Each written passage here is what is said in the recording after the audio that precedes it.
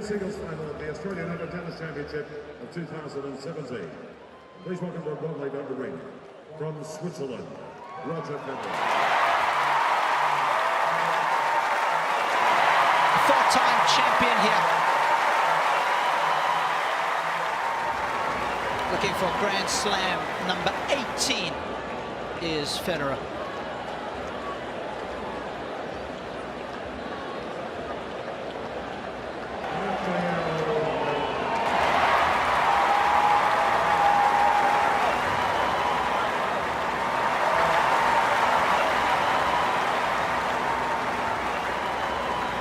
He's one of the greatest competitors our sport has ever seen, bidding to win his second Australian Open and become the first man in the Open era to win each of the 4 major titles twice. And conditions, gentlemen, couldn't be much better. Absolutely perfect evening here in Melbourne. I think we've been blessed with some awesome weather. I think 2 really warm days spring to mind, Josh, but apart from that, there's no wind to speak of. Now this court's really conducive for great tennis, and the environment inside the stadium, it is picture perfect. Interesting to see the different reaction when each player walked out. I think it was fairly even. I was surprised. I thought Roger may have been the big favourite. He's incredibly popular here in Australia. However, Rafa got an almighty cheer as well, so that's wonderful to see. A great reception for both players. And fitting, I think, James Keothavong has been asked to preside over this final. I think he's one of the best in the business, is James, a young up-and-coming umpire. Of course, this young man, part of the Hot Shots program that we have here in Australia.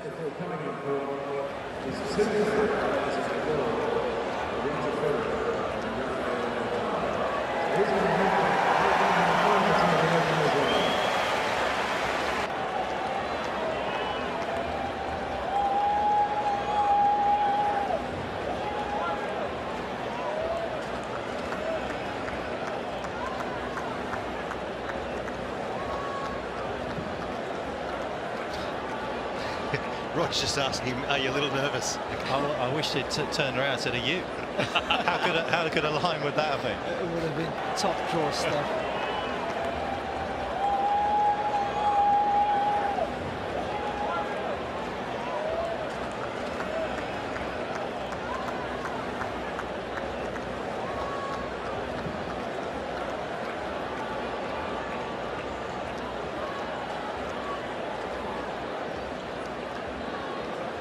Good is that one for the mantelpiece for young Egan.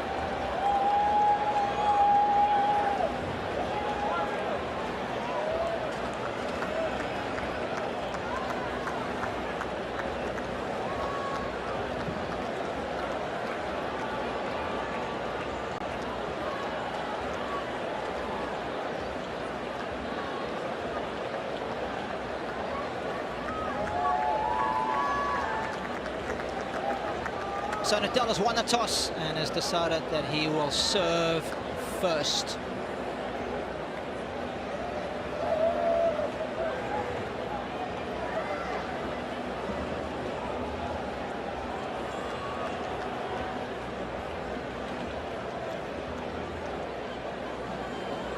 Well, everything has been said about these guys. We've talked about the fact that all 4 singles finalists this year at the Australian Open were 30 all over, or over 35 years of age now is Roger Federer.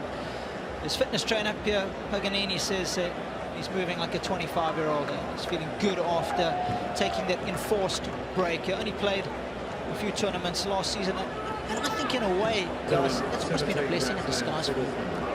Well, it certainly appears that way now, doesn't it? I mean, obviously, you know, last year when he shut up shop on the season just after Wimbledon, we were all a little bit concerned that it's maybe not going to be the right decision to how quickly he can get back to the top of the game. But once again, we've seen over the course of this tournament, as we see those 4 championships that he has, is that these guys don't run to the same tune as everybody else. You know, they write their own rules, and normal opinion, is worthless. Opening 2 matches were a little ropey, but he stepped it up big time against Thomas Burdick, didn't he, Josh? Took it to another level, and that's what sort of sent notice to the locker room and to the tennis fraternity that, hey, Roger Federer is back in a big way. Look out. Since that match, he has changed gears. He's gone on with it. Faced a little bit of adversity against Stan Wawrinka in that previous matchup, but he got through when it mattered. He's serving well, and that's what's got him to this point. And he served well when he needed to against Nishikori. It was a bruising battle, and improved his 5-set record nicely with those 2 wins. 30 years of age now, of course, is Nadal, and he too shut up shop after Shanghai last season. And again, we talk about the fact that it's worked out pretty well for him. He's the kind of player who likes to put in a lot of reps, and I think it gave him the chance to get back to full fitness and do the kind of work that he enjoys doing, to feel good about his game. I think it gave him that. I think it gave him a little bit of space to try out a new racket, as we see the one win that he had 2009, of course, very similar circumstances to that bruising battle that he had with Dimitrov against Verdasco. 5 hours, 14 minutes, came back to win it. So I think from that perspective, he was able to get back to fitness, but he was also able to play around with his racket. And I think that's been a huge change. When you look at it, he tried the head racket, didn't really like it. He put the lead tape on the Babolat that we see out there now. He's got more power than he had at the US Open. He's got more spin back on it, and you know at times through your career you try and find things. I remember Jim Courier for a while was really struggling with his forehand. He actually went the other way, took lead tape off his racket, and then said he got the racket head speed back, and that's something that Rafa, certainly for me in this tournament, has looked as devastating as ever.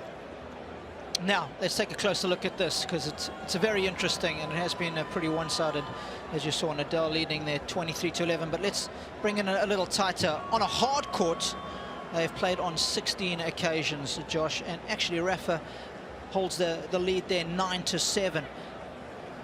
But even under the microscope, things are better for Rafa, in that a fair few of those wins for Federer were indoors. We're playing outdoors here. Yes, the conditions are pretty good.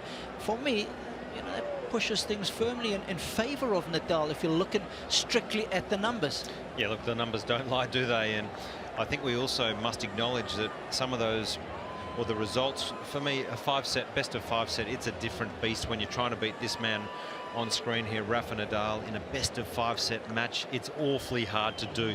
You have got to bring your best tennis for really long periods of the match, because he's just so ruthless and unrelenting with his competitive nature every single point. So that's going to be the challenge for Roger, to sustain quality for really long periods of play. Yeah, I actually think the surface helps Rafa out here. I know people talking about the speed, but for me, some of those losses he's had to Roger indoors actually are on very slow hard courts, because they're actually like the World Tour Finals, for example. Yes. It takes the sting out of his spin, and it doesn't actually jump off the court. This hard court, the ball is going to get up off the court. It's going to rush onto Roger, as we see Carlos Moya there, his coach, came on board at the end of last year, and it actually gets out of your strike zone very quickly because of the speed. So I think from that point of view, it makes it harder. And you take the numbers for Grand Slams, he's won 9 out of 11, Rafa, against Roger at Slams. I mean, that says everything. Ivan Lubicic, of course, was with Milos Raonic before joining the Federer camp, and of course, as you mentioned, Mark, they played on 3 occasions here, and of course Rafa has won all 3. So again, things very much seem to be falling Rafa's way when you have a look at this matchup. Of course, once in the final 2009, on the other 2 occasions in the semi-final. So I'm sure that's what Rafa fans will be looking at and hoping that their man will be able to reproduce. But as far as Federer fans are concerned, they'll be hoping that their man can turn things around. The great Rod Laver, front and center, and so he should be. Twice won the Grand Slam in the true sense of the word, 62 and 69, and of course was commemorated a little earlier this week with the highest honor that can be bestowed upon an Australian citizen. Companion of the Order of Australia is what he was given. Must have been a pretty handy player. They've named a stadium after him, Rod Laver Arena. It doesn't get much better than that. Well, the boys are almost ready to go. One of the most exciting matchups in all of sport. El Clasico was one of the headlines that I saw in a Spanish newspaper this morning, and certainly in our sport, it's right up there. This is one of the most important shots for Rafa as well in the tournament. He's warming up. You're going to see him today drop his average speed at times by probably about 5 miles an hour today to up his percentage of serves in. That will go predominantly 80% into Roger's backhand. He's not looking to hit aces out here. Roger, actually, when you look at their head-to-heads, has hit 200 more aces in their meetings, which is equates to 8 sets of free tennis. And yet he still has that head-to-head record. So it's going to be crucial out here today, that serve for Rafa. So, folks, it's the passionate macho Spaniard of Southern Europe versus the clinical artistry of the North. Lefty versus righty.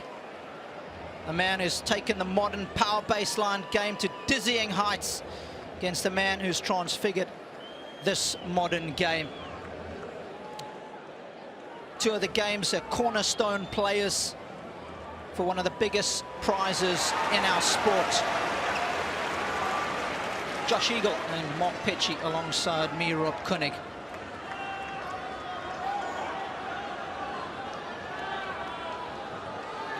Let's get it on. Ready for play. First set, Rafael Nadal to serve. Ready. Play.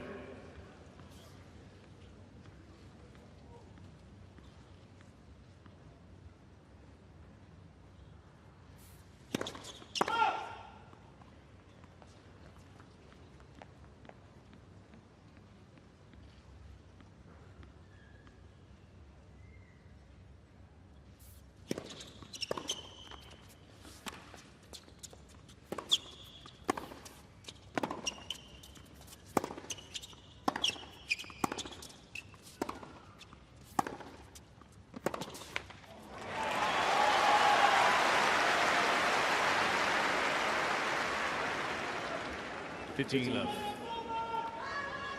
Nice couple of opening jabs from both players there. One of the most underrated shots in Rafa's arsenal is that cross-court backhand as well. Bothers Federer.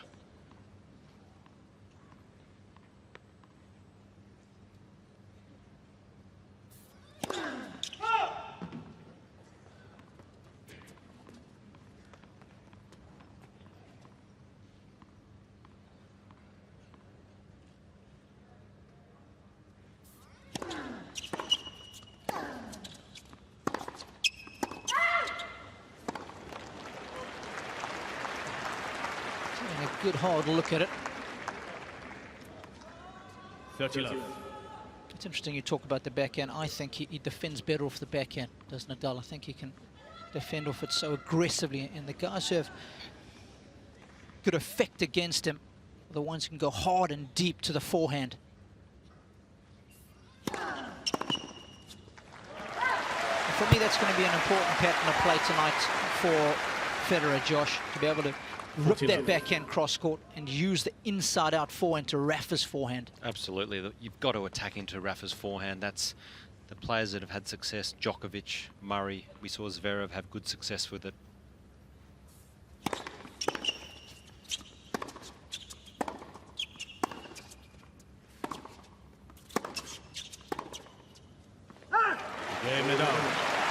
I thought Dimitrov did a pretty decent, good job of going there. It took him a set to figure it out, but from the second set onwards, he was very effective. And that's a strong opening service game from Rafa. Because a lot of people forget that Nadal is predominantly right-handed. And that's why the backhand is so strong. Yeah, and he can actually hit it harder than his forehand as well. I think that's something that gets lost a little bit in translation on the TV screen. No, I think he does. His athleticism, his competitiveness, his heavy forehand. You forget just how great his double-handed backhand is. He can really hurt an opponent. He can shape it. He can flatten it out. He's got a great slice. He's got wonderful variation on it.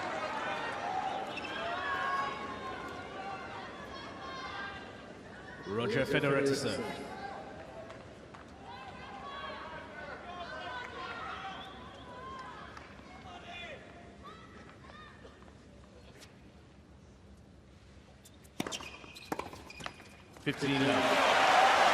What first serve percentage, Mark, do you think Roger Federer needs to serve at tonight?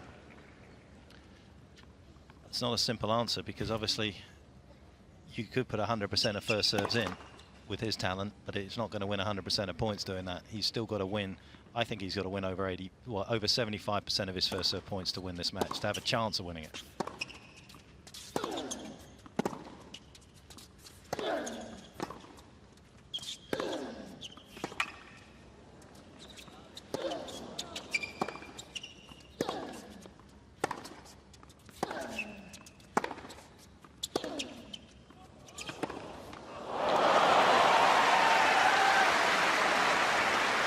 He will batter that Federer backhand all day long. It's a formula that he's used so well throughout the course of his career.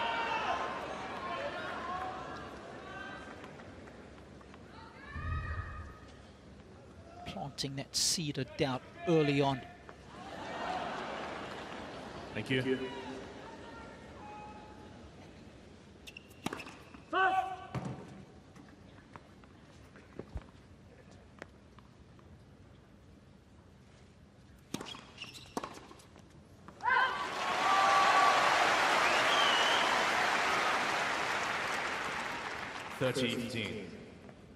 Last major for Federer came back in 2012. It's been a while. That was at Wimbledon. As far as this man is concerned, it was at Roland Garros in 2014.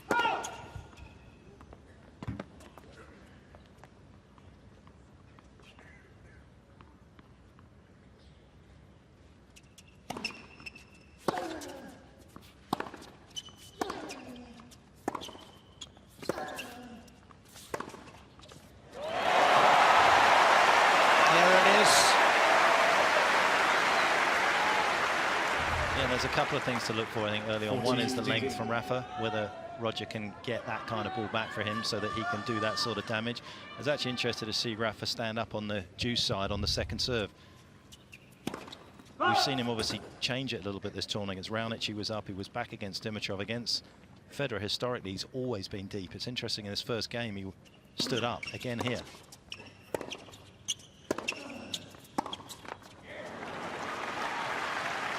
Didn't mix it up though against Dimitrov, didn't he, Mark? Bit forward, bit back. Remember, he was looking to his box. I like him back against Federer though on the second serve, because he can hit the ball so high over the net, the ball gets up on Roger, and it's tough to get that first hit in straight away. Roger gets his forehand into play a lot.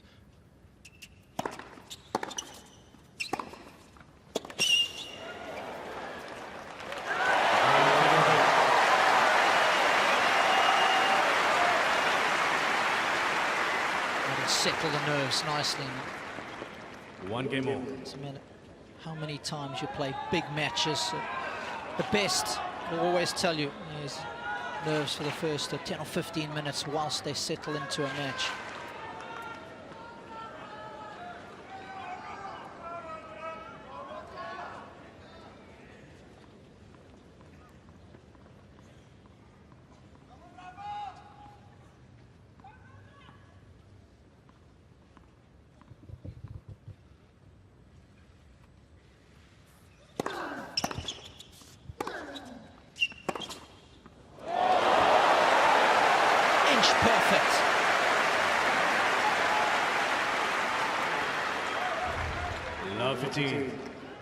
That was a good play for Dimitrov the other night. The off backhand return into Rafa's backhand as the match wore on. He found it more often, just didn't quite come away with a win, but he had chances because of it.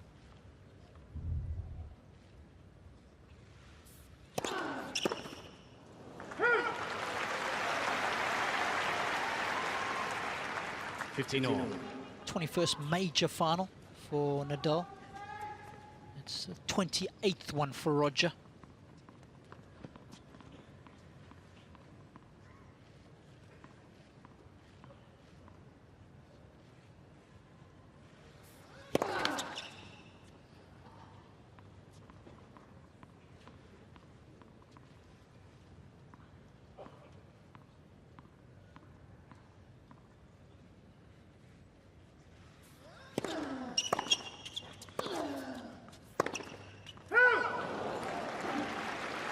case you were wondering. 30. Reaching the final here. Nadal has now tied Novak Djokovic in second place on that list for most Grand Slam finals reached.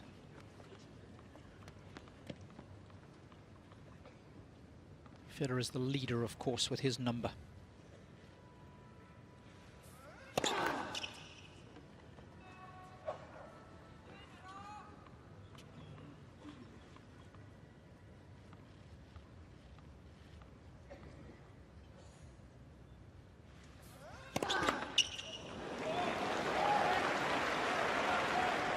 Interesting to see Roger standing up really close to return here, just trying to catch the eye and make Rafa just feel a little bit of pressure and feel his presence here.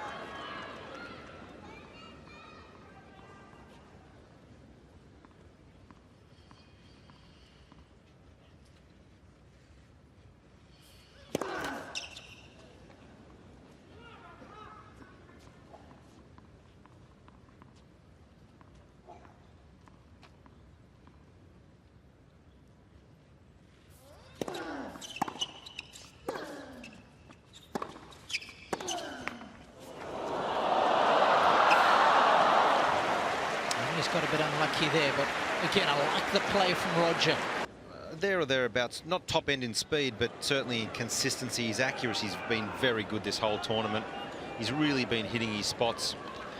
The big difference is, Mark, that he's been serving a lot more to the forehand, particularly on that first court and into the body. He doesn't traditionally serve like that. Won't be happening tonight, I don't think. I think again, it's Dimitrov again. He went back to that single-hander all the time, and yeah, I mean, I don't think he's going to change a winning strategy early in this match. Maybe if Roger gets on top of him, he'll think about moving things around a bit.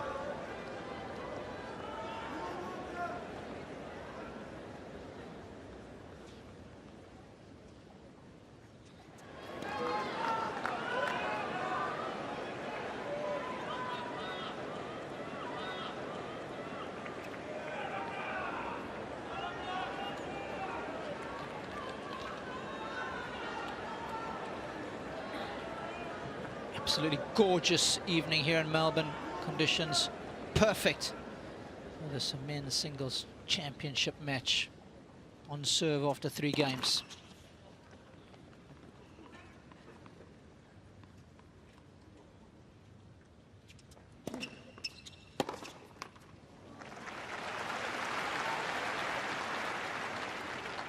Love.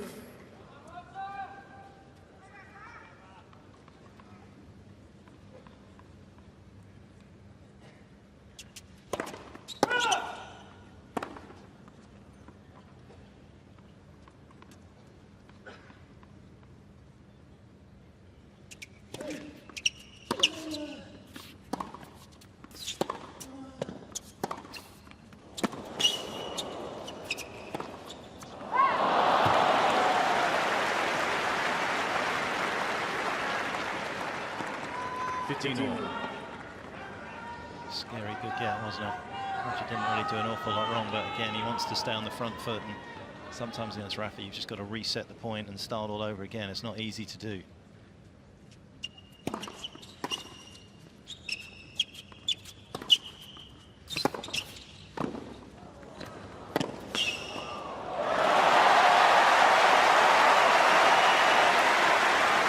I think that's going to be important for him this evening. He gets those opportunities to come in, Josh. He's got to take them. Yes, he's not going to win every point. When he comes forward, he's going to get past a lot tonight, but he has to be consistent and persist with it. Already been in twice, he's won 2 points. Will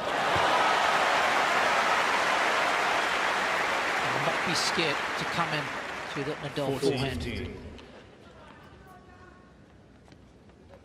Well, I think that's the side. You know, if you've got a quality approach shot, you have to go to the forehand side. You'll get more unforced errors from Rafa on that forehand.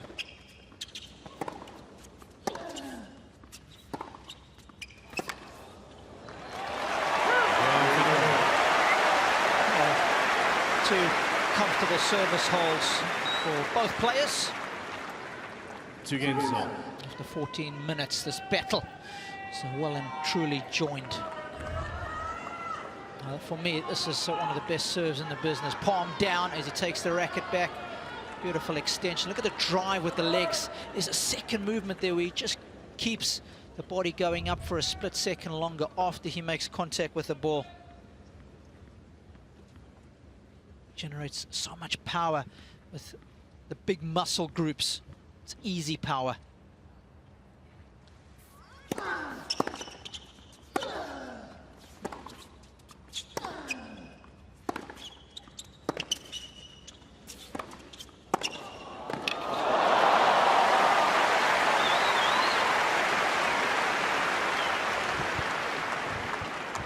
Love.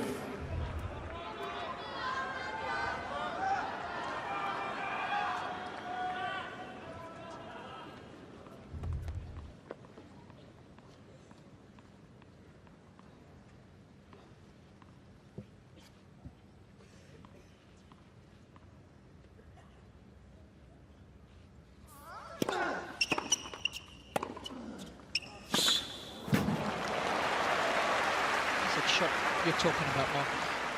With the backhand, he very rarely takes a step back. Organises his feet fantastically well. He knows roughly where the ball's going to come from, Roger, when he serves there. It's going to come up the middle of the court. He's obviously looking to try and get his forehand into play, but he knows roughly the area it's coming into. He'll serve Roger 70% backhand, 20% body, and 10% out there. It's just it's a routine formula that he uses, and unless he starts losing his serve often tonight, then he won't change it.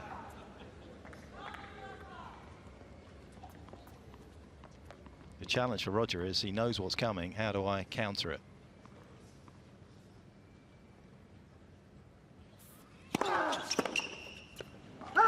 Game Nadal. Such an effective serve for the lefties into the right hip of the right-hander. Nadal leads by 3 games to 2. Strong on serve, 3-2. I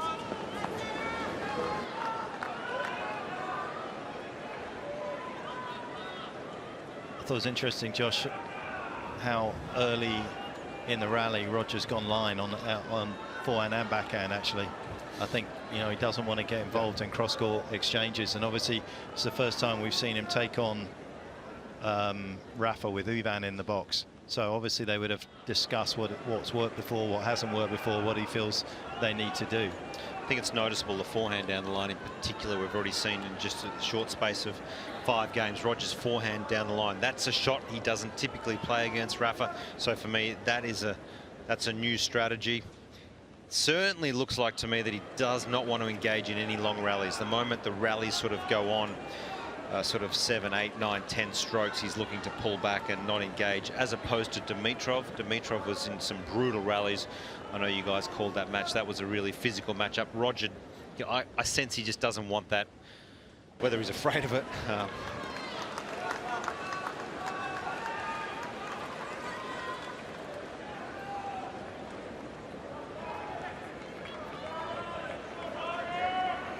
Nadal, of course, on a 6-match winning streak against Federer at the majors. And of course hasn't lost to the Swiss at a major since falling in 5 sets. That final at Wimbledon 2007.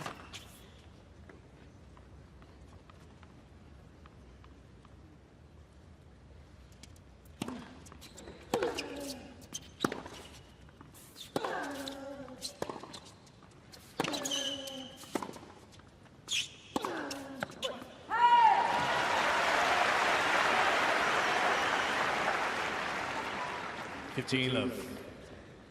Also, I think an important plan when you are playing Nadal. If you go hard to the forehand, you have to cheat a little bit, Mark, and stay in the backhand corner. You know he likes to hook the forehand cross court. Couple that with the forehand down the line is not one of his favorites.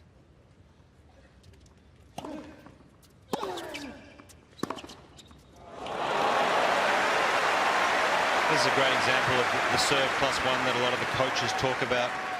Executing the first shot once the ball comes back on return.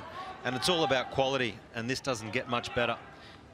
He hasn't brought the sideline into play or the baseline. That's excellent. 40 love. So So is that. It's probably one of the slowest aces that you'll see this evening from Federer. Just 169. It's placed with the geometric precision.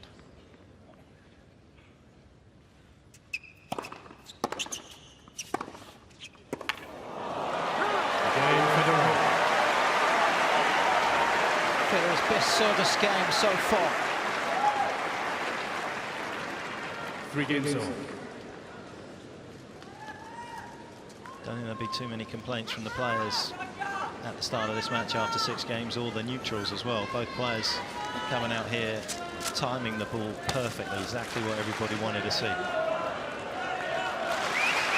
It's been clean, hasn't it? That's a great sign.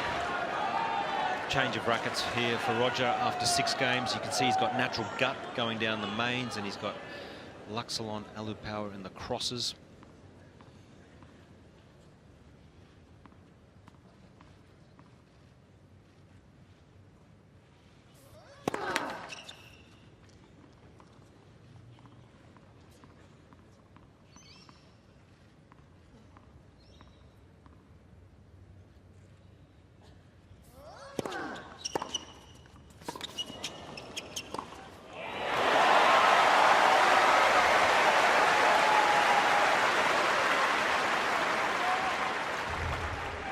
Love 15.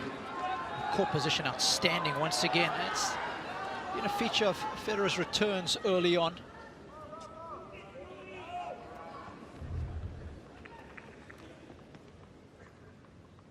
That just might make Nadal think about throwing a couple of those second serves out to the forehand, as he's been doing in some of his previous matches coming into here this year.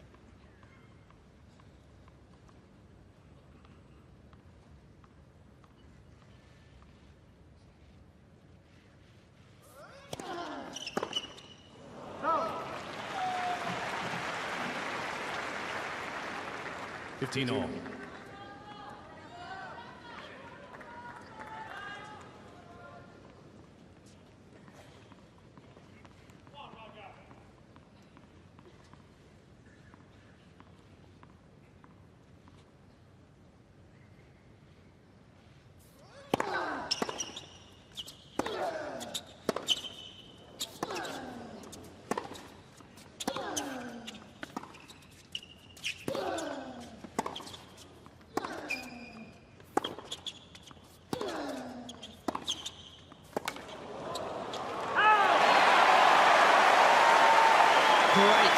Position there from Federer. Well, it's controlled aggression here from Roger Federer. At times, when he's in rallies, he's swinging out of his shoes. This time, it's all very precise. He's not overplaying it. He really looks like he's got a firm plan tonight.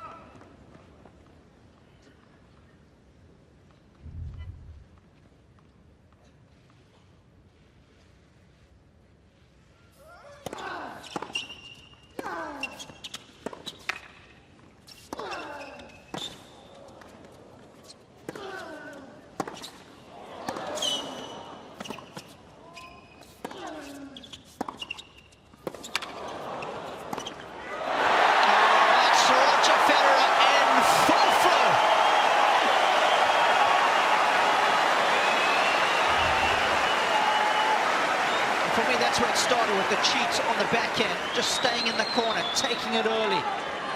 15-14. Changed the whole dynamic of the points.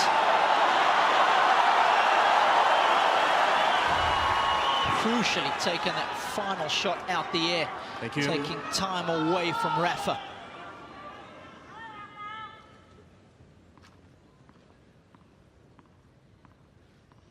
He's got 2 break points.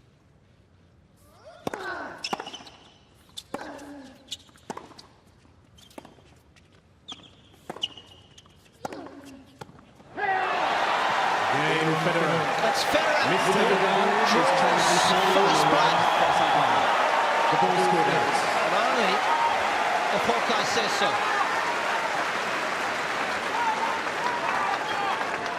It is a challenge, but I think it's more for peace of mind than anything else. Game Federer. New ball splits. So Federer gets the first Federer break. leads by 4 games to 3. 4-3 he leads. Mr. Nadal has First 2 set. challenges remaining.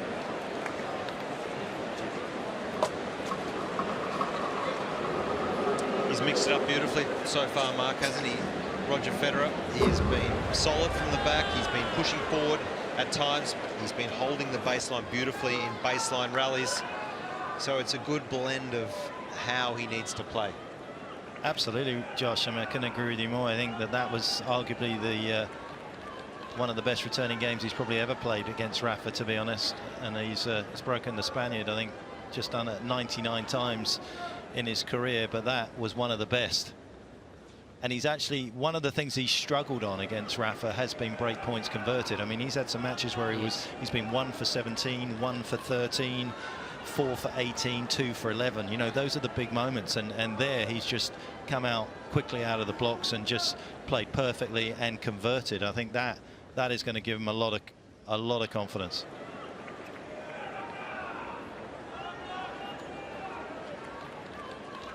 It's not often that Federer can take advantage of the break points against Nadal.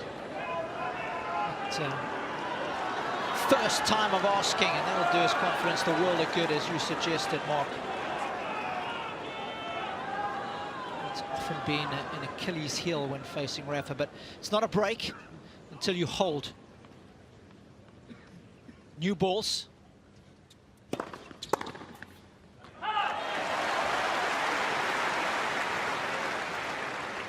Fifteen love.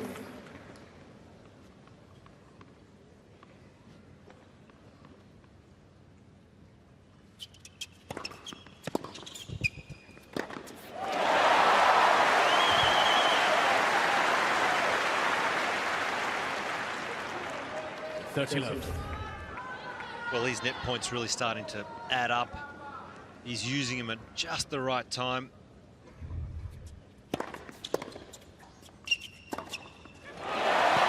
He's looking balanced with his movement as well, Roger. Not rushed. Carlos Moya, 40 love. French Open champion. Lost in the final back here in 2007 to Pete Sampras, so he knows what it's like to play a huge match out here on Rod Laver Arena. Yeah, Federer. That's a Federer special. It's so well throughout the course of his career when he breaks. Quickly Federer holds, leads by 5 games to 3. works the momentum and gets those balls on the other side of the court. Hasn't he served well this tournament? I think it's really hard to do that when you haven't played a lot of matches, but you know, his technique under pressure is excellent. I think that's what set him apart from his opponents this whole tournament. He hasn't dropped a point on his first serve yet as well. 11 for 11. He's lost 3 points in total, folks, when serving.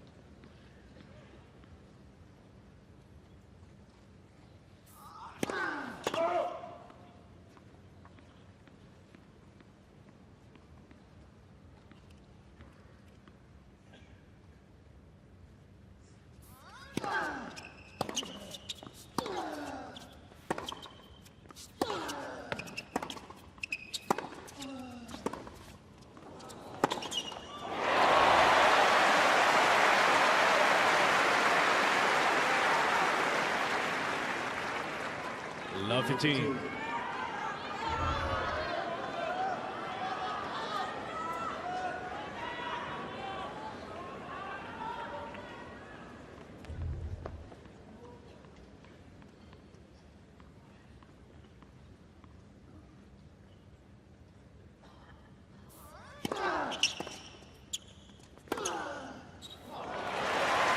the way he moves through that ball on contact, seeing what Federer does to him. 15 all. Time away. And this is a return or a shot we haven't seen Federer use much tonight. The slice backhand. This is easy for Rafa. He eats these for breakfast.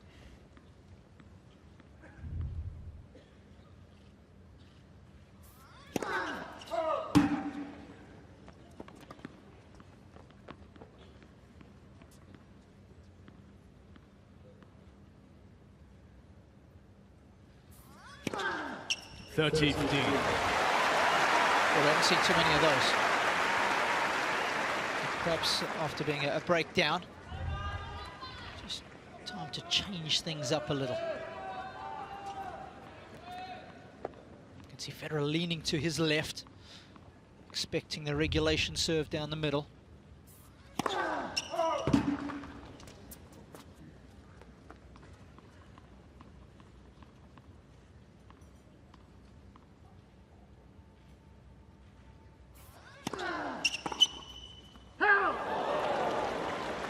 (40-15).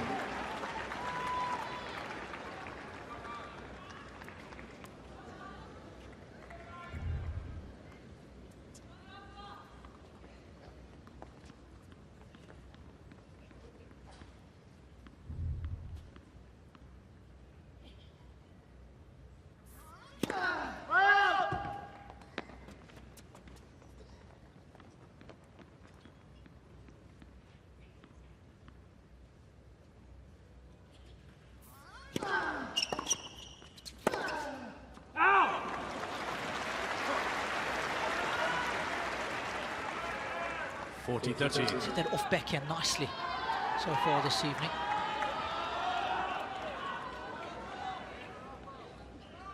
Tony looking a little uncomfortable next to Carlos Moya.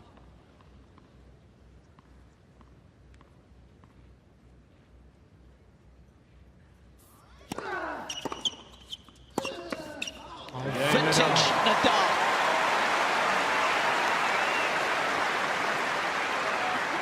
He reduces the arrears, but it'll be Federer who will come out and serve for the opening set. 5-4 he leads.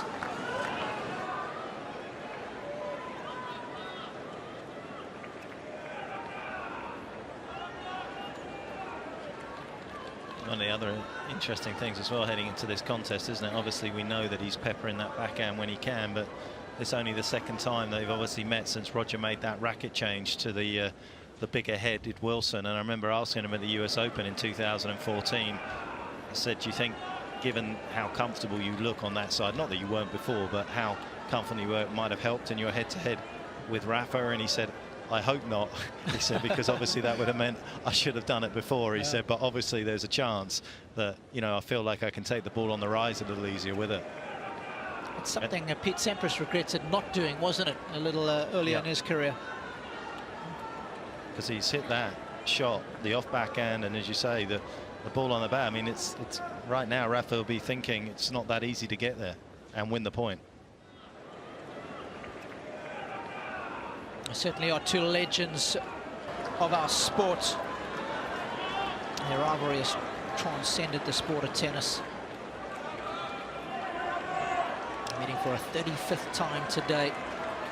So far, it's Roger who's had the upper hand, and he's trying to put this first set on ice. Thank you.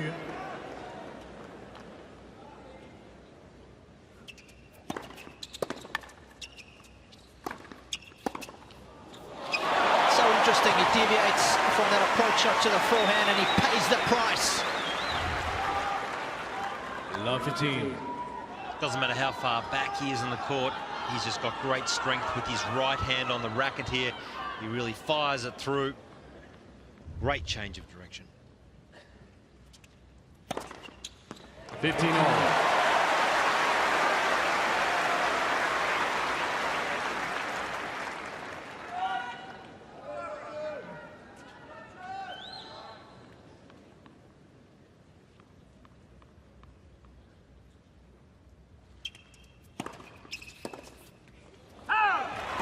Beautiful change-up. Just 177. 30-15. Slider out wide. How good is the feeling when you get those free points serving for a set against Nadal? I don't know.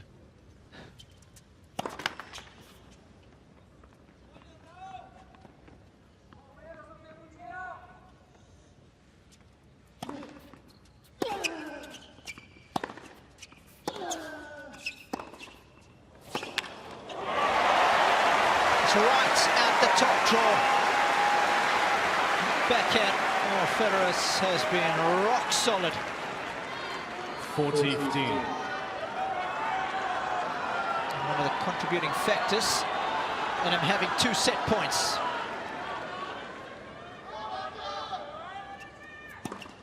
Game in first set. Federer. Closed out with Swiss precision. Roger Federer is a set to the good in the 2017 men's singles final. He's won it 6-4. By 6 games to 4.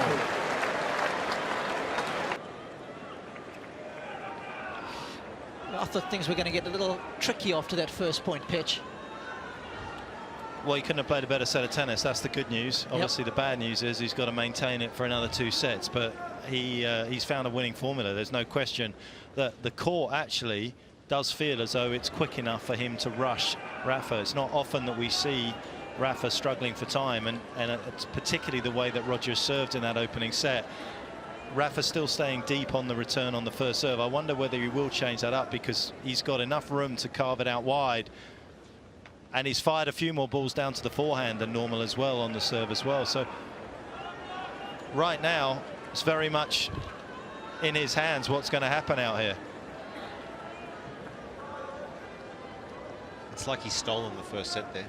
That hasn't taken anything out of Roger physically, and that's what's happened previously. For him to win sets, it's been such a physical burden on him long term. However, the numbers are good there. The first serve percentage 63%, and he does need to serve well above that. When he gets that first serve in, he's only lost 1 point. 93% he is winning on the first serve, so that's a really crucial stat moving forward.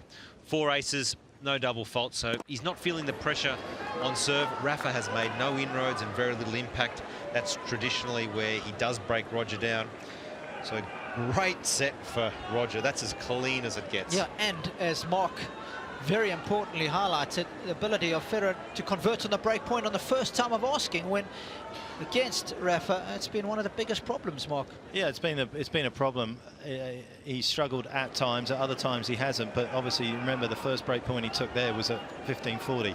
Most of his break points are on the ad side. The majority of them are 2/3 of them on the ad side, and that's obviously historically way tougher against a left-hander to get that backhand return into play.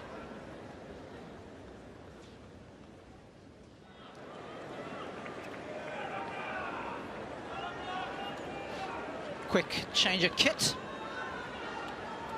and hopefully that'll bring about a change of fortune. And that's Federation Square, right in the heart of the city. That's a short 200-300 metre stroll right along the magnificent Yarra River there to some of the corporate entertainment areas on the left of your screen. And if you just walk across the road, that's where all the action is. That's Margaret Court Arena with the terracotta coloured roof. Right next to it, it's Rod Laver Arena. And of course, Josh, Margaret Court Arena has been opened for ground pass holders to go in there and watch this match on the big screen. Well, that's the demand that these two wonderful athletes create. 7,500 seat capacity in there at Margaret Court Arena. They are just piling on him. 14,870 here in Rod Laver Arena. Packed to the rafters.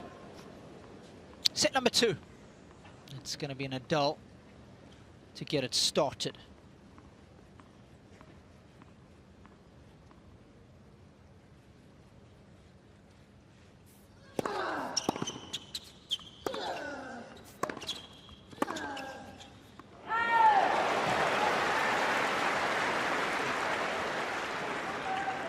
Love 15. He's been so good with his court position. At any time that Rafa's dropped the ball short, he's been absolutely ruthless, because he's been able to quickly get a couple of steps up the court and take advantage of it.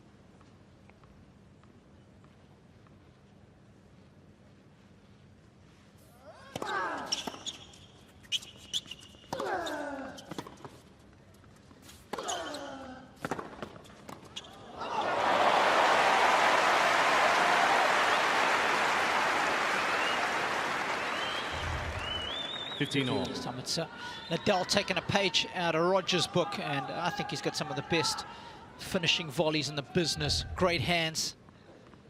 Again, another part of his game that we often don't speak highly of enough. Often gets overlooked.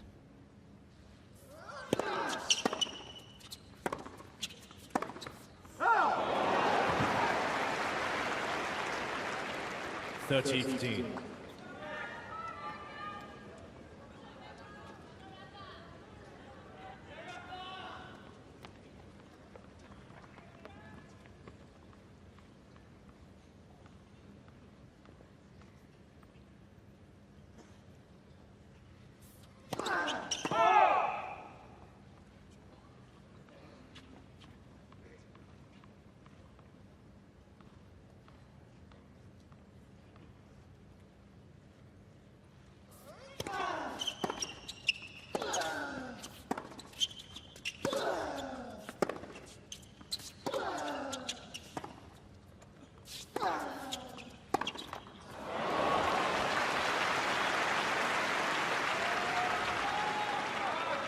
40-15. Well, he's the ultimate quizmaster, Rafa, in matches like this as well. He'll keep posing the question, and already a couple of missed forehands down the line. We didn't see too many of those in the opening set, and he just try and chisel away that confidence on Roger's forehand as the match progresses. He's in here for the long haul.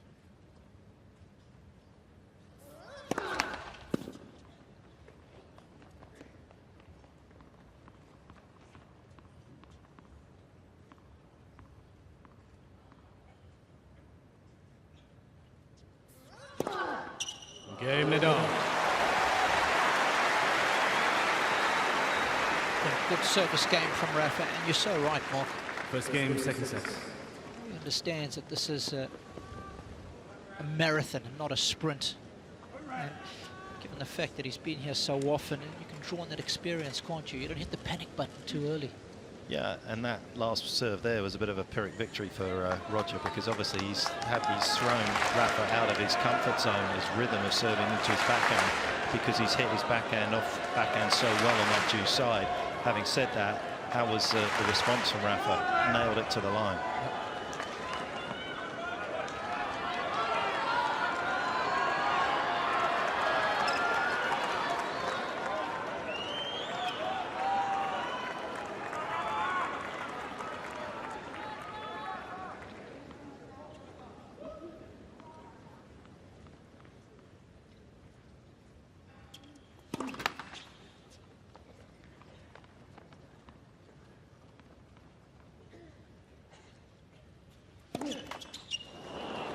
Love 15.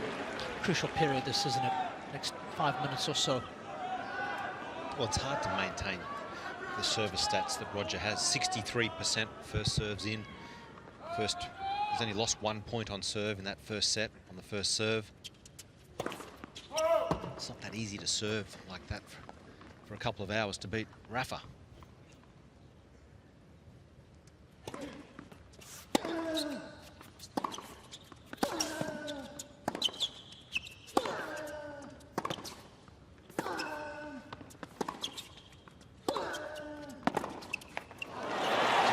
Starting to spread the court, using the angles beautifully now, Rafa.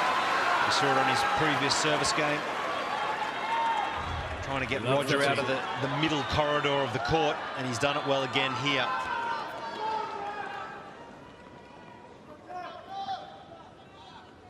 That's a problem when you go to the Nadal backhand too often, I think.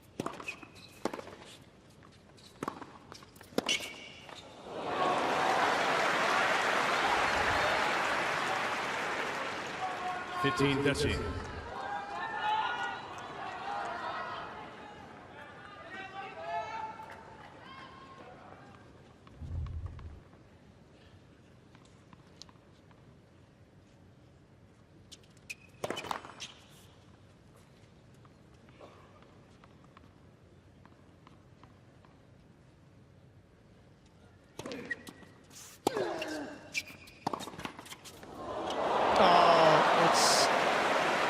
Justice, I guess.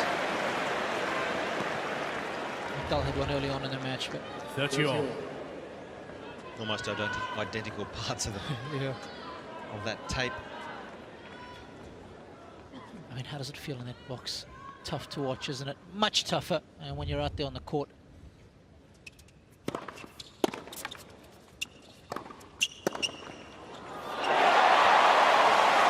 That's the first forehand down the line of any significance that we've seen from Rafa.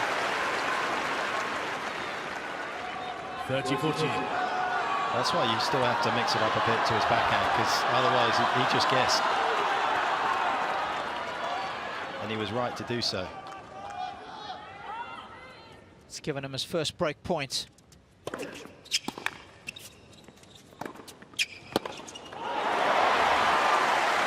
courage to continue to go back there after he was beaten on the previous point. Juice. And the net points starting to add up.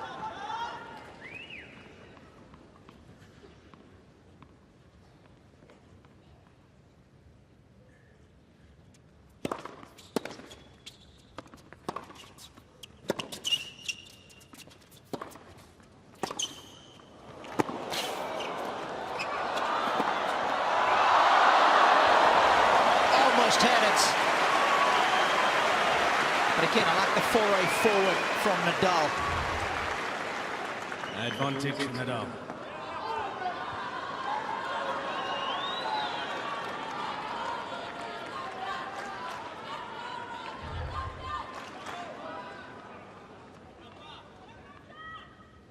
Second chance here for Rafa.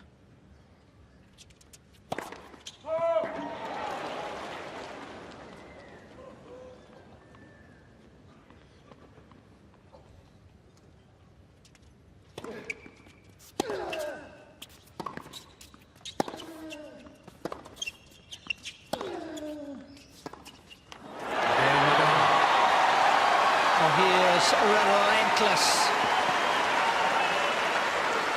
and his bounce back ability is probably the best in our sport.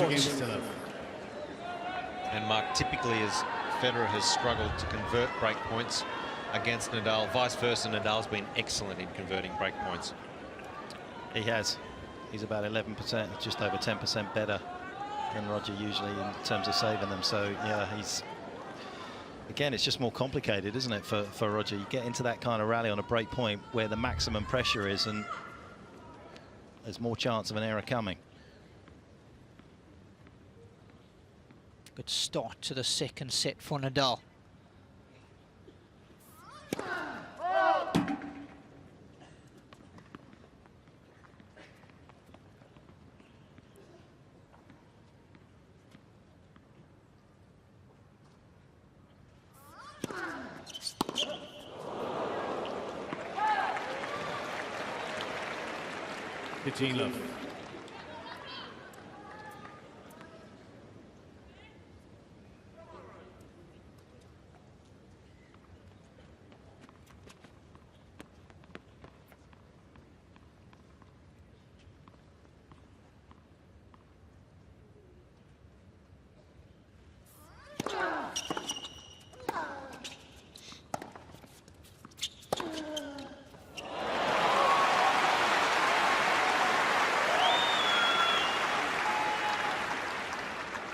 Love.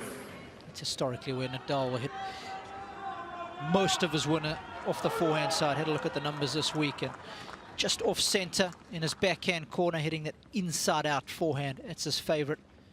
He's paid for a lot of nice real estate there in Mallorca.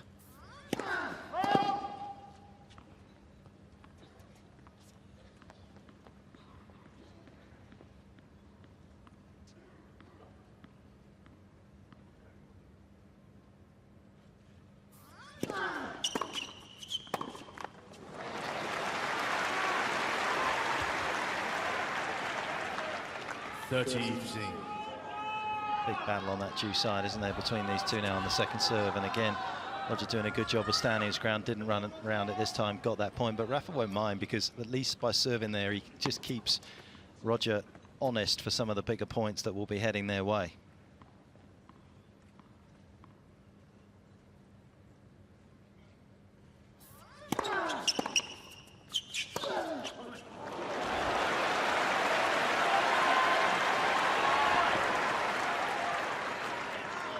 All.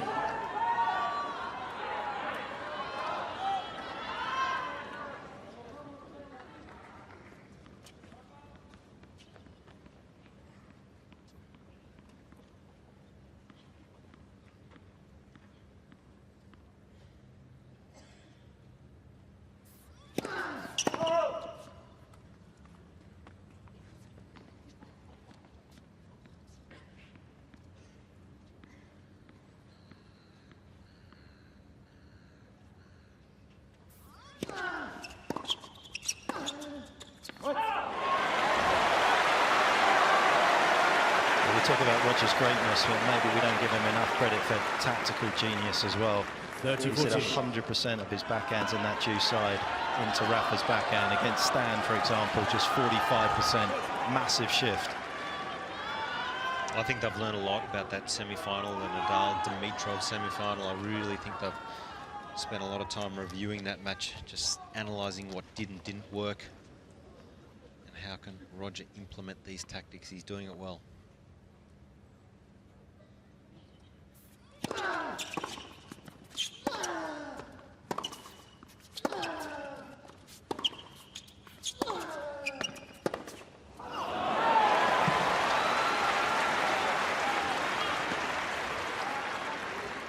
Juice.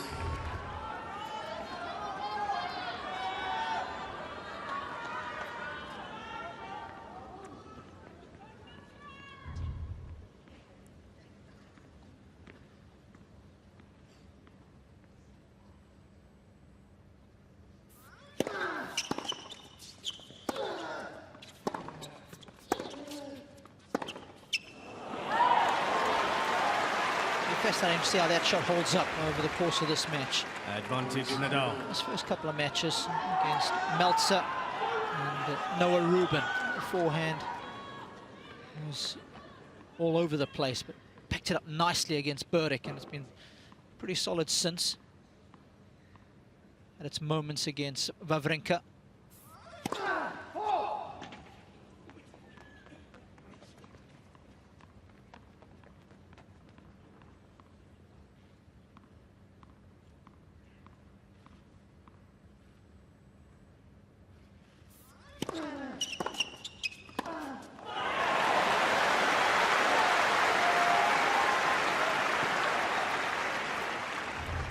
Juice. Really taking on this return all evening. Very few chip or slice returns. He's been hitting over it confidently. He's been executing it far better than we've seen in previous matchups.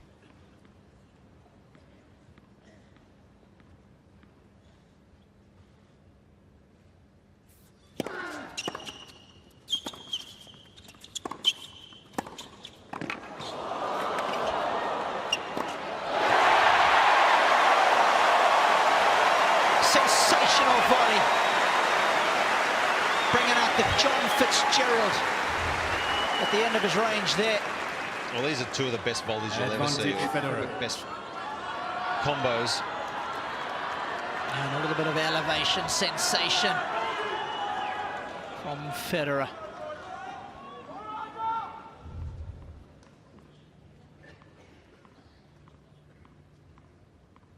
Second chance to break.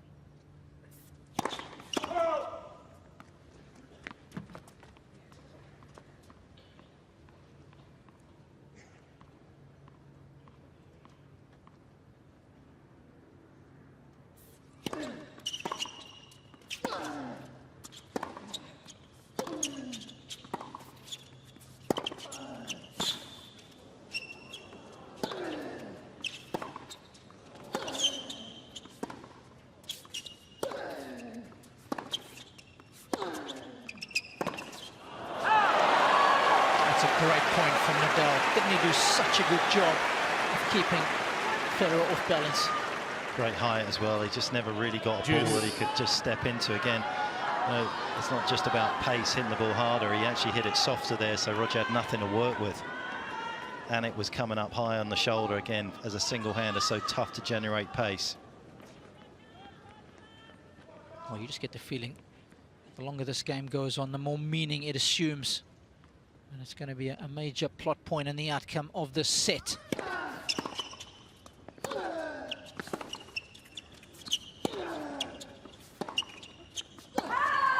Advantage Nadal.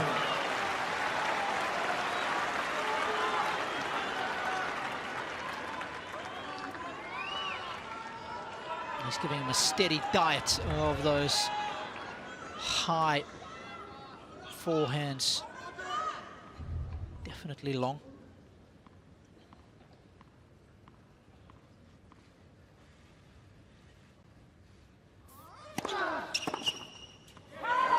Nadal. That's a great hold. Digging into those reserves of resilience. Nadal leads by 3 games to none. 3-love. Nadal leads, but it's Federer by 1 set to love.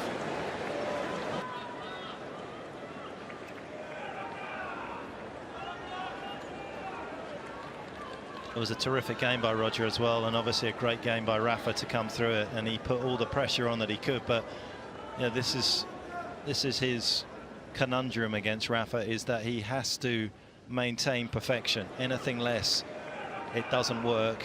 And also at this particular juncture of the match as well, when he's leaked a few unforced errors, well, say unforced errors, that's probably harsh. Forced errors, you know, it starts getting in his head this is what happens when I play this guy. You know, this is where the head-to-head matters. Yes. When you're running away with it like he did in the first set, the head-to-head's irrelevant. But now it starts becoming very much present in his mind about how things have gone previously.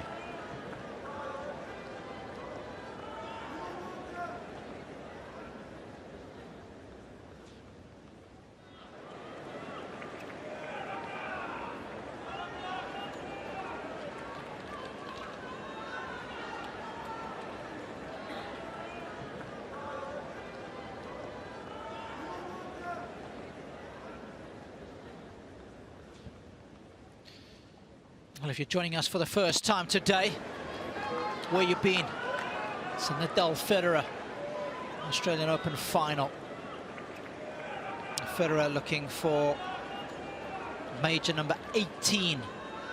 And of course, Nadal trying to move into second on that list. Move one ahead of the great Pete Sampras.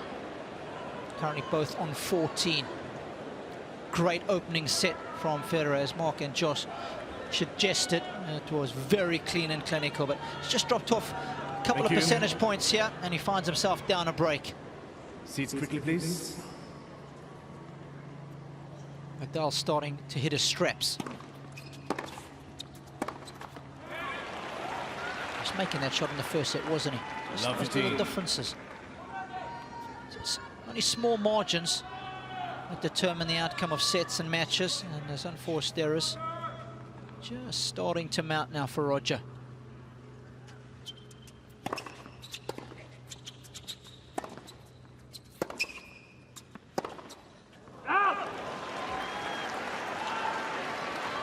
A lot of these errors off the back of Federer being pushed out wide. Especially on that forehand, Josh, 9 of the 15 have come from that side. Got to keep an eye on that shot.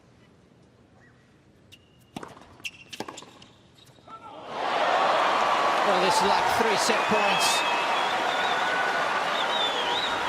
Double break. And this set is pretty much done and dusted, and he picked it.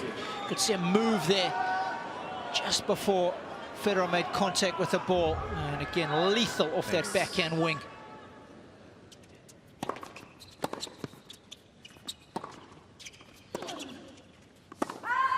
15-14.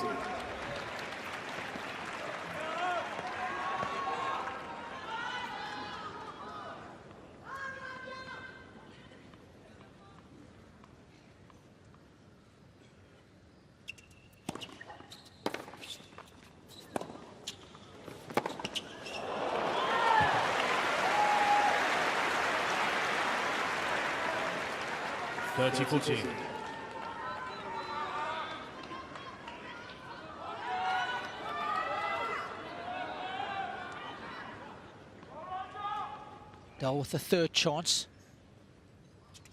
Game Nadal. Again, it's an expensive miss of the forehand side from Federer. Nadal leads by 4 games to none. Feeling a little more relaxed now. And, boys, you would have to think that's set number 2 done and dusted. Yeah, he has uncontested ownership of this set, no question about it. But you know, the reality is what you've just witnessed is Roger playing at his absolute peak in that opening set. And if he could play every set of tennis in his career like that, he'd probably have already had 30 majors. But it's almost impossible to do, particularly against somebody like Rafa.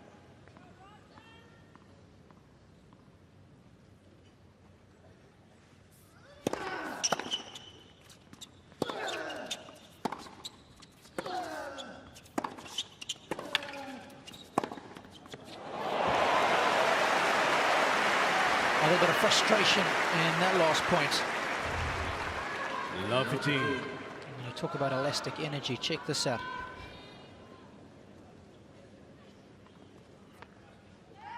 It's one of the few players who has the elbow straight on contact with the ball on the forehand side.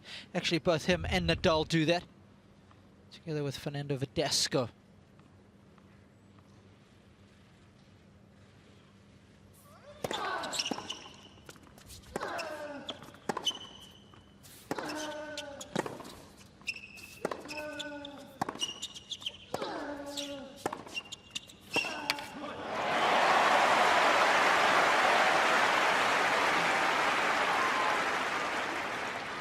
Love touching.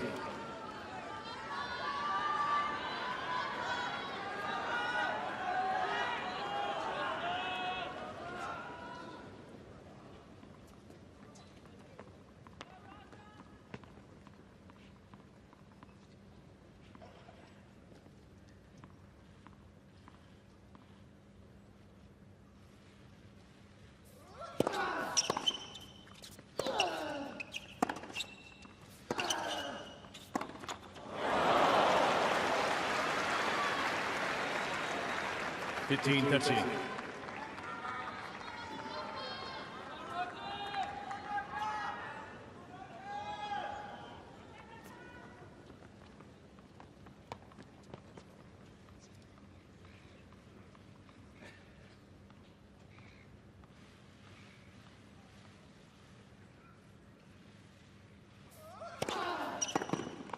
That was a great serve. Bouncing so short up the service box. So much work on it.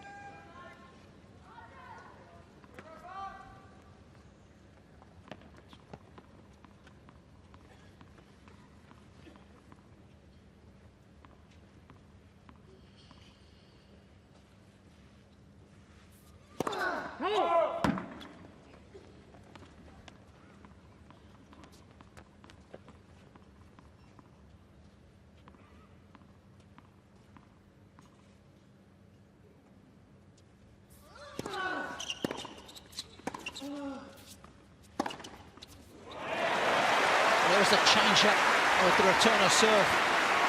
And you'll see on this one, when the ball bounces and gets around shoulder height, particularly on the forehand here, that's when he can really hit that off forehand and get the ball moving away. Sometimes when it's below the knee height, he finds it hard to really get the ball going quickly in that direction. He shapes it and spins it more. He's got a chance to get one of the breaks back here.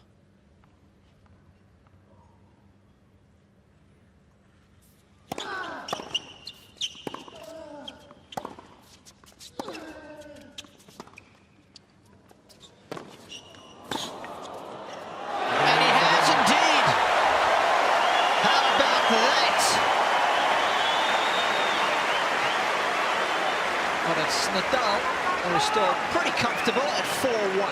Nadal leads by 4 games to 1. Well, that's a small victory, isn't it, there for Federer? Whilst he's down, double break, gets one back. That'll just be a little bit of confirmation about tactically what he is doing. It is still working, and he must stay committed to it. What's let him down has been the execution in this last 15 minutes or so on the final stroke. However, this time he gets it right, brings Rafa forward, and just snags one of the breaks back. You never want to lose a set 6-love, 6-1 to Rafa, because talk about front runners, there's none better than Rafa. And again, I like the fact that Federer was cheating there, because even when Nadal does go down the line with that forehand, it's so much side spin, it's always going to come towards the center of the court. And you've got a chance of tracking it down.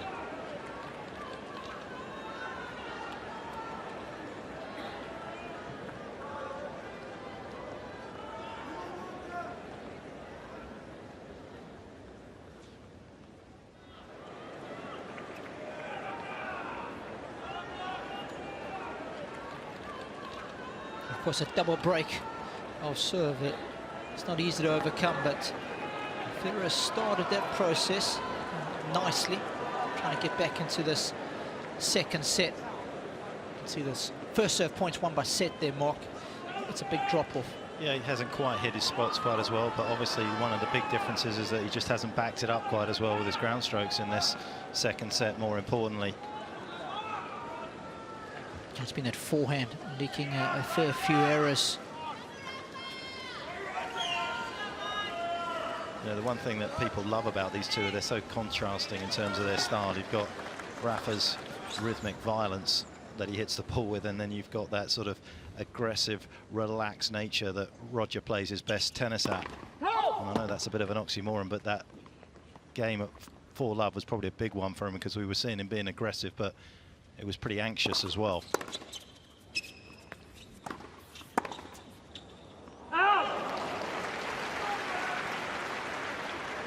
15 love.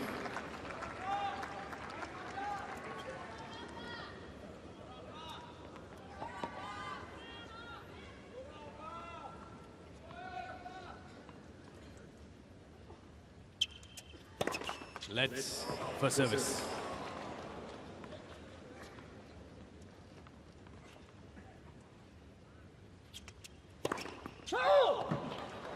Mr. Federer is challenging a call on a right center service line. The ball's put out.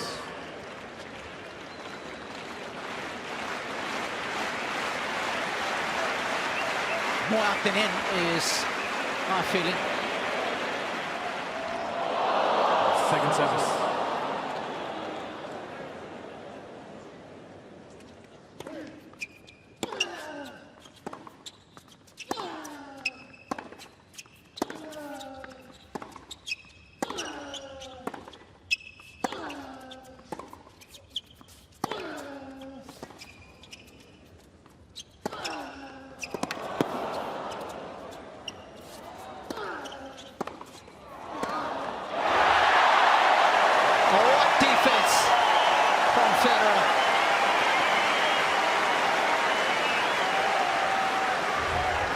Certainly hasn't won many of these rallies over the years, Federer has 2 challenges. Roger Federer, but he's anticipated well in this one.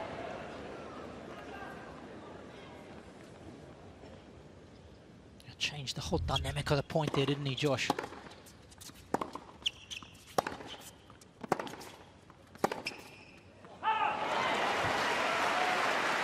Rafa doing exactly there what he told himself to do at the end of the last point when he missed it, was get up on the baseline, do a little bit more with the ball.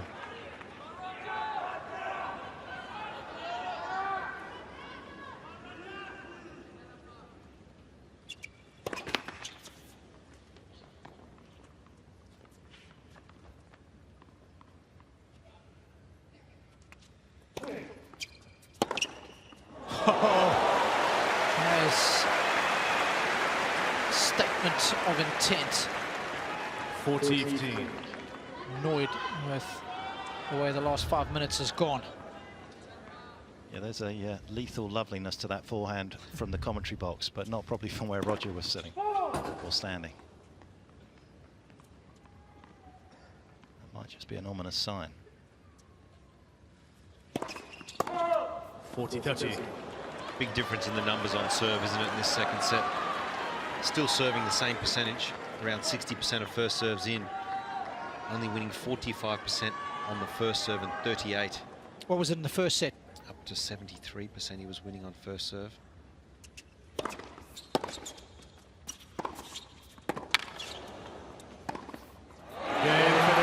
important to close out that game. And suddenly, Federer's looming large in the rear-view mirror of Nadal.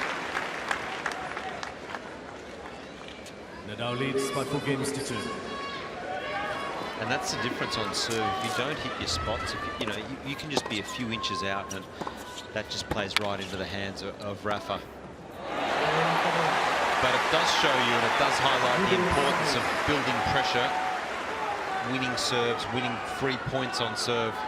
Not many people do it better than Roger. And on the flip side, there's not many better returners in the business than Rafa Nadal.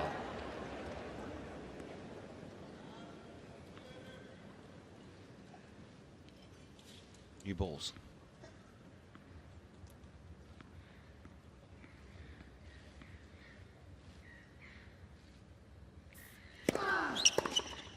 How? 15 left.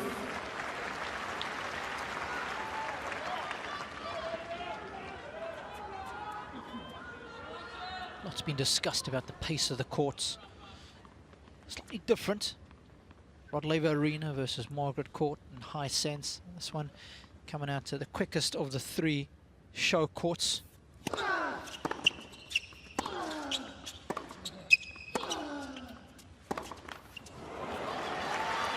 Interesting start to this game, isn't it? It's not as though he's worried about changing too much out here. First couple of points, beat me with your worst shot. New ball's playing a role in that or not, Mark? I think a little bit, but also just the threat that comes from the other side. He's just not allowing Roger to have a look on that forehand side.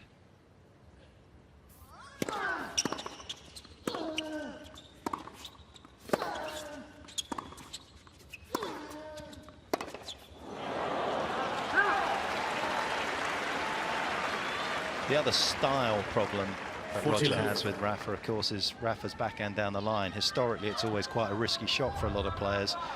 But for Rafa, he gets so much net clearance that he actually, out of the top 10, hits it down there almost 50% of the time. That's more than anyone else in the top 10. So again, he can find Roger's backhand from those situations a lot more easier than a lot of other players.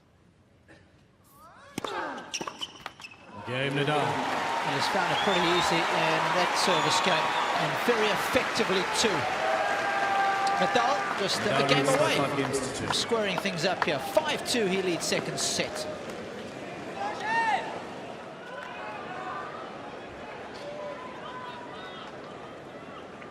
And those are the moments you feel that in these matches, those tight moments where he's just lost a couple of games, you feel that the matchup is just so much better for him from a mental standpoint that he can literally just throw the marker down and say, right, 4 serves straight into your backhand, take a little bit of pace off it, make sure I make it, and see what you can come up with. And that really is the problem solving that Roger has to try and do during the course of this match. I think he's actually done it pretty well. No, he has. Tonight, Roger. He's done it better than we've seen in a long time. I think there's a firm commitment to hitting over the return as opposed to just getting defensive and chipping it.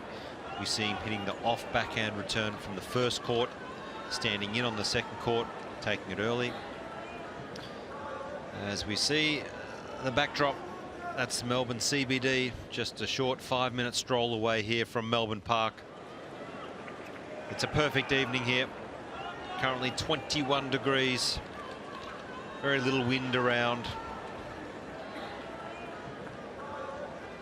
on what has been a sensational weekend. We've had the Williams sisters play last night in the final, and tonight it's Roger v Rafa.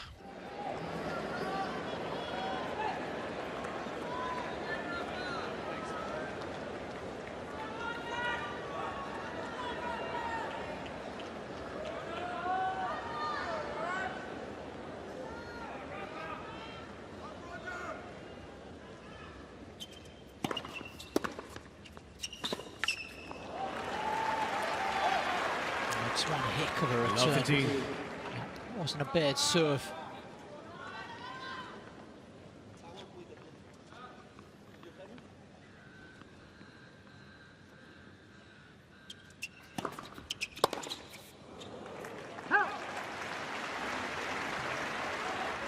all.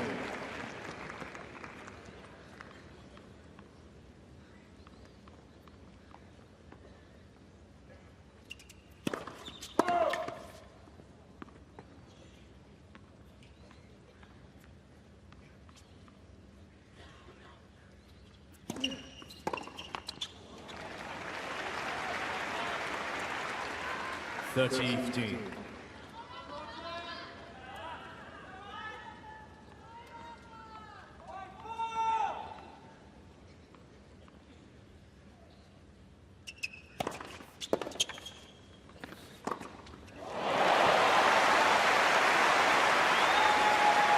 Got to be so strong in the upper body to hit this shot. 40-15.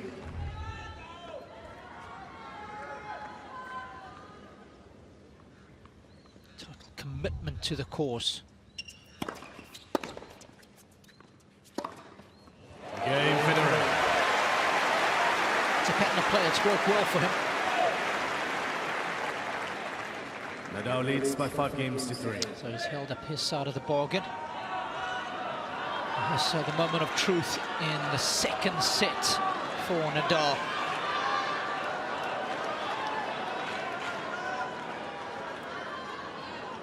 Well, the last crucial game, we saw Rafa direct all the traffic into Roger's backhand, particularly with his first serve. Interesting to see whether he stays with the same policy. You would expect him to.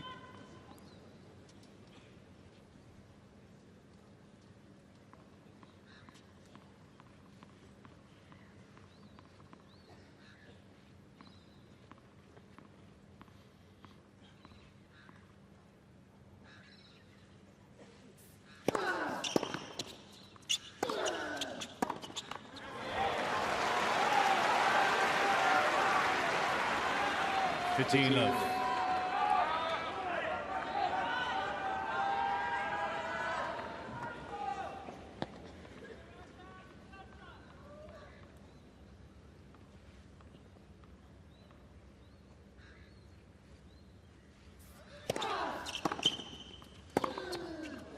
copy and paste.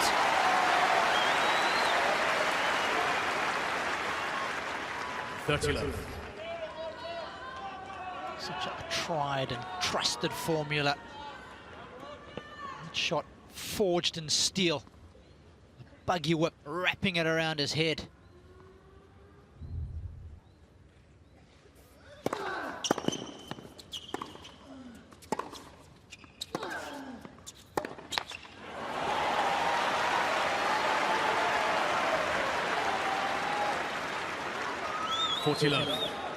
As clinical as Federer was in closing out the first set, this has been an outstanding game from the 2009 champion here. 3 set points.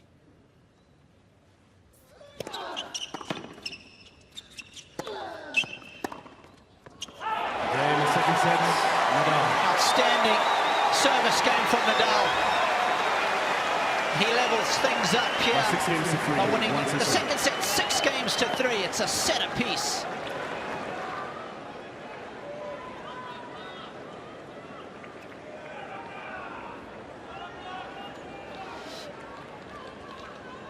If I ask you to give each player marks out of 10, what would they be now? I think they're fairly evenly matched as far as I'm concerned. I think it was a very clean first set for Roger Federer, and he'd be very, very pumped to have snagged that first one. Rafa pressed the reset button beautifully and just went back to work to start the second set off. However, I do feel that Roger, at times in their matchups, has played great sets and thrown everything at Rafa and has still lost those sets. I don't think that was the case in the second set. He just didn't quite execute as well. And I hope that as he sits down here at this change of ends, he still believes that he can actually win this match. And, you know, we'll look at these numbers and we'll break them down, but Roger, he has to believe that he can win this. Yeah, and I think the shot in that set, Josh, it let him down was the forehand. We saw 15 unforced errors in total, but a fair few of them coming off that wing. And together with the serve, it's got a fire. Well, you said it, Josh, belief. At the end of the day, this is all about sustainability. If he can sustain his level of play that he did in the first set, he wins. He can take Rafa's time away on this court. Very few players can, but he has the capability. Difference in percentage for Roger as far as his level of play was concerned, Mark, from set number 1 to set number 2. So is there room in between to maneuver? That's what I'm saying.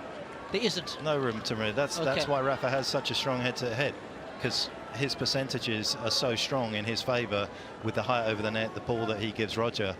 Roger can deviate by maybe 5%, but if he any more than that, which he did at the start of the second, he gets punished. This is a set. This is a huge set for Roger Federer. If he wants to win the Australian Open 2017, I feel this is a must-win set.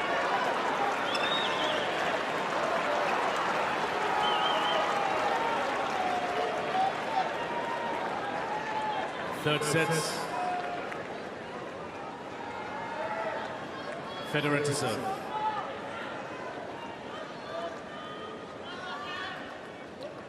Set number 3, Federer to get it underway.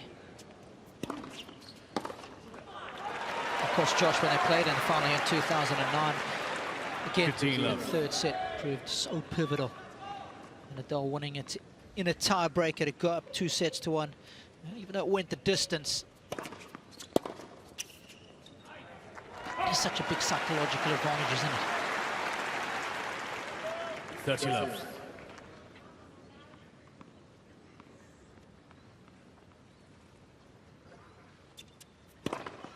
$40 love.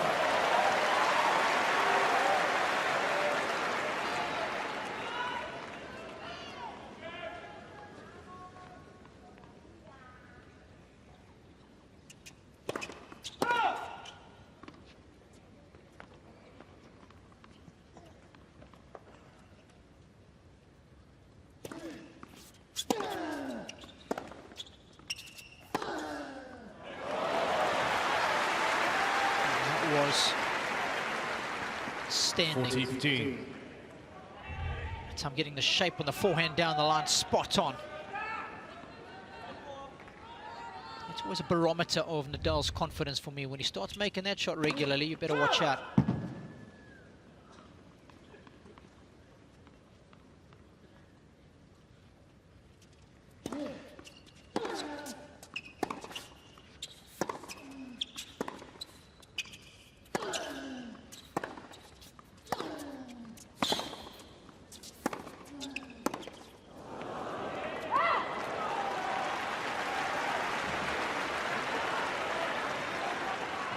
Touchy.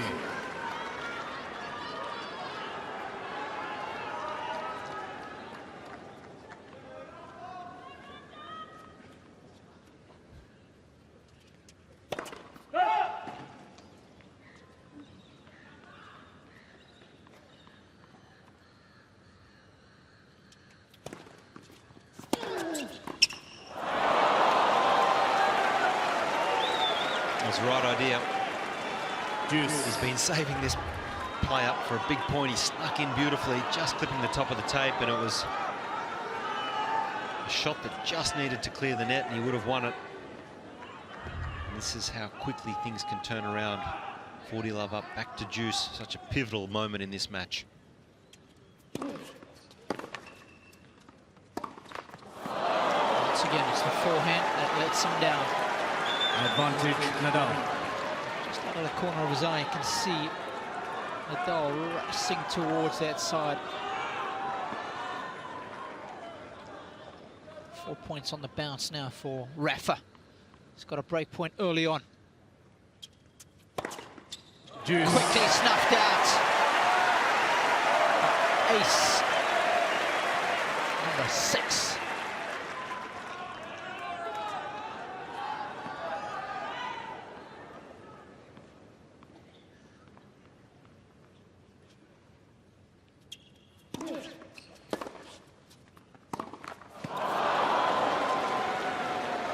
Advantage Nadal.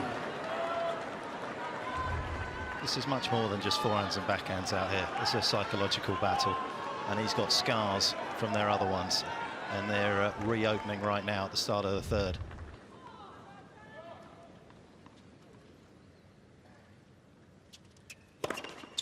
Juice.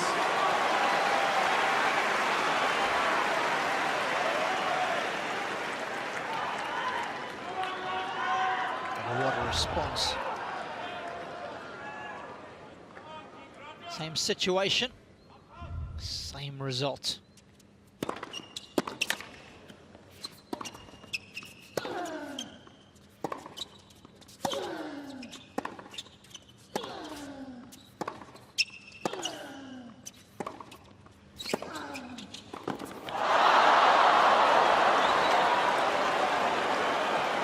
And again, that's where Rafa wins a point that very few opponents of Rogers would, because he overcomplicates it. There was huge space, the court's quick, short angle here, he wins the point. Rafa can't make that, but he thinks, I better get in behind him. He could get it. Yeah, it's pressure.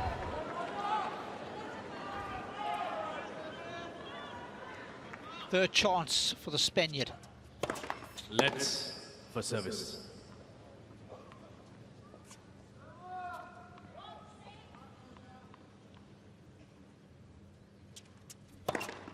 Juice. For the third time, it's the same response. And it's his least favourite serve on this side. He loves the slider down the tee on the big points.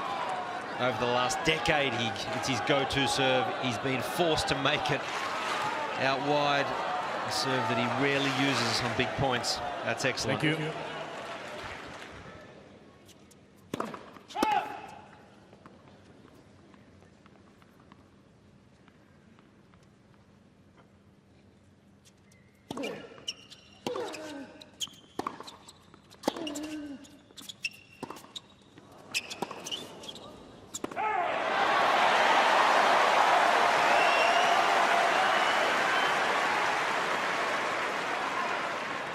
Advantage Federer.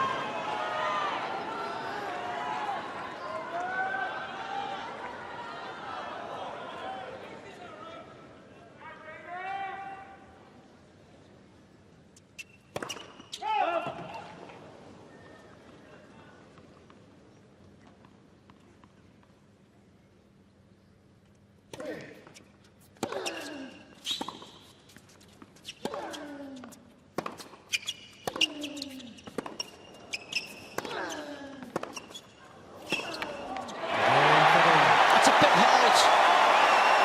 And Federer knows it.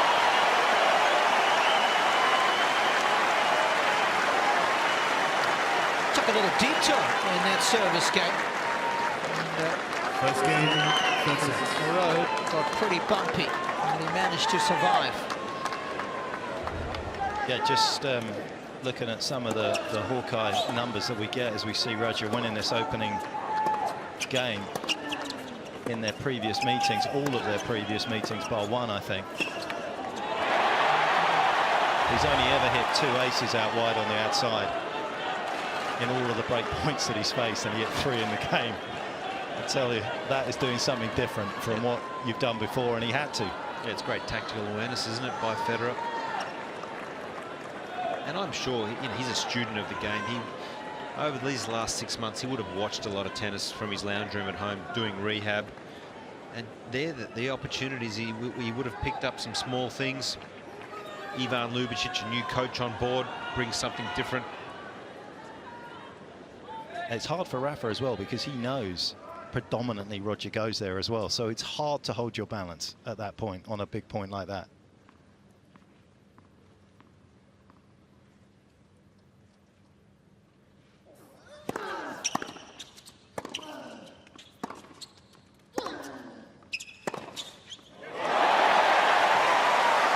It's a scintillating forehand.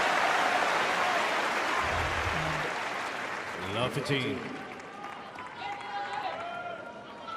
You just got an extra pep in your step after you've come through that previous service game. Just wrap the racket around the right side of the ball in order to create that angle. Great dynamic balance. And the head always so still when he makes contact with the ball.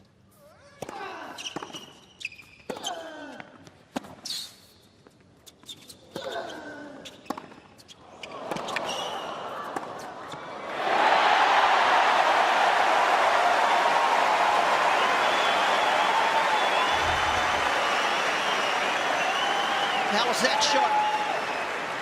So quick. Love 30. To step up and take time away from Nadal.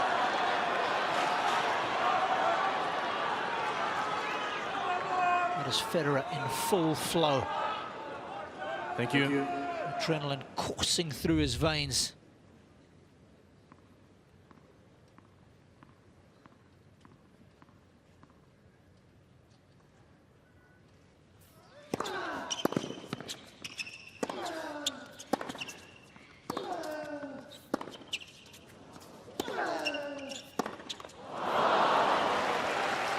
Just wasn't quite there, but again, it's the right play. That ball's up high. He's going to be on the back foot if he doesn't try and do something with it. We know historically if he chips the ball, Rafa still stays in charge of the rally unless he can put it really short angle and surprise him. So those are the ones when you miss, you've just got to accept. Yeah, but for me, miss long. Don't miss in the net. Take that out of play.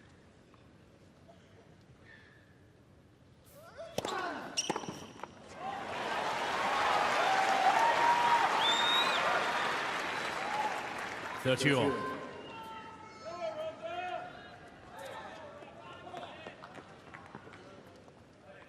just feel the momentum shifts.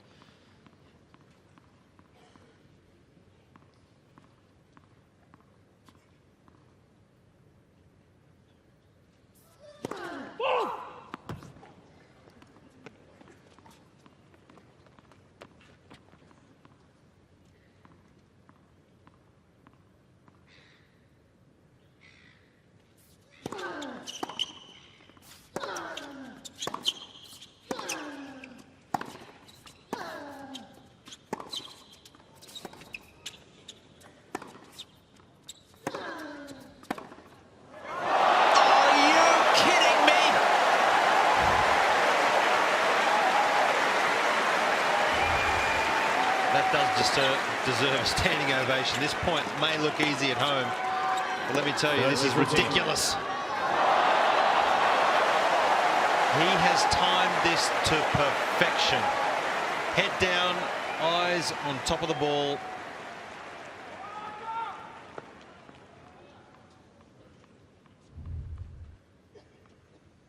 What a way to bring up a break point.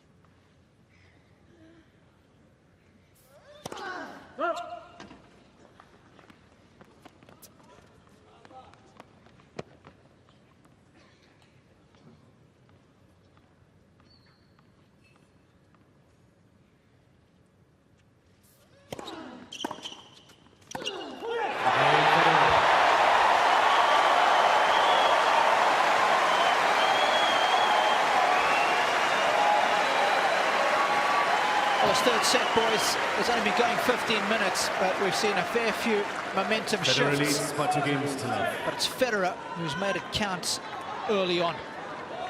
He's just changed gears slightly again. He's just taken the level up a notch. He hasn't panicked after dropping that second set, hasn't gone back into his shell. He's still executing, he's returning beautifully, and he's put himself in front 2-love. 15-love. He's the more artistic of the two, and his medium is the lead, because had he not held that opening service game, I doubt we would have seen the opening couple of points in the next game that allowed him to carve out a lead that he was able to take with that breathtaking point at 30 all. So huge shift. Oh, that's crisp.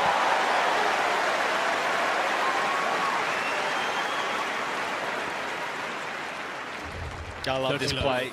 When Rafa is standing behind the Melbourne sign to return, that is 4 to 5 meters behind the baseline when he's making contact. Has to convince himself that you need to serve volley. 40-love. Serve is just so good. And it's such a high percentage play for Roger. It takes pace off, lots of spin. He can make it all day long. Again, Federer. That's how you cement a break. A 60-second special. 3-love, Federer leads. By 3 games to love. Well, it's getting interesting. Many people would have figured that Nadal would have gone on with it after winning that second set. He had the momentum and was really starting to work Federer over, find angles in the court, draw unforced errors, particularly on the forehand. Didn't panic, Roger Federer. And why would he when he's won 17 Grand Slams?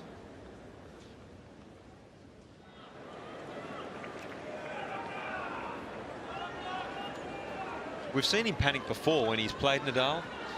The look in his eye tonight, he looks a lot more composed. But he had freedom after that game. Exactly. If he hadn't got that game, he wouldn't have had the freedom to go and swing from the hip in the second game and create the opportunity. I think he would have felt restricted. And that's the fine line that we're talking about. And especially if he had lost it from being 40-love up, it's a double whammy. Not only do you get broken, but again, it's about working that momentum. And both these guys are so good at doing it. I'm loving this. The crowd are absolutely on the edge of their seat. Even support here for both players. There's really no obvious player that they're supporting. It's a classic so far, and it's got the feeling that we're probably going the distance to me.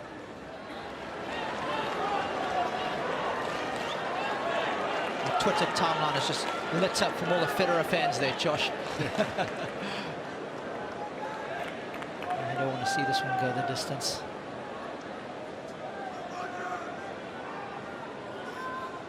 Thank you. Ready for play.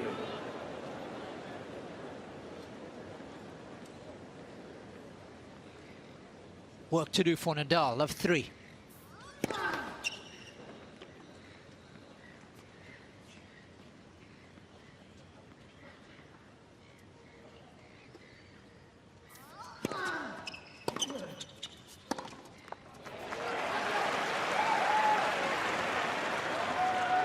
Love 15. You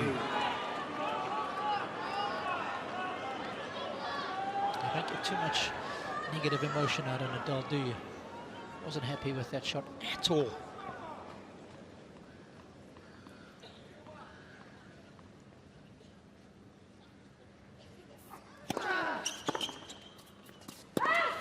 all.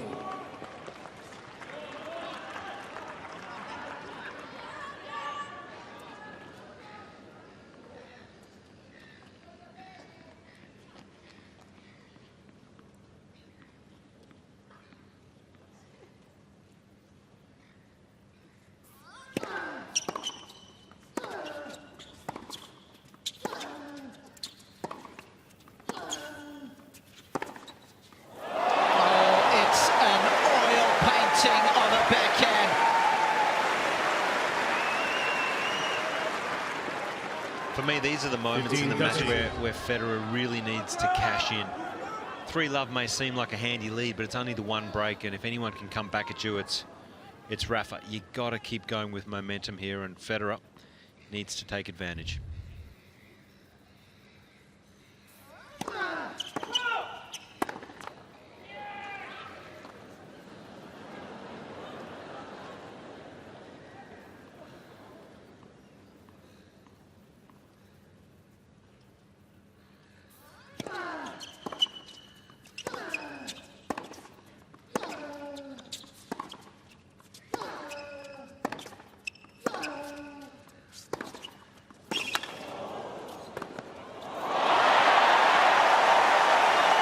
Another rally of rich quality.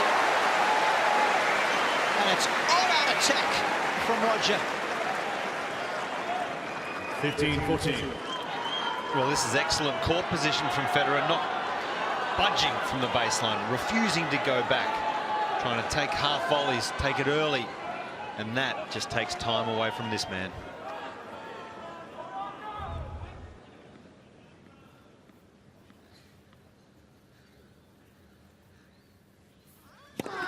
Let's for service.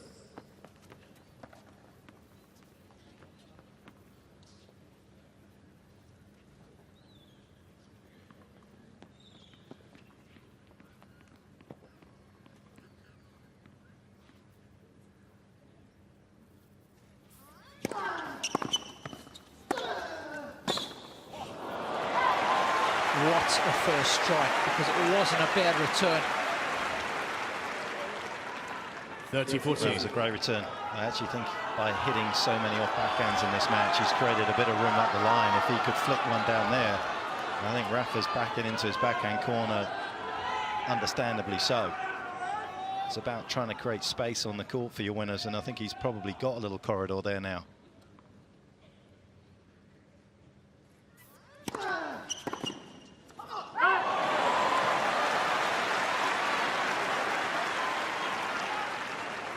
Juice.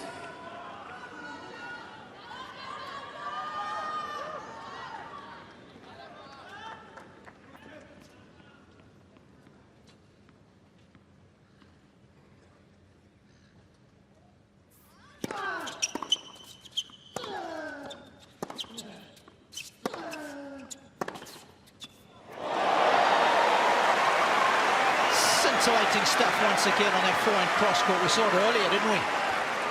That's his bread and butter. Advantage. Absolutely loves this shot.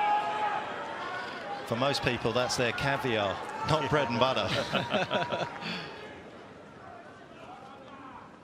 the pantheon of great Federer shots, that one is right up there. Thank you.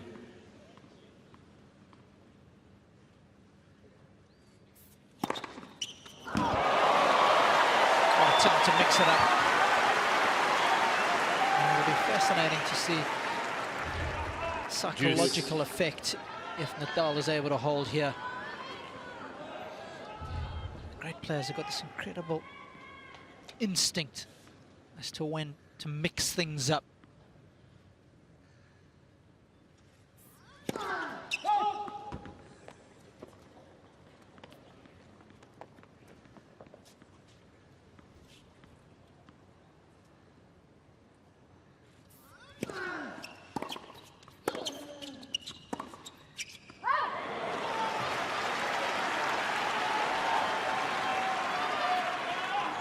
Advantage Nadal. Nadal's girlfriend making the journey down for the first time to Australia this year. As Rafa said, she got the wild card.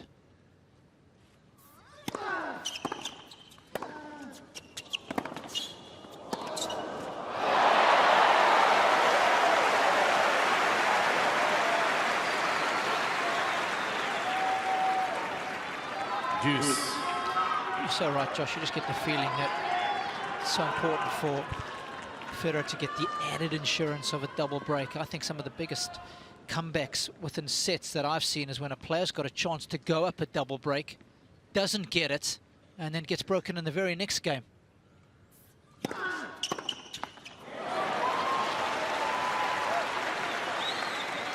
Advantage Nadal. So close to going up 4-love, pretty much set, done and dusted. All of a sudden you're back on serve.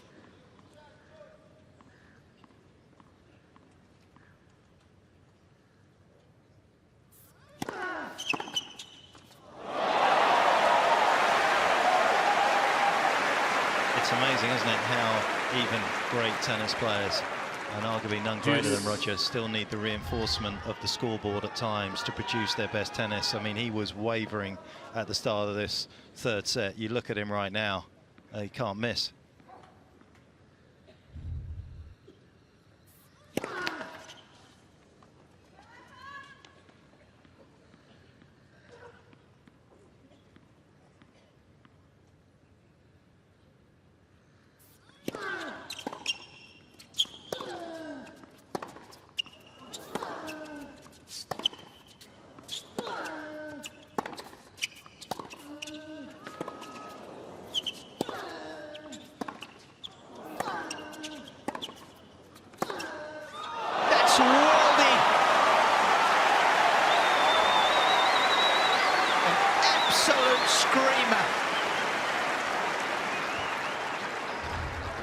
Advantage Nadal.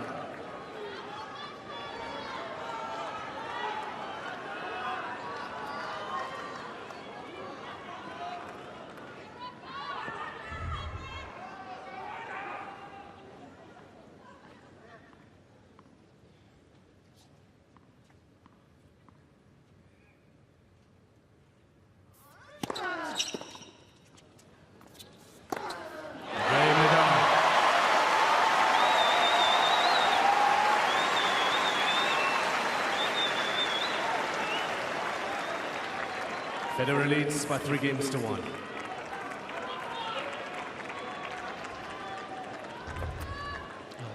Federer having a fair few chances in that game. Unable to make the most of those break points. 15-love.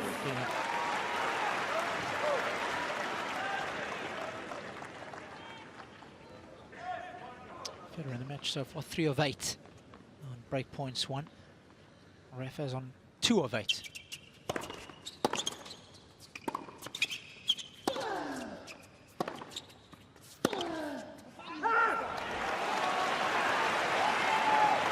Federer didn't put a foot wrong in those previous break points. It was 30-love. It was the excellent play from Nadal, an ace, and then 2 unreturnable serves. Not too many people execute better under pressure than Rafa Nadal.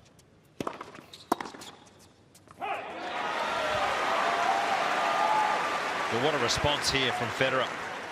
Shrugged off the disappointment and races to 40-love. This just builds pressure, these service games, these quick service games.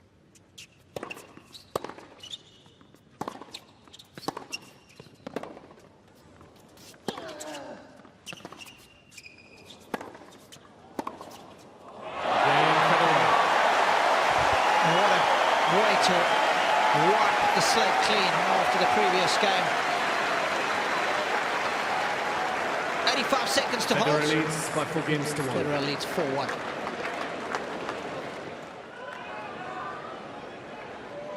Couldn't have wished for more from himself after the returning game that was quite exceptional, but Rafa's skill also came to the fore to get himself out of a hole. And of course, from Rafa's perspective, as good as that game was from Roger, had he lost his service game, he would have only had one more opportunity to potentially break. Roger's got to hold his nerve and his serve and play that kind of tennis for a couple more service games. So there is still hope for Rafa to find a way back into what has been a wonderful set from Roger, unquestionably.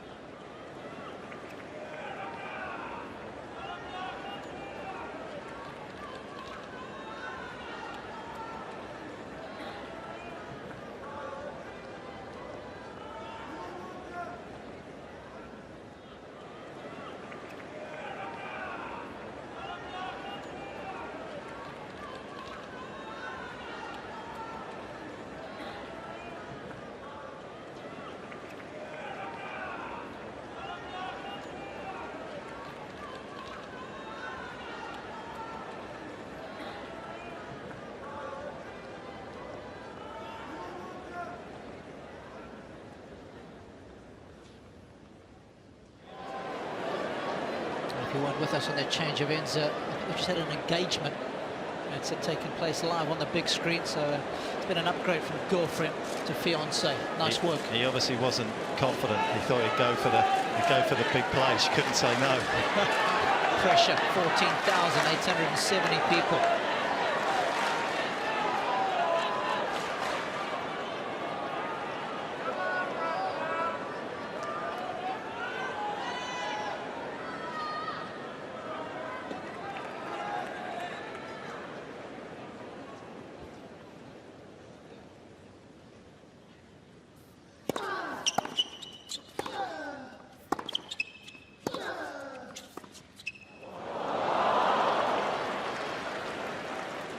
Love.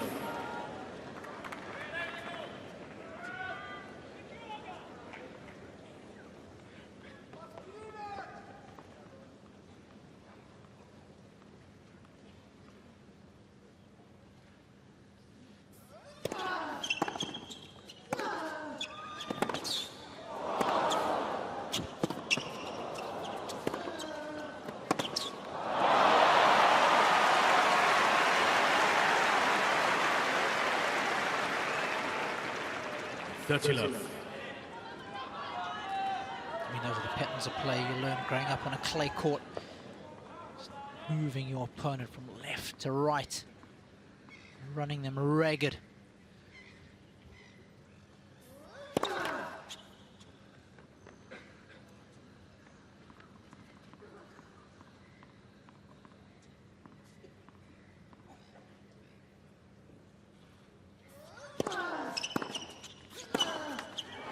The return you were looking for, Mark. 30-15. Yeah, I mean, I think again, he actually at times wants to play it there, because even if he feels more comfortable hitting the off backhand tonight, and it's obviously worked extremely well, he wants to keep Rafa honest. You don't want to just keep doing something, but I still think it's not a bad play if he gets up break point to go there as well. Let's for service. It's always a fine line, deciding when to make that change up, especially when you had success, you know, going with a particular pattern of play. I think it's those the decisions that you make within the match at those stages.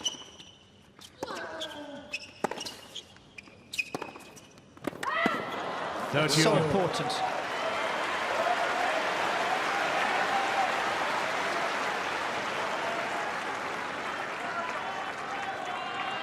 Half chance for Roger.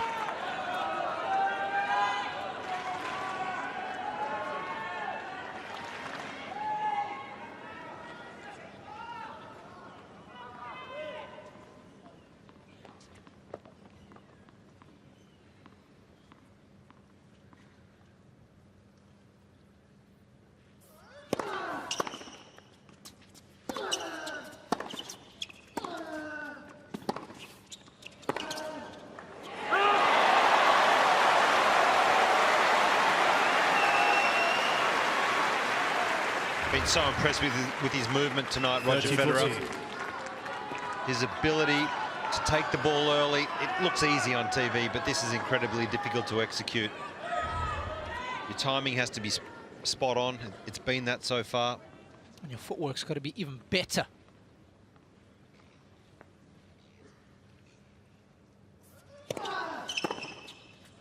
Oh, how do you look at that?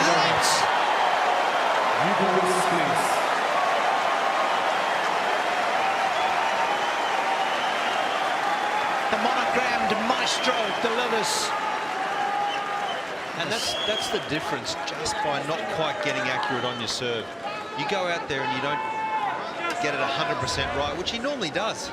That one just not quite wide enough, and he pays the price.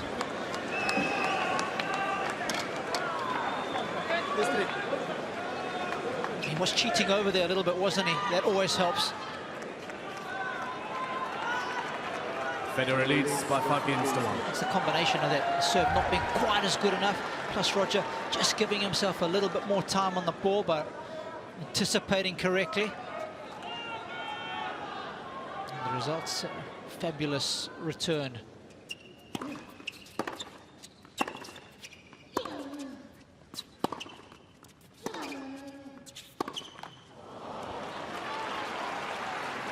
Love 15. See Rafa there just sent 3 rackets off to the restringer. Just might be not happy with the tension. Might feel it's playing a little quick out here, so he wants a tighter string tension. It'll take about 20 minutes to get those 3 sent back strung, fresh.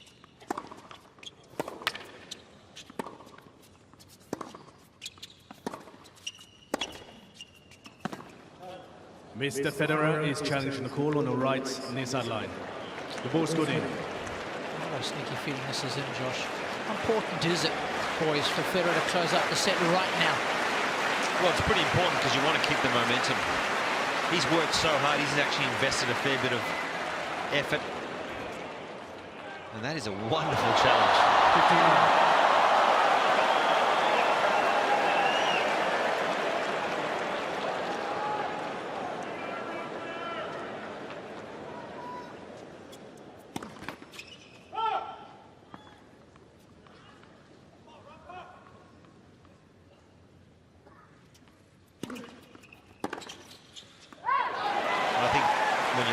Return on investment here for Federer.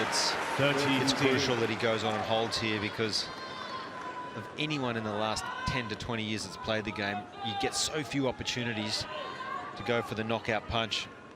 Nadal, he can find a way to get out of jail. But I just think Roger, just physically, if he can get a clean set here.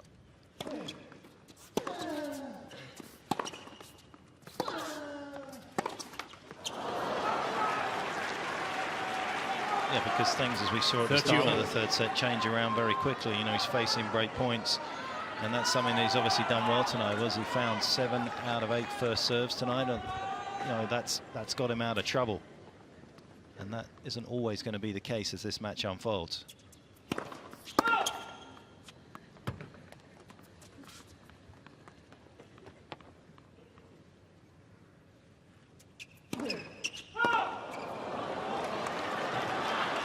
And I think every bit of energy that you can keep in case this match does go long, you know, you need. That's why it's important for him to serve it out here.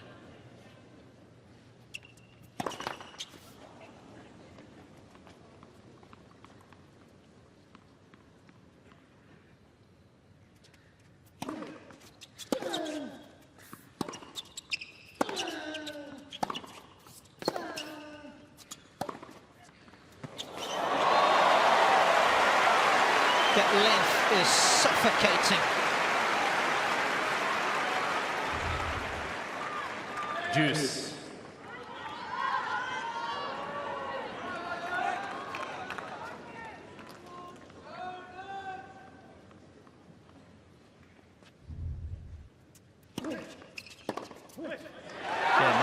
Is where the pace of the court helps, Roger. We're so used to, over the last 5, 6, 7 years, having these slow courts where he has to force that inside-out forehand. But here, with the conditions as they are, he can stroke it and the court does the work for him. Set point.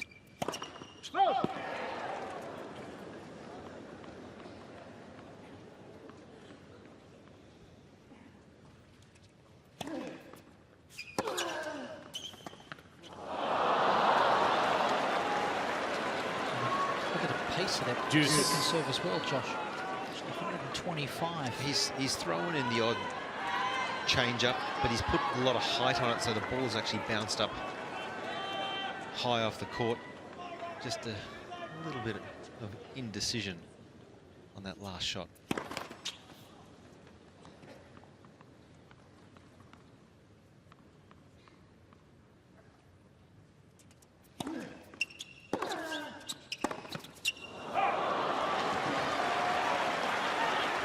Nadal is incredible. He's getting belted in this set on the scoreboard. If you looked at him, he would think this is 5-all, the way he's reacting, competing, refusing to give in. You've got to love it.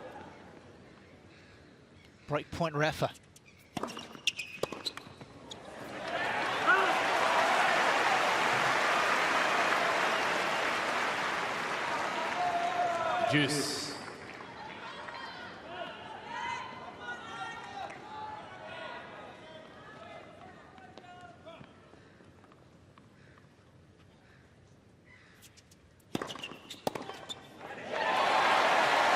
again, because he's hit the serve out wide so well on break points, he actually on that big one there was able to take it down the tee fairly routinely and still get success with it.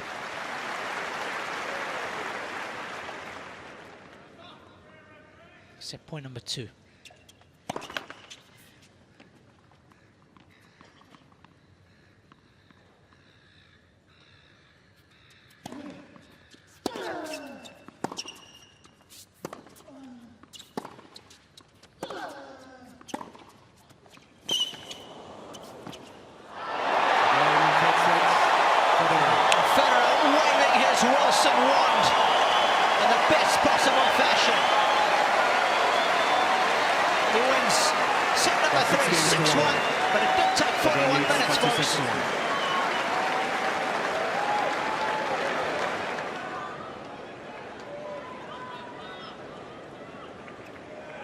The X's and O's are important, aren't they, Josh? But winning the big points are more crucial.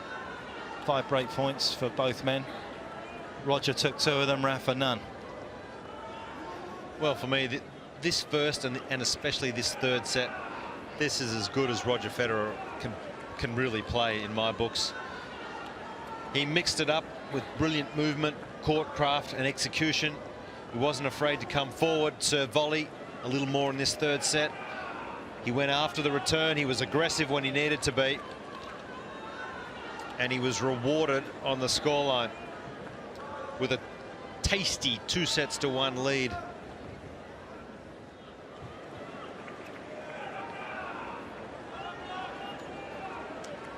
As we take a look at set number 3.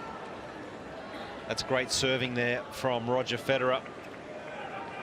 65% of first serves in. He only lost 4 points on first serve, winning 18 of 22 points. Net points good, 3 of 5 from Roger Federer. And the big difference there, the break points, as Mark alluded to, 2 of 5 in the conversion rate and none of 5 for Rafa. It's the beauty of our scoring system, isn't it? Places such a big premium on winning the big points. That's what he did. Well, Rafa's been in this position not a lot in Grand Slam tennis, but particularly in Grand Slam finals. Gee, I'm interested in his response in this 4th set. I don't think tactically he'll change things up. He's just got to execute a little better.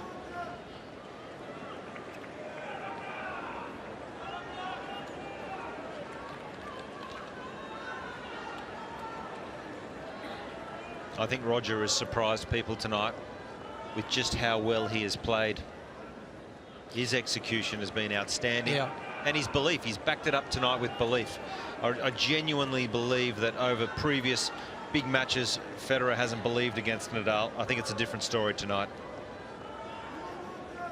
You're right. It's been such a complete performance for him in so many areas. I think the game plan he has got spot on. I mentioned how well he served. His conversion of break points. 4th set. It's been a lot better than what we used to see. Nadal to serve. So we're going into our 3rd hour at the start of the 4th set. Federer with a 2-1 lead.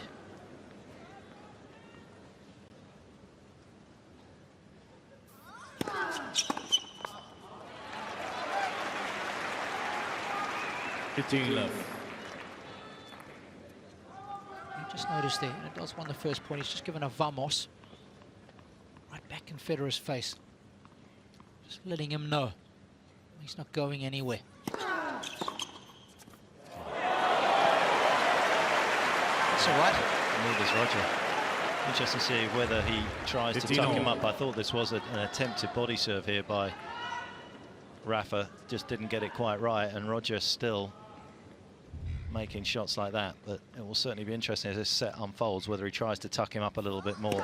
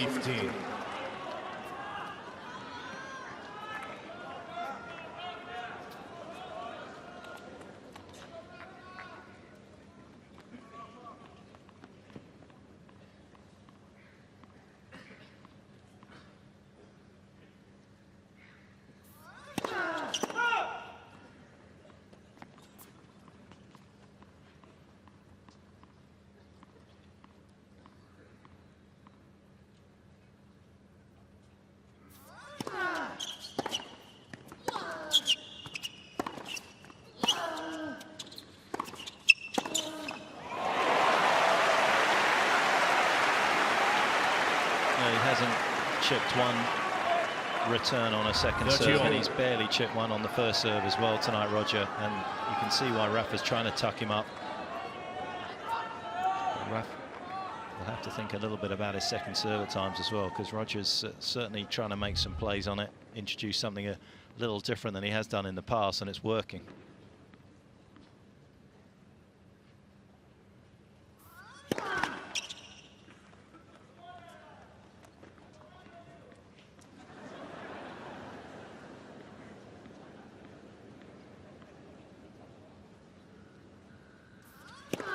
Let's second service.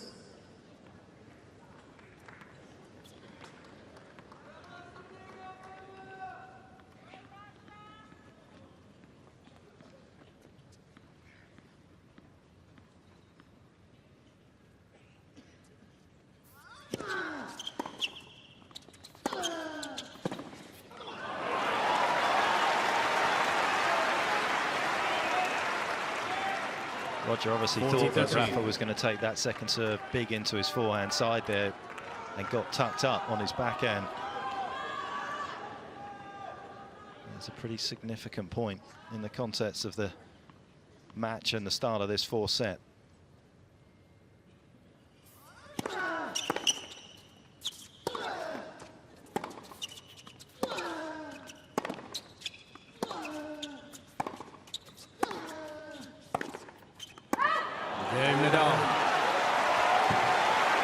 Nadal gets the scoreboard moving in his favour here in the fourth set.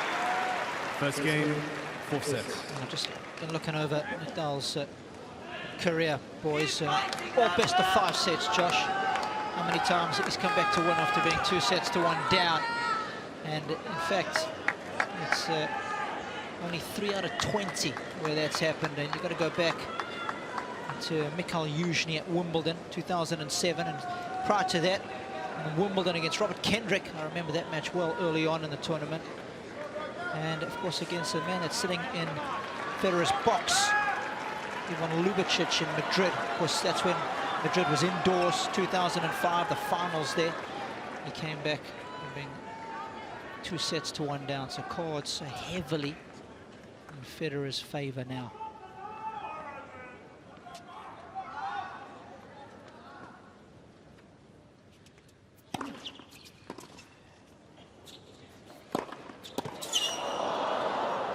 I'm not so sure Roger would feel that. He's a statistician. He knows all the stats, doesn't he, Roger? He's all over it. But this is different. It's a Grand Slam final.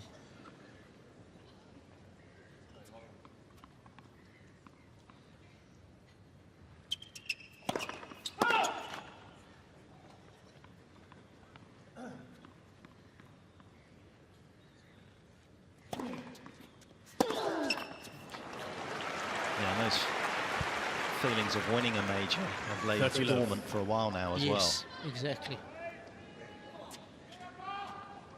You'll have some serious doubts and nerves, like everyone would.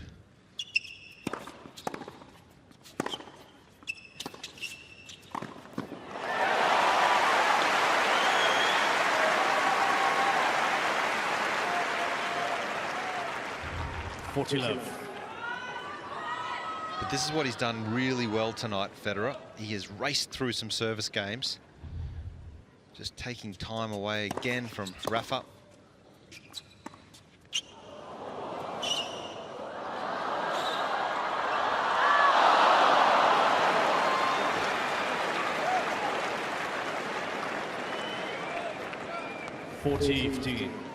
Even though he loses this point, Roger Federer, he's controlling it.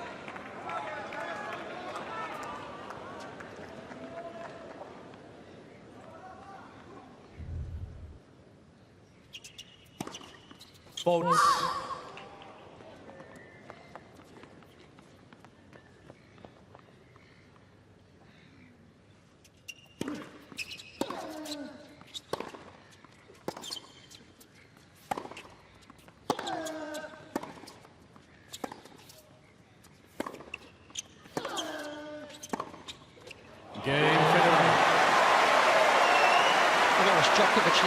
Nice execution. The cross-court backhand followed by the ripper down the line on the rise. 1 game all. And you watch this, it actually doesn't have to be that brilliant. This backhand down the line, look at that. That was in the middle, but see how early he takes it. That's the big difference. Inside the baseline upon contact.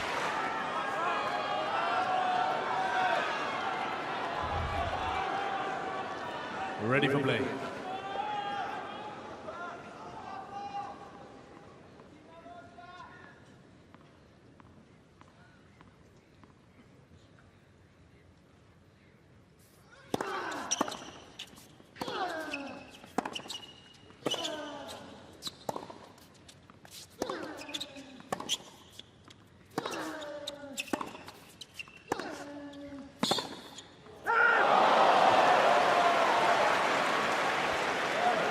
Love. It's amazing how well he stayed up on the baseline tonight and not allowed himself to get dictated and pushed back. You can see Rafa just shaking his head.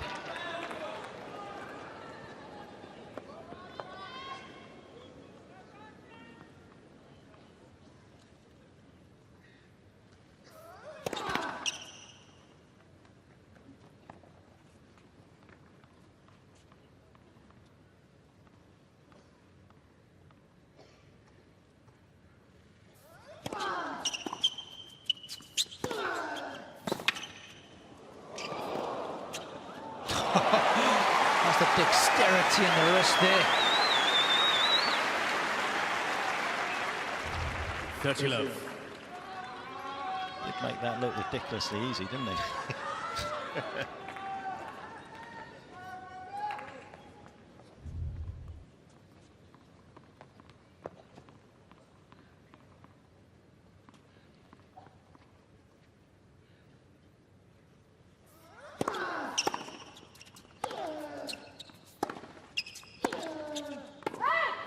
$30-15.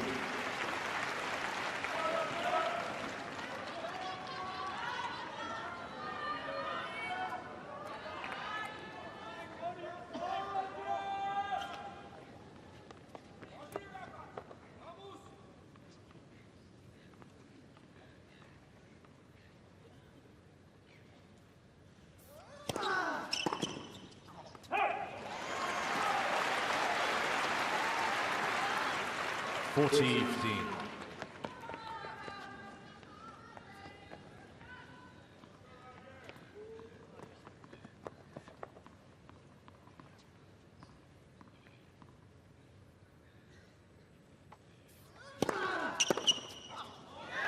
Nadal. A strong game from Rafa.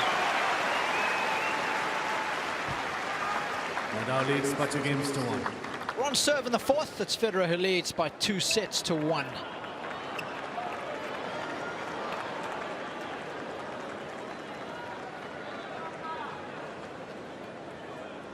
Big quarter of an hour coming up here for Roger, I think. That was a decent service game there from Rafa in terms of quality of his serve and everything just starting to look a little bit good. Obviously, if Roger can find his spots with his first serve, sets 1 and 3 have shown that he can get a lot of free points. Doesn't have to hit too many ground strokes, but if he does, you feel as though Rafa playing well enough to take advantage of it. Yeah, you get the feeling that's what it's going to come down to. How well is Roger Federer going to be able to serve over the next set, or this set, or even if it goes into a fifth? I feel that'll win or lose him this match, right as we sit here now.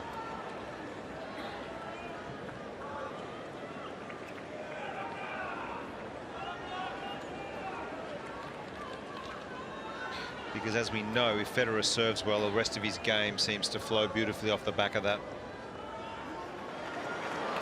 He's done a good job so far as James Keothavong. Hasn't put a foot wrong. Best in the business.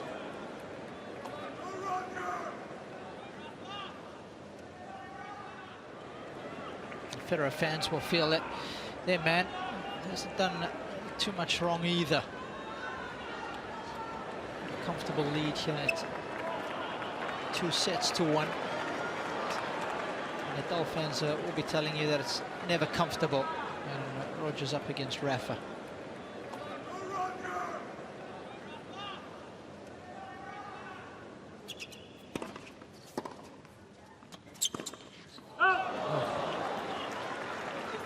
Love 15. It's careless. This point of the game is so important just to get the momentum working in your favor.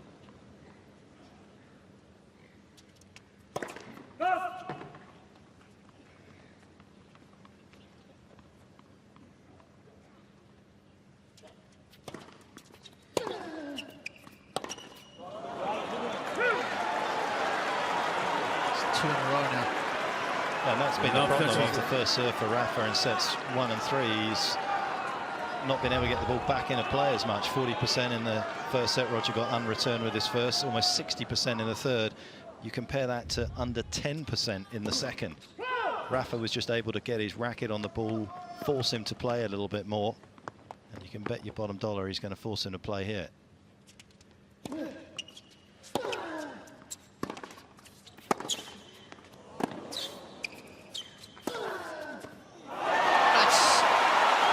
Class, so good at making his opponents pay when they leave the door ajar. Love 14. Footwork to get around that, cranking up the revs, as only he can do. 3 break points.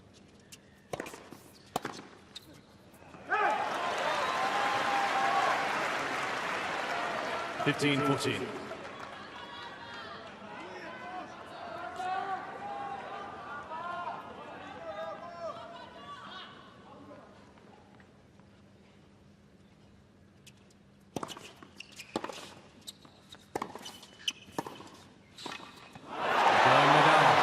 Coming to his backhand at your peril.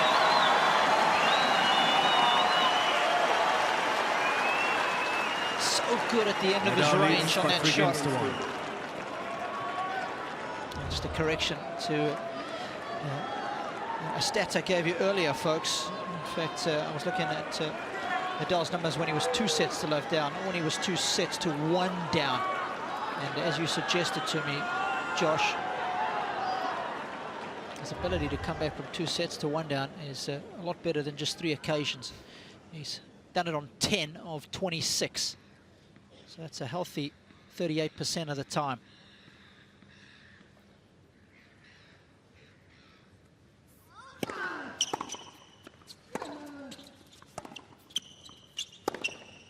Of course, the last time he did it was a couple of days ago, right here. Love 15. Young Alexander Zverev.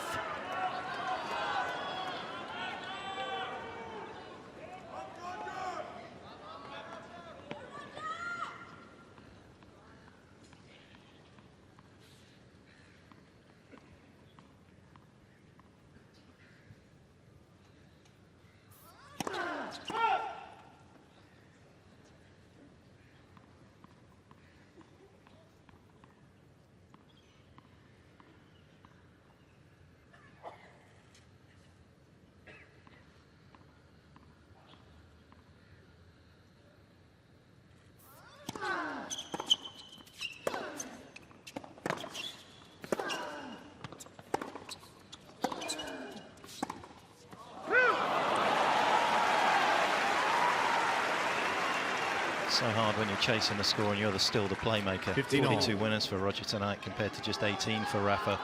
And when the scoreboard's in your favour, it just comes a lot easier.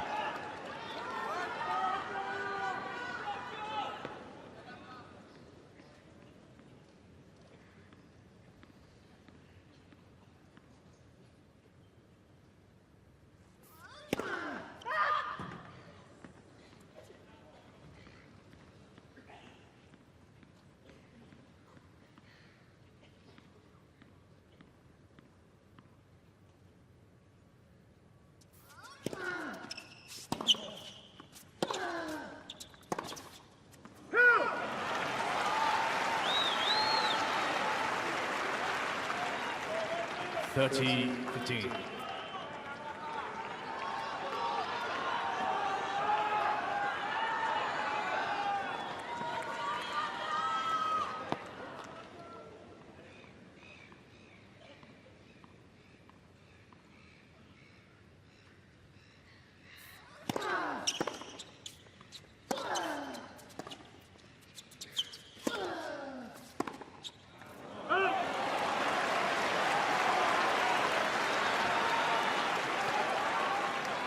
40-15.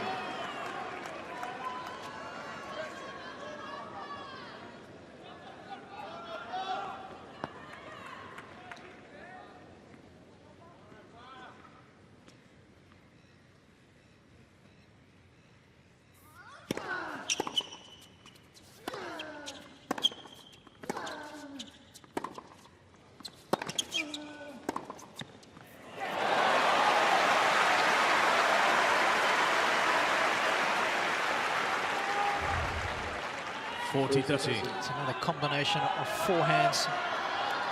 Rich quality from Federer.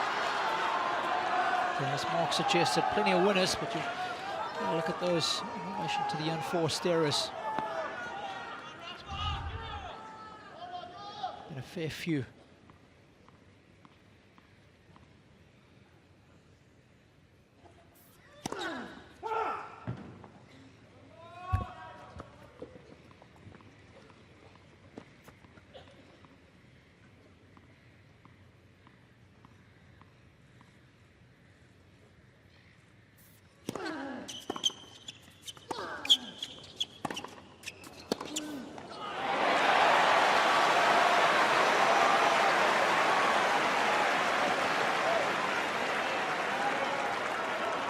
Juice. Immaculate length from Roger. And yet still Rafa with a chance to make the pass. But again, missing it off his forehand, Mark. How many times have we seen him make tougher passes out of his backhand corner? So I like the question that Federer's asked there. Led for service.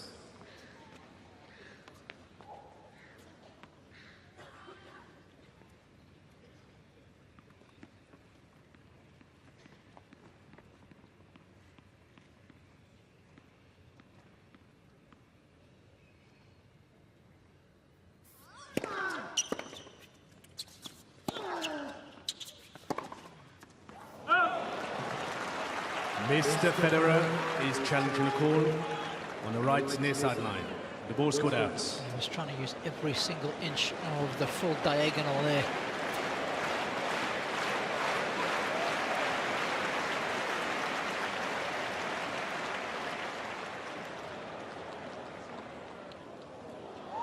Advantage Nadal. Mr. Federer has 2 challenges remaining.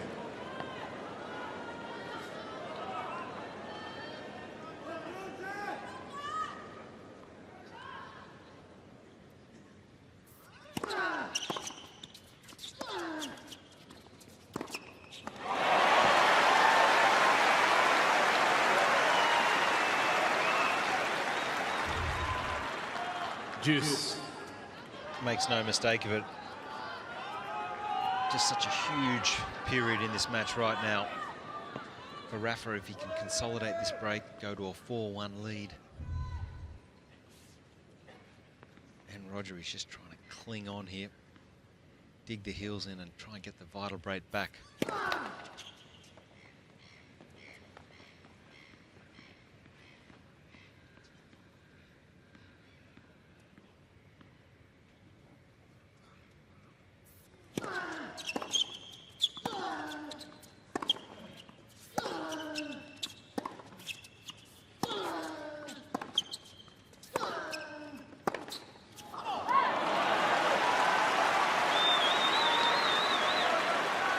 Federer was aiming with that forehand. Advantage Nadal.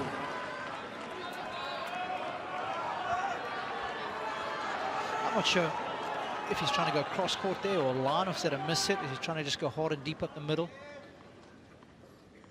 I thought the cross court option there, defending, use maximum amount of court to hit into.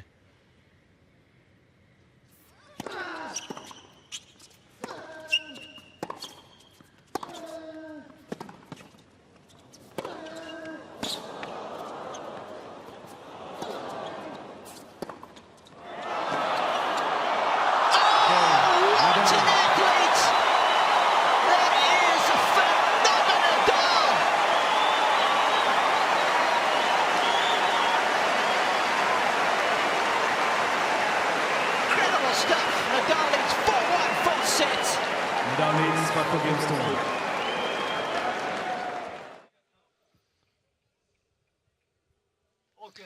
Well, this is unbelievable. Simply unbelievable footwork here from both players. But just take a look at the movement from Rafa. Federer's hit this. He thinks this is a clean winner. But this is a squash shot at its best. Even Roger applauding. Touch of class from Rafa. Decades of chasing down every ball, whether it's in or out, in practice. Not when we've seen him out here. We've seen the end result. But what we didn't see was the process to get to the point where you can hit a shot like that. Interesting. Just points like that, they can change the match.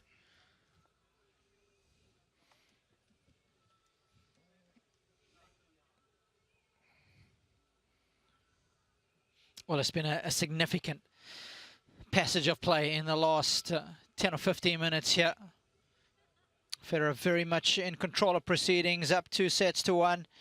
Of course, it goes back to that easy forehand he missed on the first point of the 4th game. It got him in trouble. He got broken. And all of a sudden, Nadal is in charge of this 4th set. And after closing out the 5th game with a shot like that, he would be feeling like $1 million. Well, the winner takes home $3.7 million for this one. These two guys, if they're only feeling $1 million, they're feeling a bit poor. Yeah. I think my maths is correct. If Roger does win tonight, he'll go over the $100 million mark in prize money alone.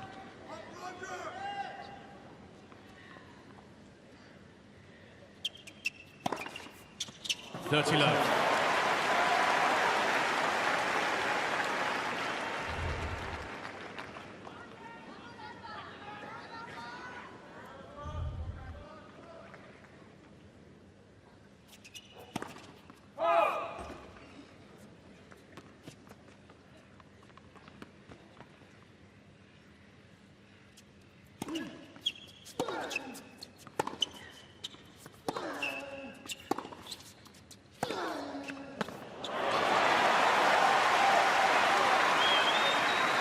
Difference between the cognitive processes of both these guys, the way they approach a tennis match.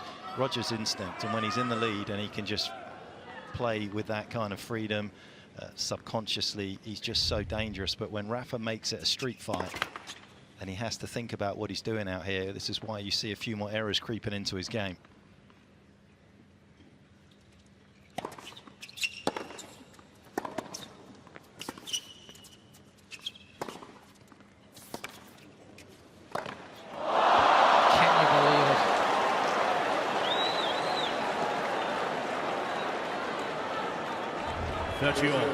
Talk me through this one, gentlemen. He's a human being, as great as he is. Even at this stage of the match, he can have a little chuckle to himself about it.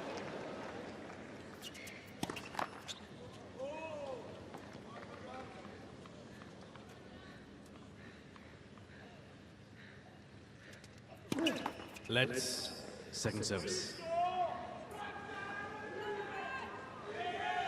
Thank you.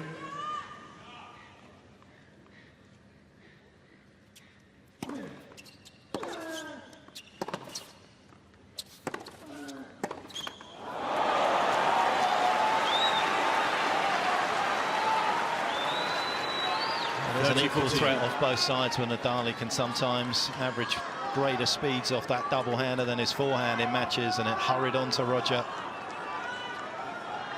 There's no safe zone.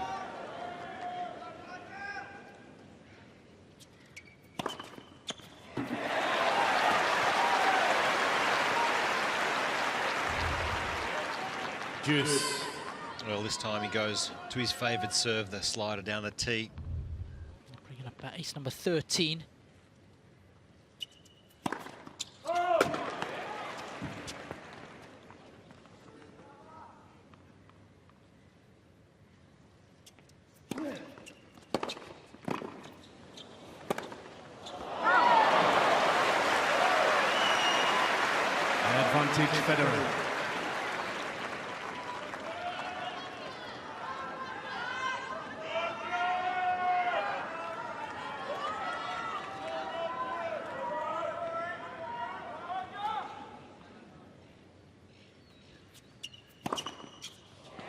Game, Federer.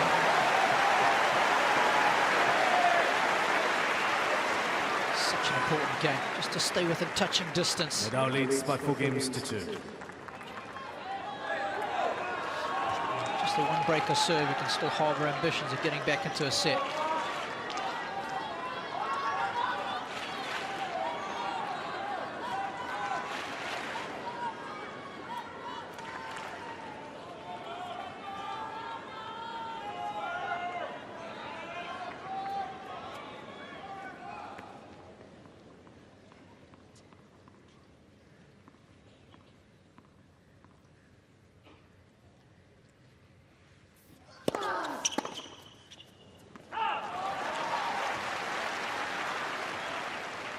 Love.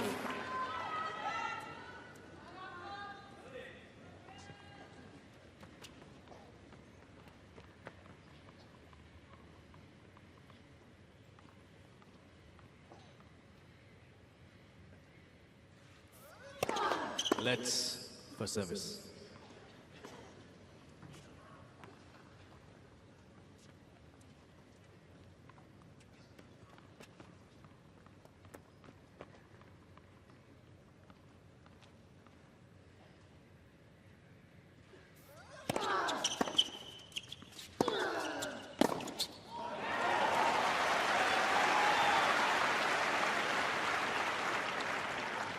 Love.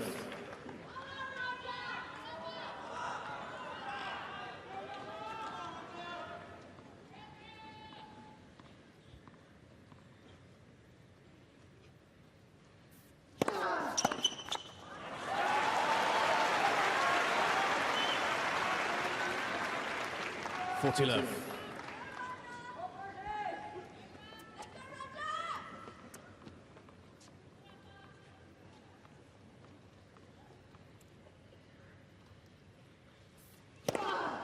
Game, Nadal.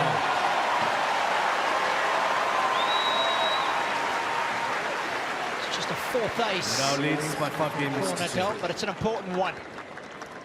It is 5-2.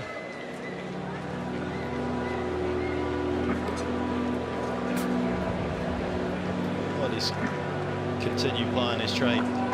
Arguably his greatness stems from his consistency in terms of what he's capable of doing it, and doing it with a passion and a vigour that others may get a little deterred by. And I think that, you know, that is everything that encapsulates him as a great champion, in my opinion. You know, he just never ever really gets down for too long. He never gets deflated, let alone defeated, in terms of when his opponent is just playing that way. He's just got that willingness just to dig in and figure out. He's a problem solver at the end of the day, and probably better than anyone else we've seen in that regard, because, you know, there are players out there that have more shots, more repertoire, more layers, but he just figures you out.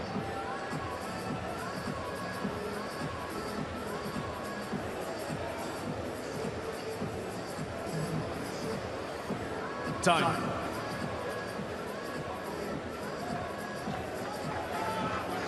Spare a thought for the coaches. A lot of pressure on Ivan Ljubicic, Carlos Moya, Uncle Tony.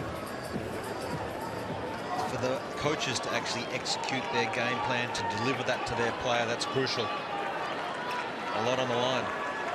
You want to get that right. You want to get your player believing when they step on the court that they are going to win. There's that number in the set.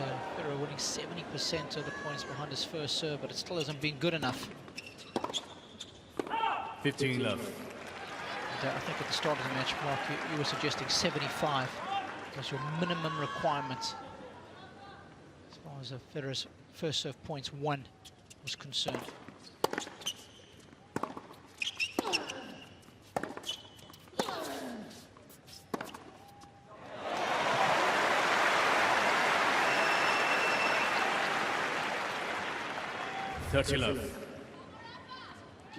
The best he's done, Federer, against Rafa on average in terms of his court position on the baseline. How good serve in this match, you mean, Mark? Yeah. Ever. Yeah, he may have had 1 or 2 matches where he's been close, but in terms of not getting off the backhand, not dropping 2 meters behind the baseline, this is the best he's done. And, you know, we've seen that with the three-quarter backhand cross courts that he's managed to hit. And the lack of winners that Rafa's been able to hit as well, because there haven't been the gaps to go through Roger with.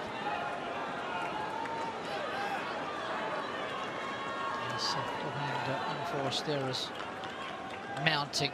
Remember, it was a forehand at the start of the fourth game that set off this chain of events. 40-30. Found him in a tough predicament here.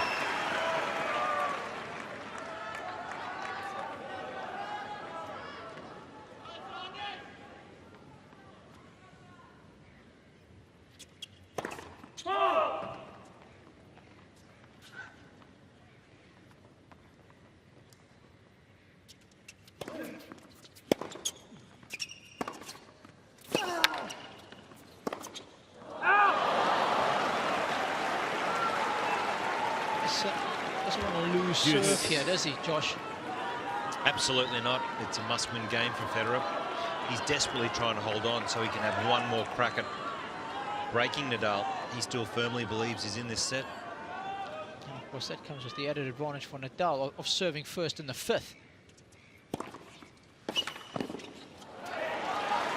see that shake of the racket there from Roger. Advantage His body language has been impressive tonight, Federer. Hasn't shown disappointment, hasn't dropped the head. He's believed. The game, Federer. New balls, please.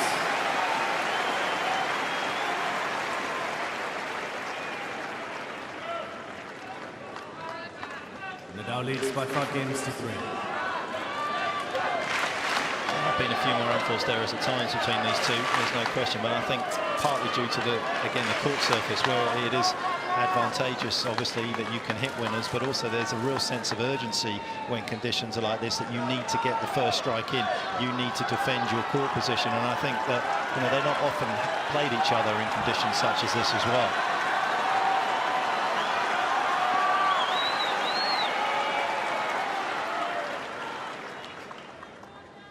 Nadal serving to take us into a decider.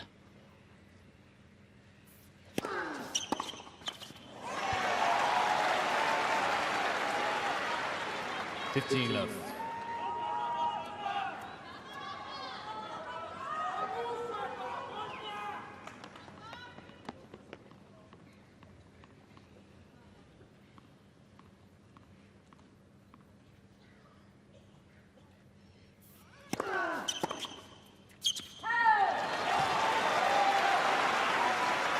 Changed it up nicely, hasn't he? He's gone away again. He's been willing to actually look at things with a good perspective. He's gone body here. Remember, in this second set, he was just getting it into the backhand. Didn't need to change anything. Rogers forced him to change. He's responded.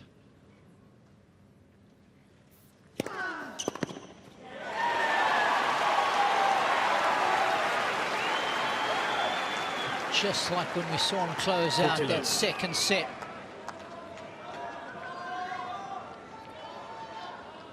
He's doing a clinical job here in the fourth again. 3 set points. Faults.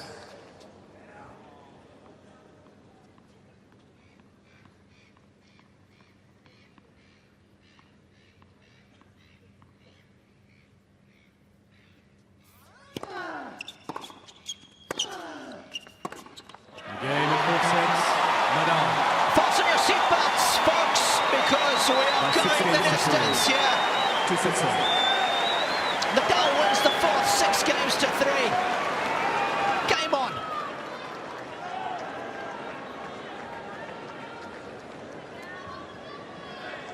We shouldn't be surprised. We aren't. Nobody's surprised, I don't think, that this has gone the distance with the way that Rogers played and the way that Rafa's responded, to be honest, Josh. I think it would have been a bit harder had Rafa won the third set, because Roger would have found it a little more complicated to play that aggressive, all-out attack, chasing the score. But for Rafa, he's found a way, and at times spectacularly.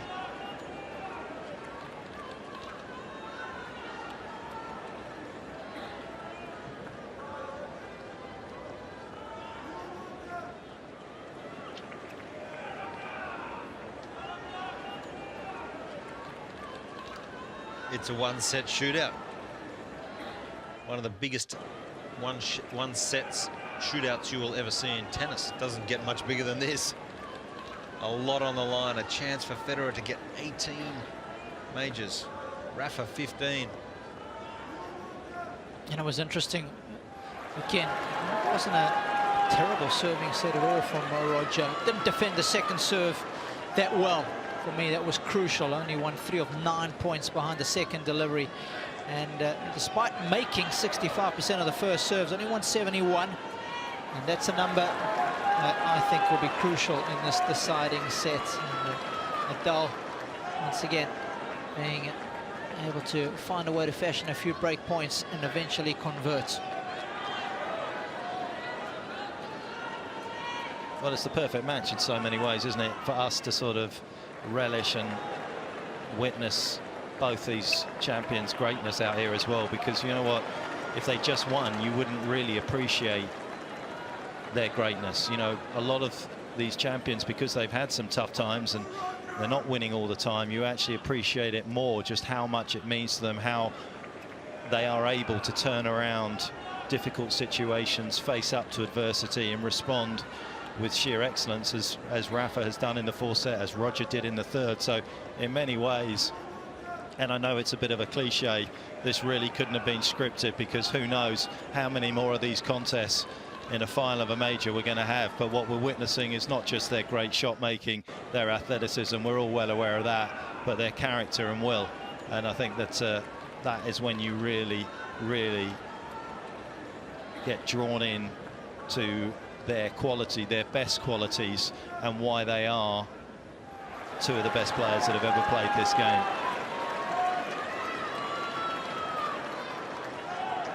Well, this hasn't happened often throughout the course of his career. I want to say this might be the third time ever. The second one being against Stan. I guess the abductor, which has taken a bit of punishment, hasn't it, over the 2 hours 41 minutes so far. He's got a couple of those headbands lined up there. He's ready, isn't he, Josh? Oh, yeah. It doesn't matter how long this one goes. Just so perfect in everything he does. The shirts have to be perfectly placed in the headband, as he has always been, so methodical throughout his career. Plays the same game, doesn't he, before the match? Ludo. It's a game of Ludo before he gets out here. Well, I think it's pretty simple for Roger Federer. He has to serve very well in this set. You know, he has to serve it above 62, 63%. He's got to get a lot of cheap, easy points. He must serve volley a bit. And he's got to try and stay up on that baseline. And he's got to execute the forehand. That is the key. Yeah. For the Federer fans, just one good stat, and I'm not going to take any credit for this. Chris Skelton, who tweeted this: since 1990, the Australian Open finalists have split the first 2 sets 13 times. The winner of the third set has won all 13 finals. 11 of those were in 4 sets, so we're going to have to do it in 5 if it's Federer to keep that particular record going. Yeah, he's come up with some good ones over the years, says Chris. Good guy to follow. Like I said, I wasn't taking any credit at that. No. But of course, Pesh, just to get back to the point you were making about what great champions they are. And Ivan Lubicic just looking on. This guy's ability to dig deep and his will to win is incredible. You have a look at his record over 5 sets. Phenomenal. And I think it could be a telling distinction between the two. When players have had the ability to lengthen things out against Federer, you know, his 5-set record isn't as impressive as a lot of people might think, and he's quite far down there on the pecking order of the all-time greats in that list. You know, I remember he was around 100, if memory serves. That was right near the top. In fact, there was one of my fellow countrymen who was top of that list, Johan Kriek, for a long time, had an incredible 5-set record. Of course, twice a winner here was Johan. And with Nadal's wins this week, his 5-set record is improved to 19 wins and just 8 losses. And Federer, on the other hand, 26 wins, but 20 losses.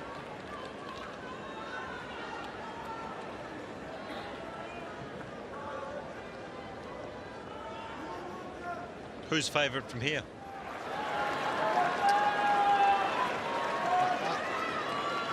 I don't think anyone's favourite, I've got to be honest. If Roger gets up, Roger comes out like he did at the start of the third, gets through this first service game, he could quickly shift the momentum to his side of the court.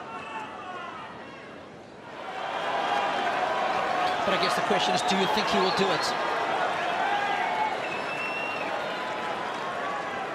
I think he has a great chance of doing it. I don't think he's played that badly in the fourth set, to be honest. I think Rafa was as solid as ever.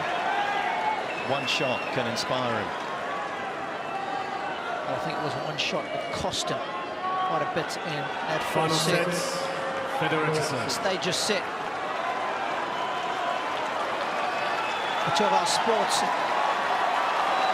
greatest players to try and get their hands on the Sir Norman Brooks Challenge Cup. Federer for a 5th time, Nadal for a 2nd. Here we go.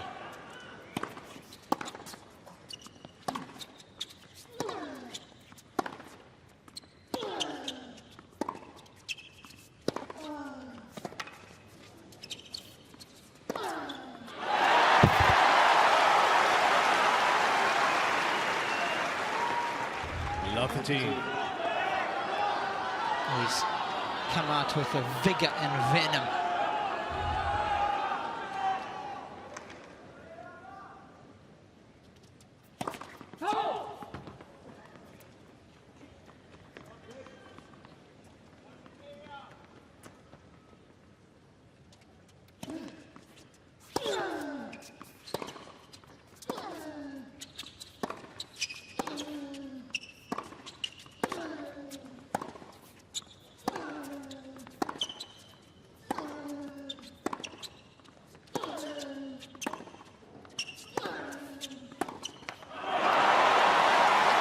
Just relentless.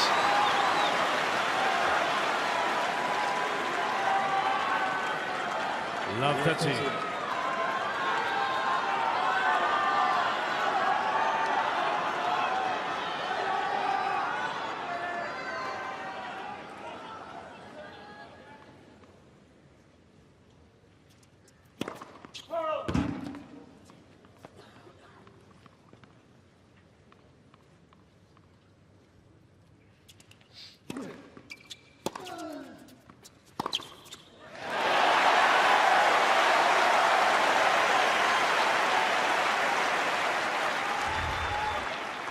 So quick to jump on that short forehand. That's key.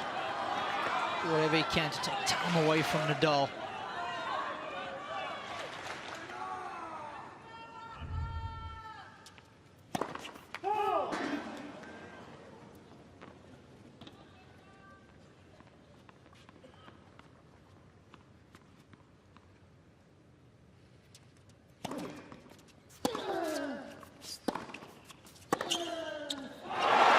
That's a big-time shot right there from Rafa.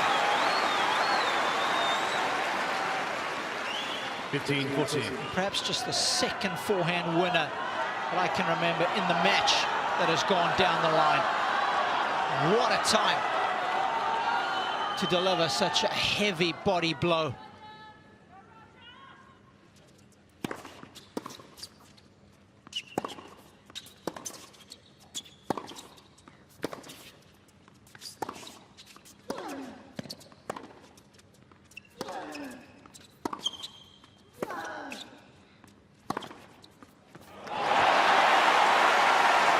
The quality of shots Federer is having to play, shot after shot, to win a point right now is through the roof. Every one of these would have been a winner against most other top 100 players.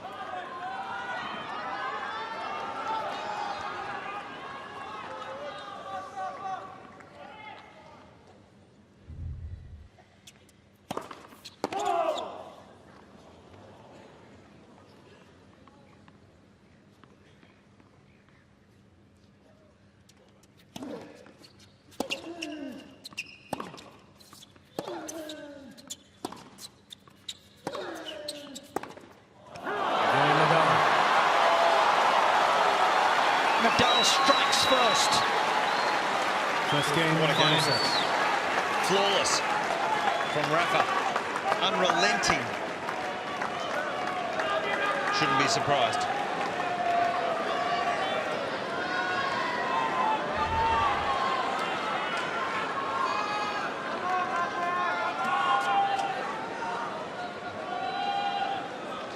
These two guys, of course, going to emulate Gaston Gaudio's run at the French in 2004, where he had to win 3 5-setters to win that particular title. Doesn't happen often. It's a long journey when you've got to play that much tennis. Beat Cañas and Djokovic in the opening round in 5, and of course, one that Guillermo Coria will want to forget, that finals. 5 sets, Coria with match points for the championship.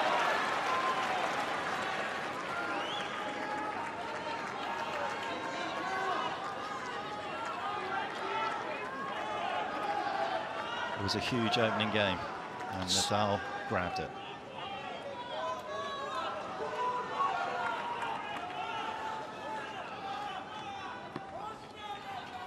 Thank you.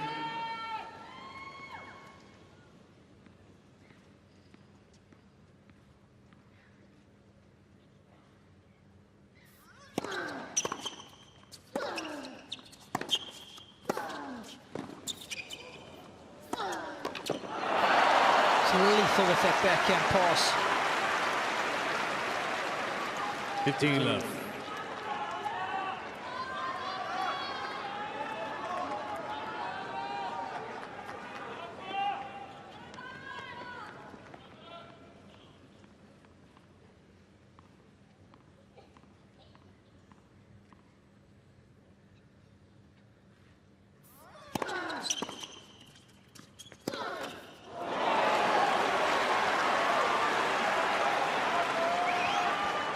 all.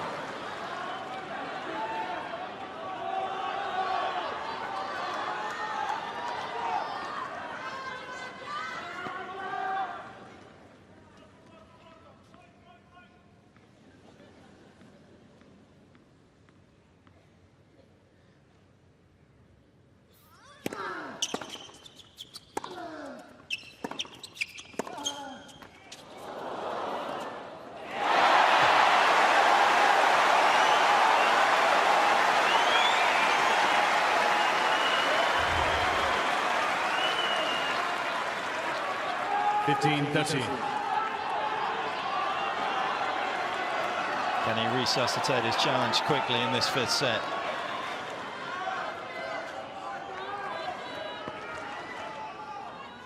Perhaps he might need just a little bit of lady luck on his side in order to do that, Mark.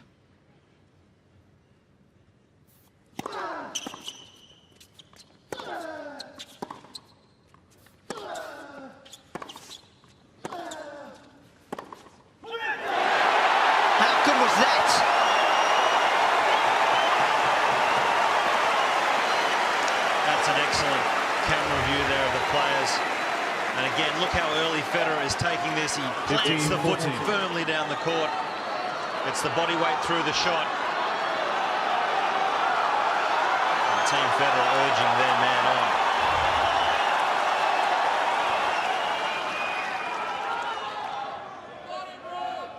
Thank you. 2 break points for Roger.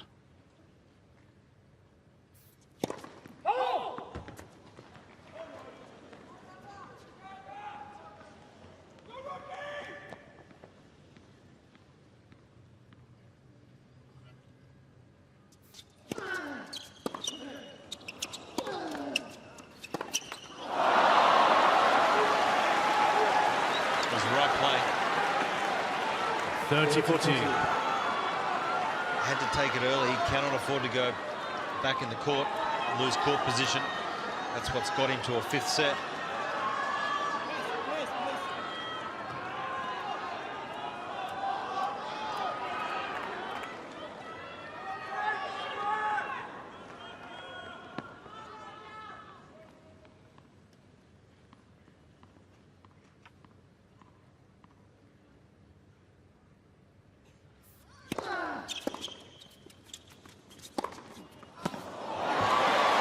Guy's so clutch.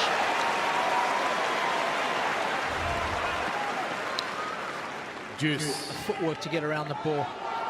Just look how much safety is built into such a high-risk shot as well. I mean, that's why he's so difficult to beat. Takes the net out of play, the lines, and he still hits the clean winner. He's the ultimate percentage player, isn't he, Mark? That's why his record on clay is unfathomable.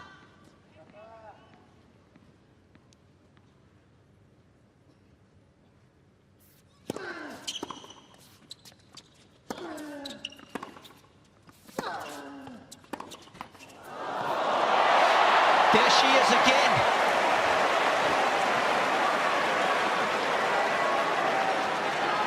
Advantage, Federer.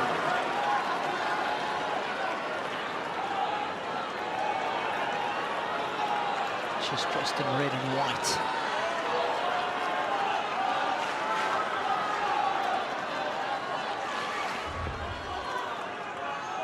Ready for play, thank you.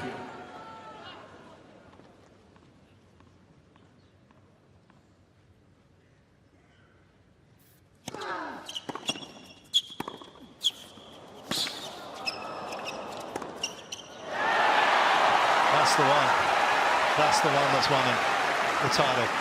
He could not have hit a better return there, Roger.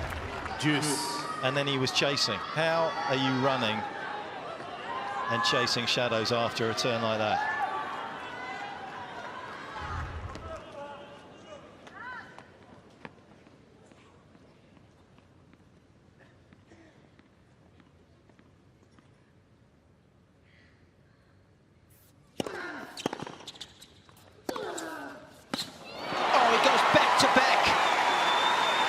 That forehand down the line. Advantage, Nadal. I mean, again, just to have the instinct to know now is the right time to pull off that shot.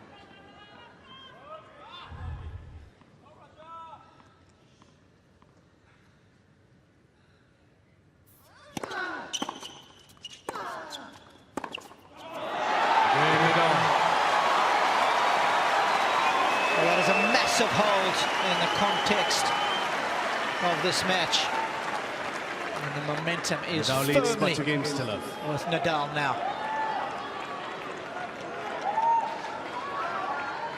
Just feel it up here, can't you? Well, you can feel the palpable tension, that's for sure, but what you can feel is the need for this man to regroup, and he doesn't have a lot of time because this is a must-win service game for Roger. Love.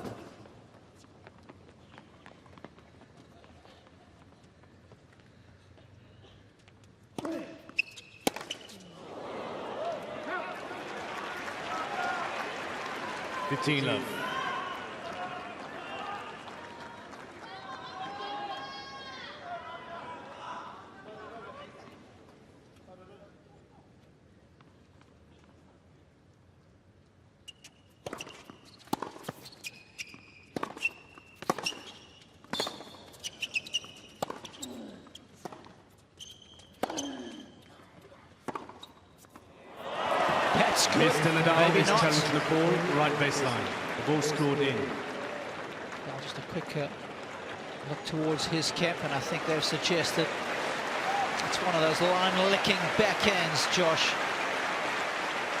Well, he's pretty good with his challenges normally. But just catches the back of the line. 30 love. Mr. Nadal has 2 challenges remaining.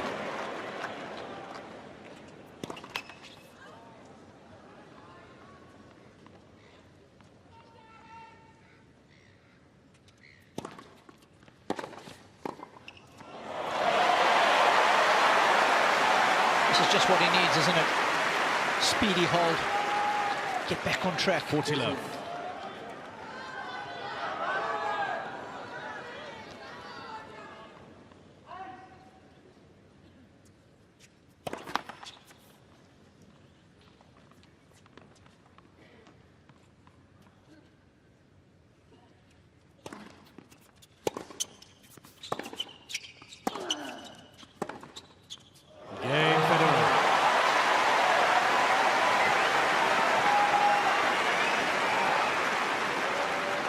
Nadal leads by 2 games to 1.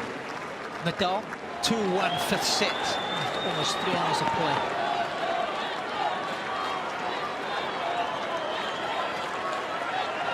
So doctor there on the right of your screen, Dr. Tim Wood, the Australian Open tournament doctor, discussing how it is. Paul Ness, physio, treating the leg. Paul's a regular on the tour. Very familiar with the struggles that the players face on a weekly basis if they're carrying any niggling injuries.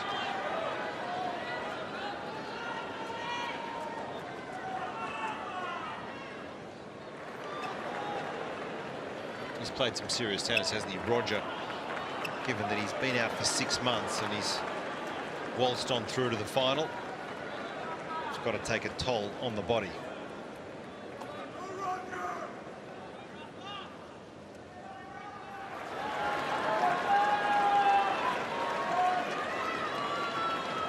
So Federer getting a quick rub on that change of ends on his right quadricep from physio Paul Ness. If it's just a little bit of tightness, Josh. It's the first real competitive tennis in a while for Roger, and as much training as you do, it's never the same. And you factor in all the emotions that go with playing here over a fortnight. It takes a lot bigger toll on the muscles as a result when you're doing training back at home.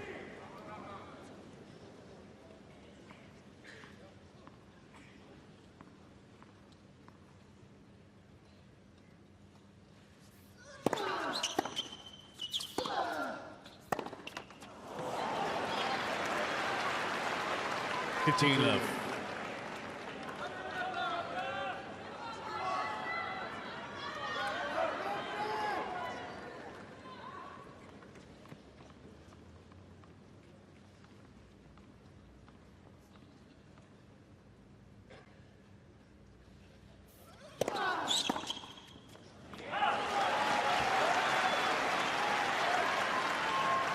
Love.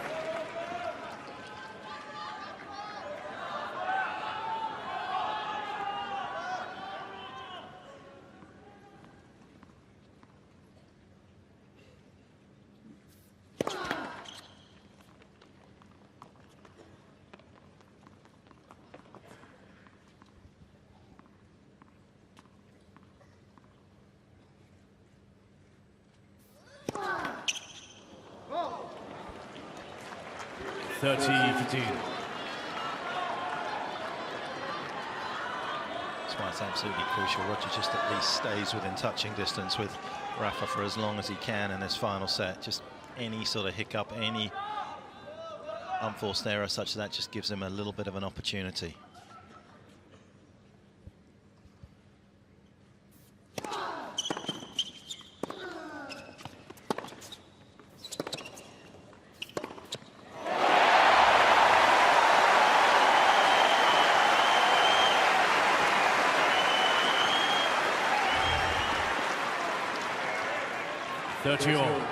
Shots like that are worth the admission fee on their own.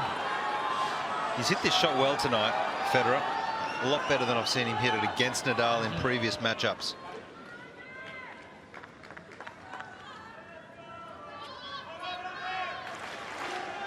I almost feel, Josh, like he knows he has to, because it's the pattern of play that you need in order to be successful against Rafa.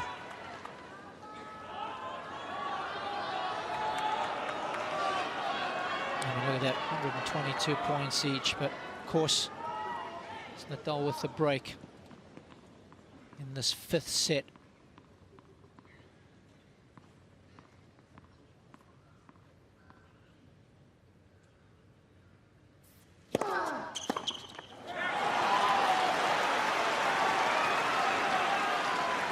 What you see when he misses a ball like that is just how difficult it is to hit it as cleanly as he has for 2 out of the 5 sets. It's moving, it's jamming you into your body, but he's done such a great job, Roger, for the most part, of being able to force Rafa to actually think about moving his serve around.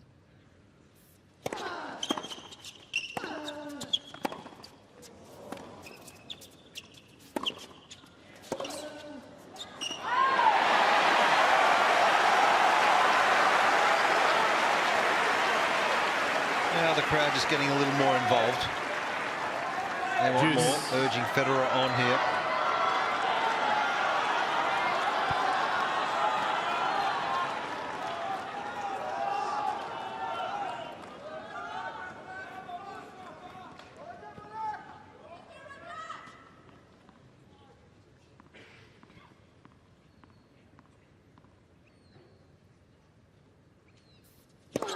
Let's for service.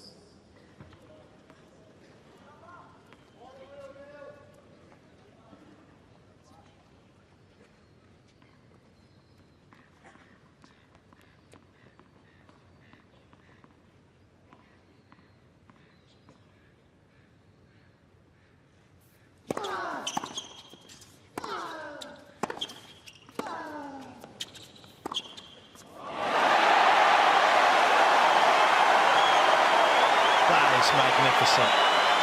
Well, the match has produced some absolutely startlingly good rallies. This arguably, given the situation, Advantage Federer. The best of the lot.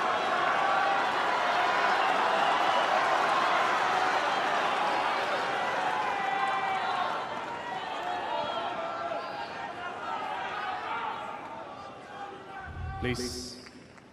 Can he make it count? Another break point for Federer.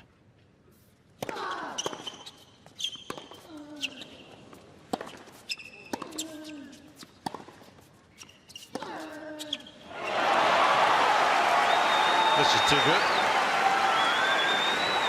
I mean, mentally, this guy is a fortress. Juice. He gives you nothing.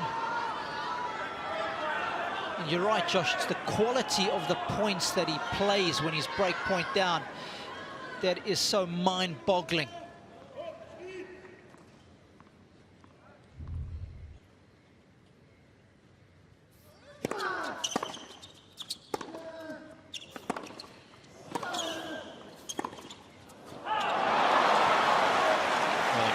It's just a little more complicated than it looks for Roger. Should he go down the line? Nadal. Does he go back into the forehand where he's had a lot of success and ended up just not able to execute the shot?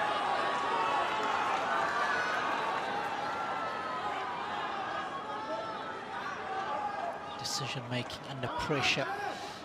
That's what Thank you. Sport is all about.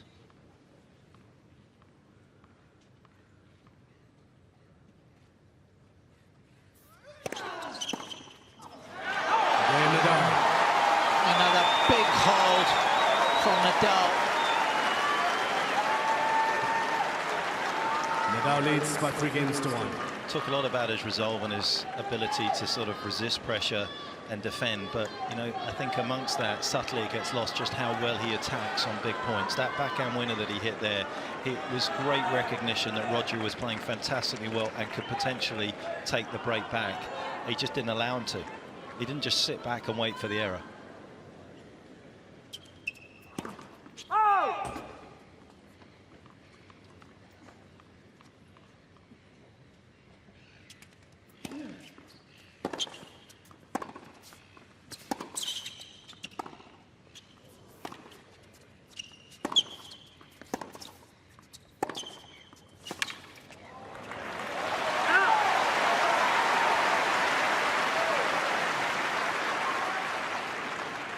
Love.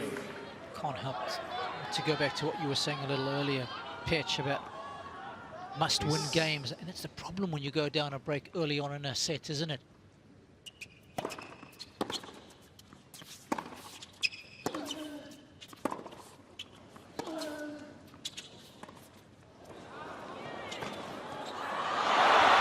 good with that backhand. His ability to improvise with that shot.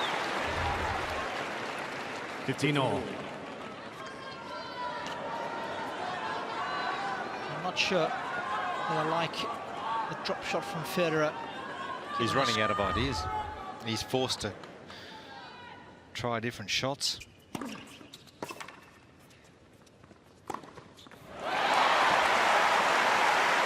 playing well, Roger Federer. 30-15. I think it's fair to say this is as well as Federer has played in the last decade against Rafa in a in a big match in a final of a slam.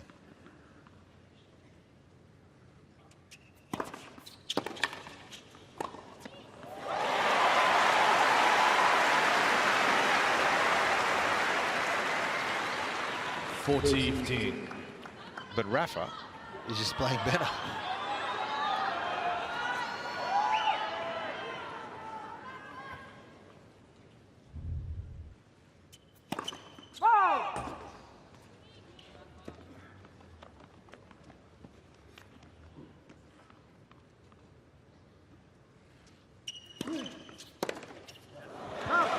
Federer.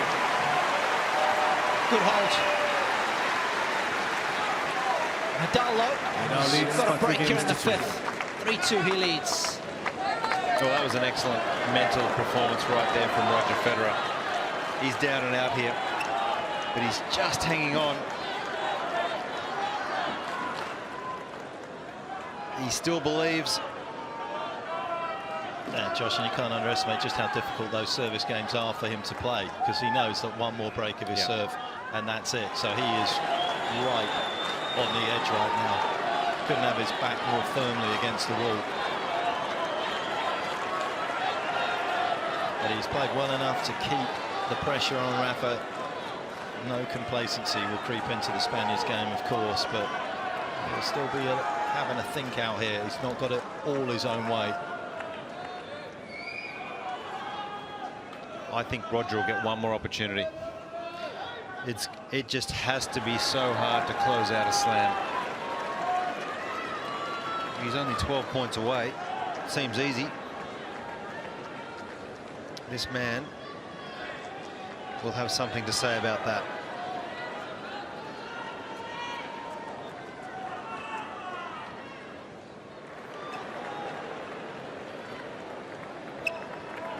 Our first tennis major of the year brings us to this fantastic sporting city.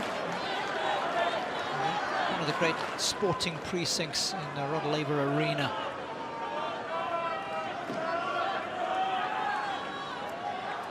It's been high-octane tennis from two of the greatest players ever to play our sport. Right now, it's this man who is in the ascendancy. Federer trying to play catch-up.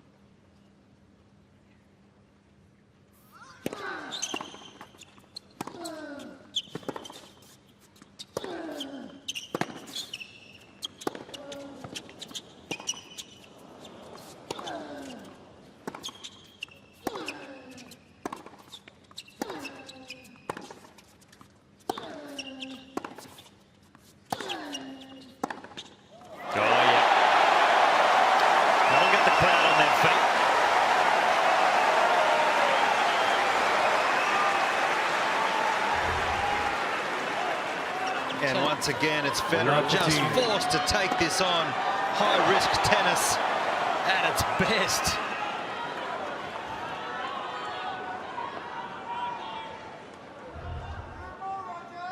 First rally of the match.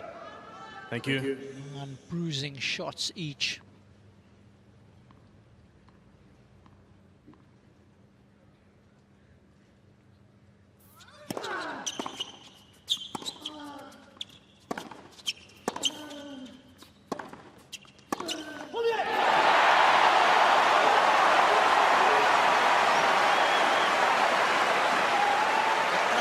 Tactic there, boys, because Federer gave him the line and said, come on, I want to see you hit that forehand down the line for a decent forehand from me.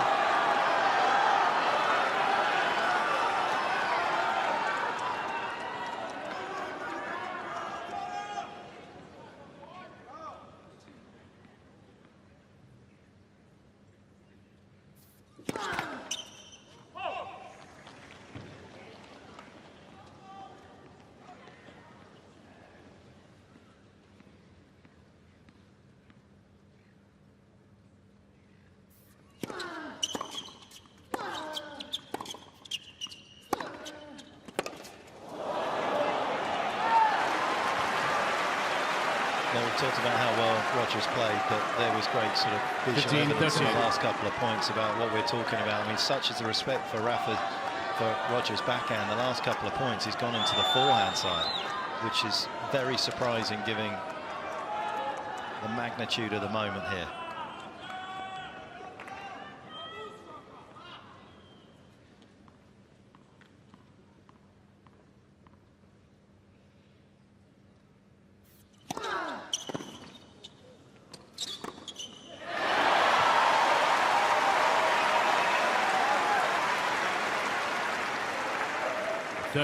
Once again, Josh, it's tennis right out of the top draw when it matters most.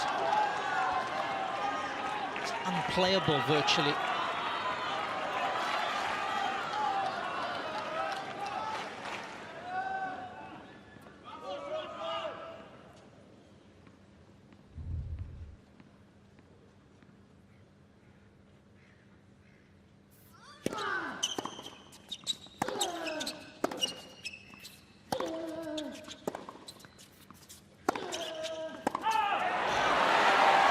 Mr. Nadal is challenging the ball on the left baseline.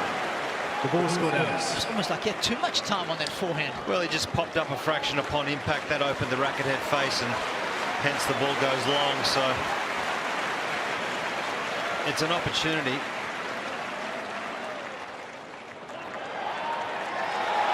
Here for Federer, and I just cannot believe how well Nadal has played these big points, these break points over the last 30 minutes. That has been the difference, and that is why he's winning. Can he respond one more time?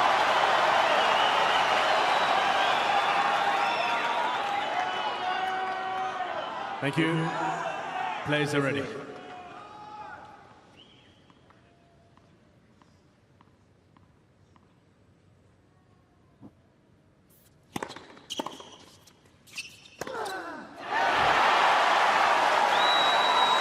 Yes, he can. Juice. And to the viewers at home, this looks like one of the easiest forehands you can possibly make. It's certainly not at this stage of the game.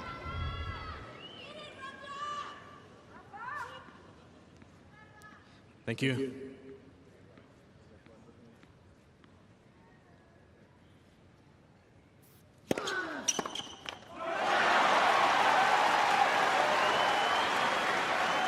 Advantage Nadal.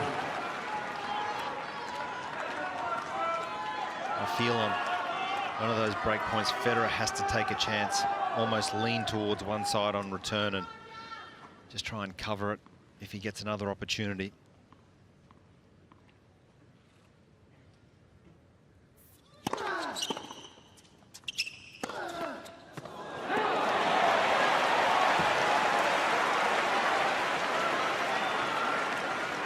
Juice.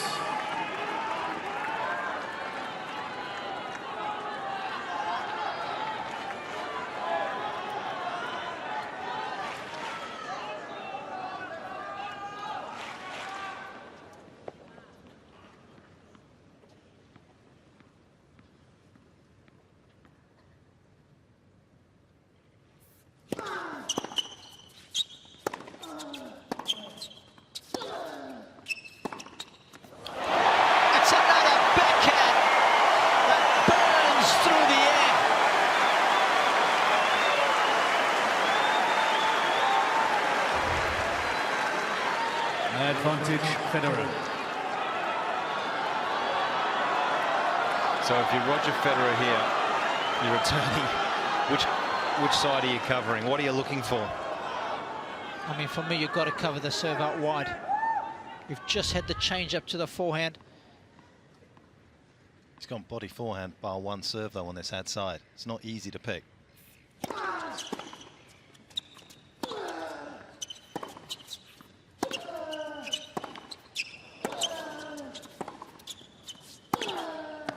He's missed it. He's human.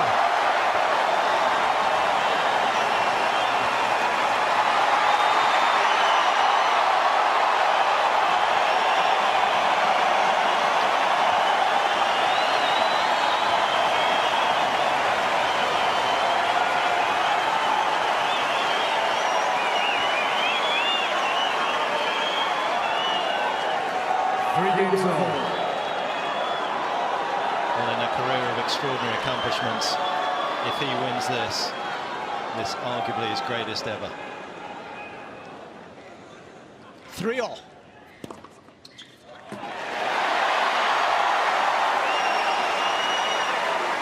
And no matter what happens, these are the moments we're going to remember as fans. Not how many they won, where they won. The moments that made us feel like this.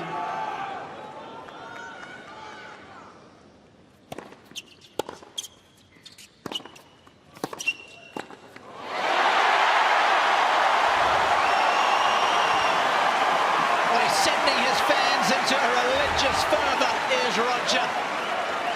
30 love.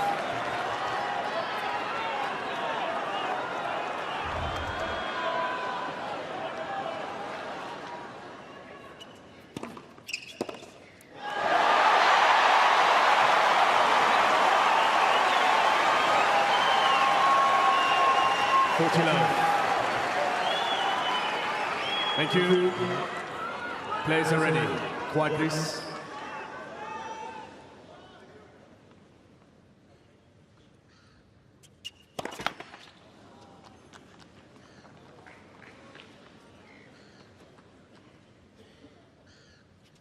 Oh, that's a thing of beauty. Rod Laver is out of his chair. It's Federer who leads 4-3 in the fifth. He's back out in front. Federer leads by 4 games to 3. Such a great champion, both these players. But that last 2 games there from Roger Federer, that's as good as it gets.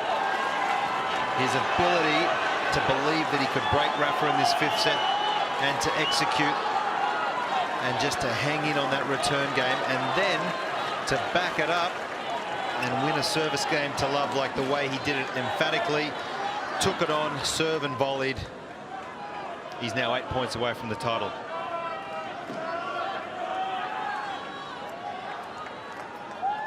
That sounds quite close, doesn't it? I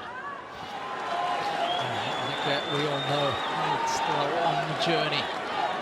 Remember, no tiebreakers here in the 5th set in Australia, and we've seen some epics down the years. And just about everyone is involved. That man on the other side. Oh, he'll have the something camera to shot. say about it. Watch him come out here. Here he goes. Sprints out. He's ready to go.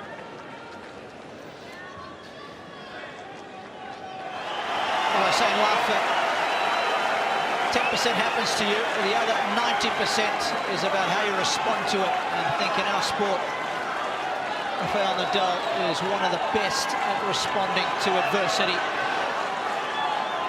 He's taken a couple of big body blows here in the 5th. Thank you.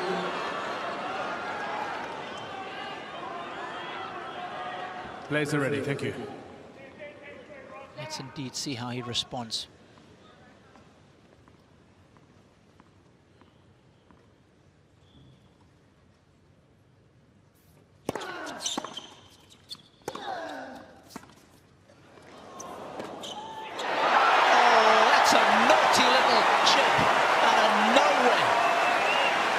It's incredible the level of belief and also creativity he's certainly just brought to the last couple of games.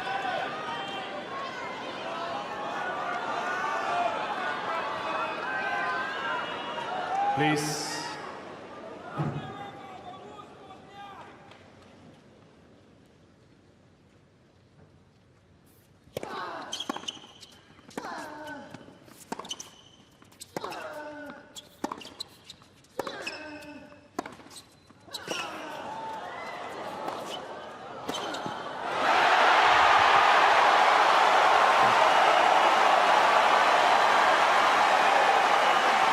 Decision-making under an extreme amount of pressure. So easy to go with an inside-in forehand there, but trusting the pattern of play that has worked extremely well for him in this match. Well, it's not as though his reputation needed enhancing, but it will be if he wins this. This is stunning.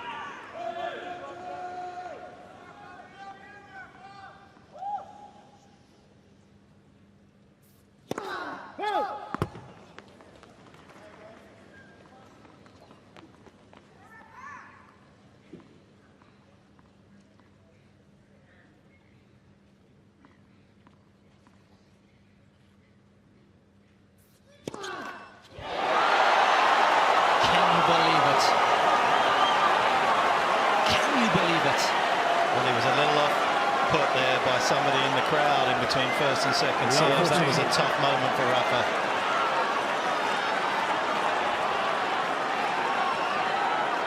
It's going to be pandemonium if he wins this game. Thank you.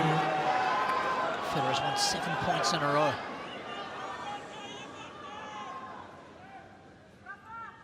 Thank you.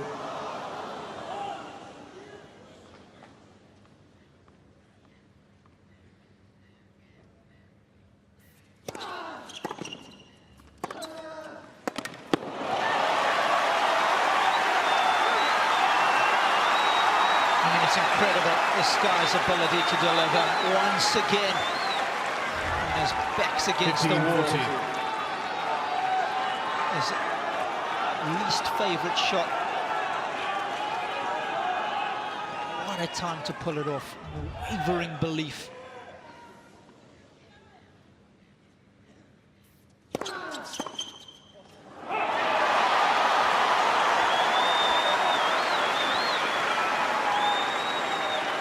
Huge serve coming up here. 30-14. He has persisted with that body forehand serve. Is it time to use the slider wide for Rafa right here? The old faithful.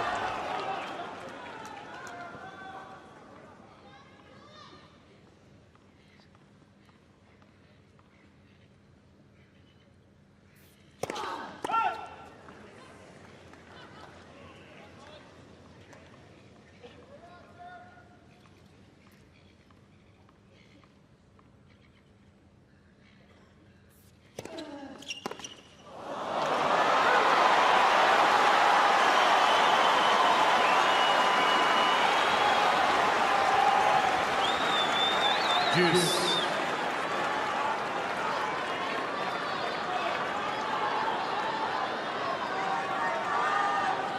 He hasn't missed time many backhand returns in this match.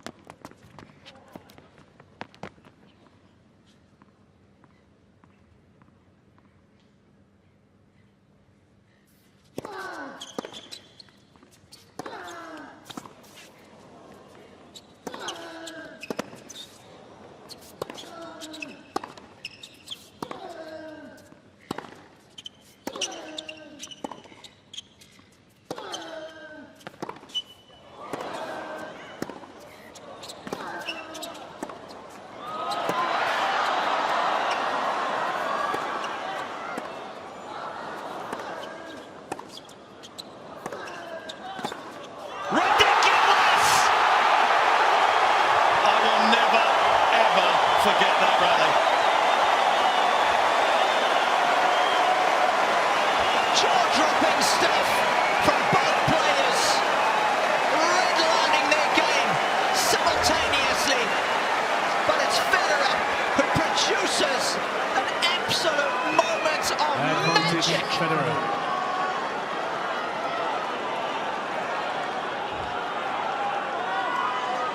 That is why sport is the best form of reality TV. And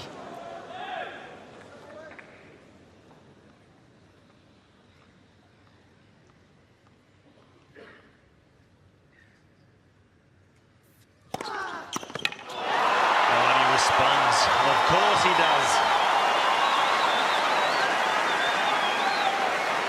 So good. Juice. Under pressure once again.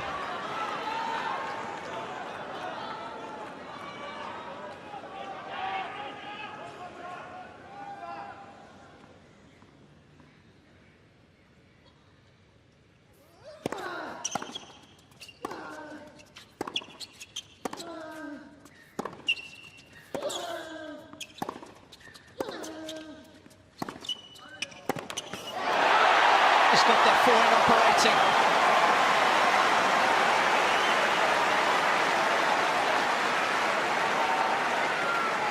Advantage Federer. How many more looks can he get and not convert, guys? Well, I think Once again, I know it sounds easy under pressure, but to take a chance or maybe cover a side when he's returning here, just to force Nadal to serve to his least favoured serve, maybe down the tee. He's 1 of 10 break points in this deciding set, is Federer.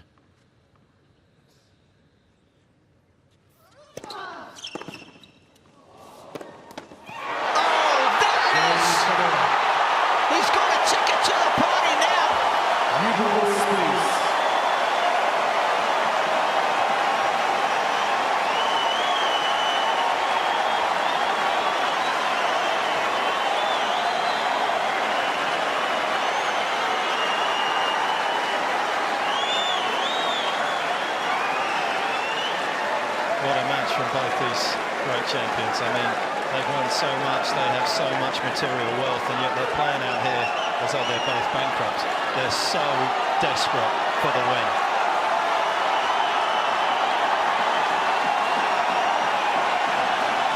He's played some big games in his career. Doesn't get much bigger than this. After 3 hours and 31 minutes, Roger Federer will serve for his 5th Australian Open title.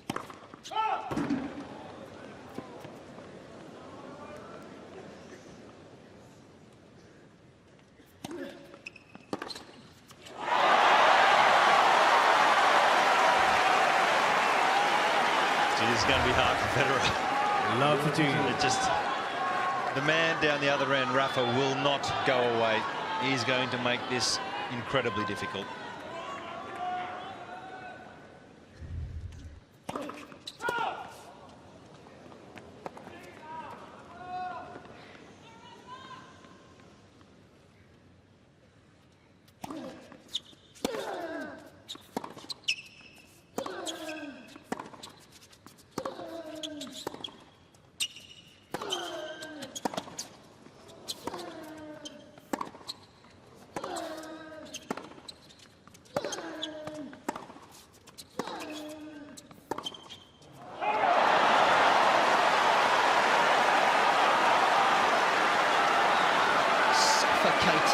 Federer with wonderful length in that rally, but love that team.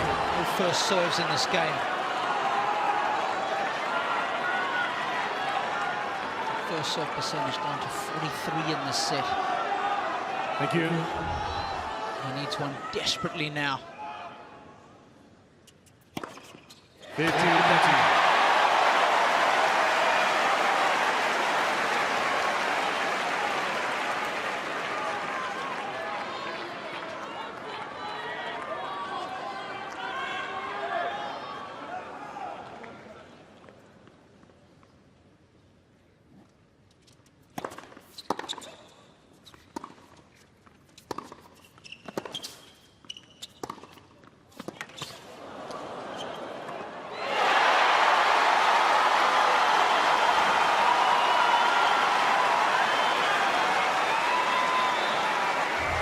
What a response this has been from Rafa.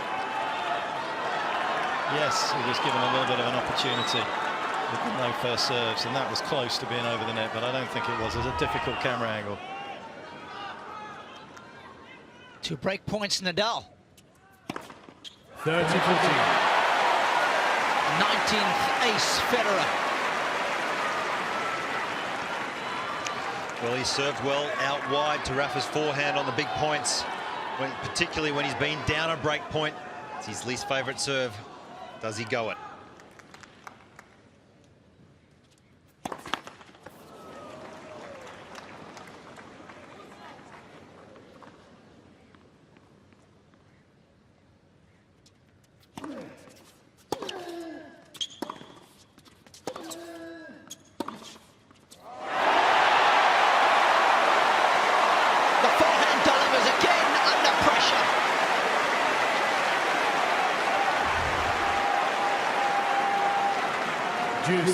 Well, incredible movement here from Federer to give himself space on this forehand, just to get right around with the ball viciously biting off from Rafa's forehand spin.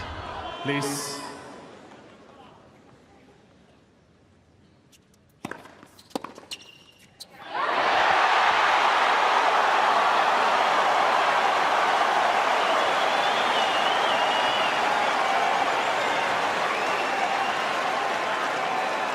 Advantage Federer.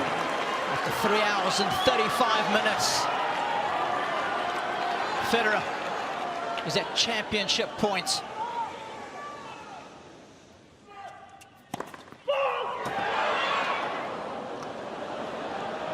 Thank you.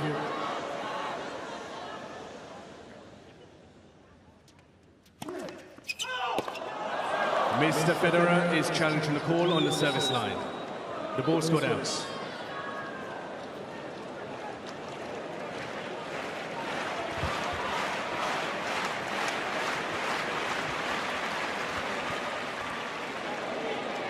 It's in. Replay the points. So they will have a do-over. It will be a first serve. Advantage Federer. Please. Championship points. Mr. Federer is challenging the call on the service line. The ball scored out.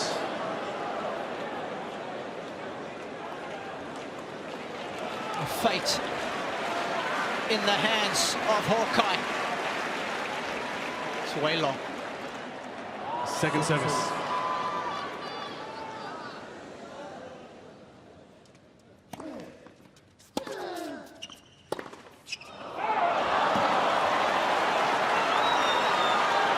The feel on the forehand Mr. there. Federer has 2 challenges remaining.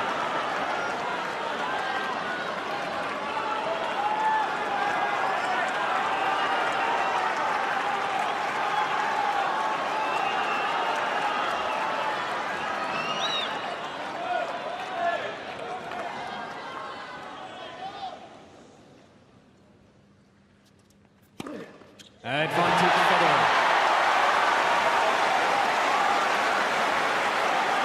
20th ace brings up a second championship points for Federer. Thank you.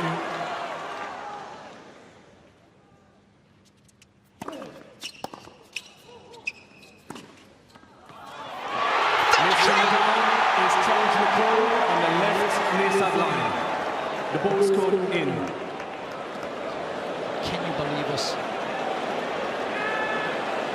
Hawkeye decides the outcome.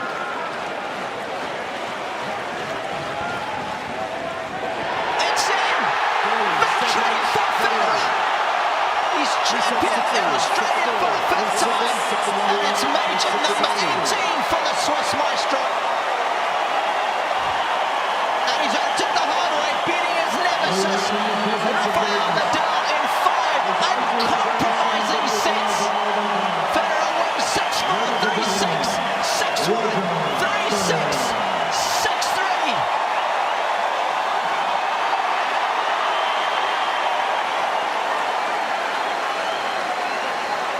Well, the Australian Open has been simply the best slam in so many years, and they saved the best for last. The 2 best champions we've had in this current era in terms of numbers of majors produce one of the most memorable tennis matches, one of the most memorable finals in a Grand Slam of all time. So much history residing on it.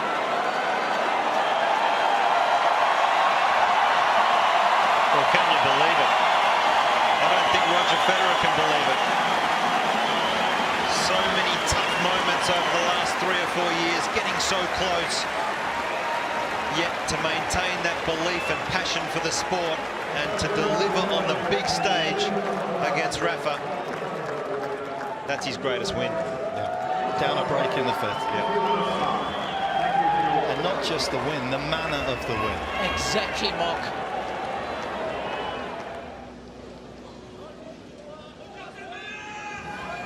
He really is the ultimate warrior in our sport, isn't he, Josh? And that's what makes the win even better as far as Federer is concerned. I do think we now are ready for the trophy ceremony to get underway. Well, ladies and gentlemen, it was the final that we were all hoping for, and it did not disappoint.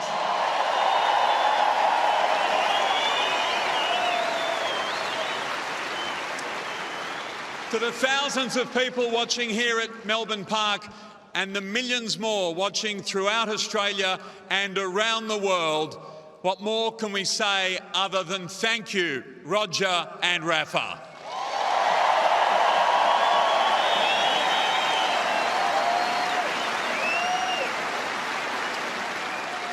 Joining us for the presentation tonight is the President of Tennis Australia, Mr. Steve Healy, and the President and CEO of Kia Motors Australia, Mr. S.H. Cho.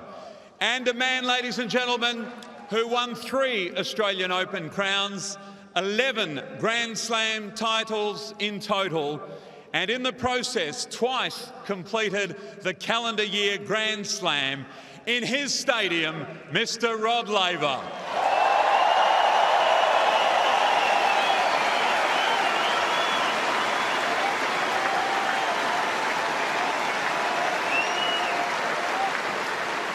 Welcome, Rod. Also with us, the CEO of Tennis Australia and Tournament Director, Mr. Craig Tiley, and the Tournament Referee, Mr. Wayne McEwen. As you know, ladies and gentlemen, Kia have been great supporters of the Australian Open, and it is now my great pleasure to introduce Mr. Cho of Kia Motors Australia.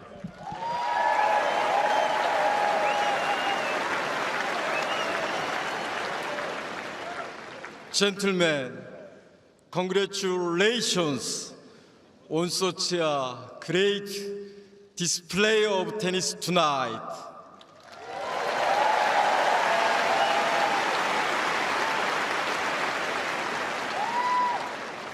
On behalf of everyone at Kia Motors Corporation, I thank you for showing us exactly why the Australian Open is one of the world's most exciting major sports championships.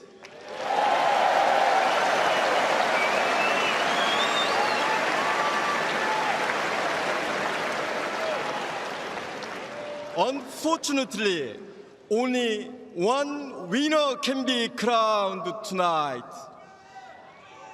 But I believe both of you should be proud of the sportsmanship and passion you have shown throughout this year's tournament.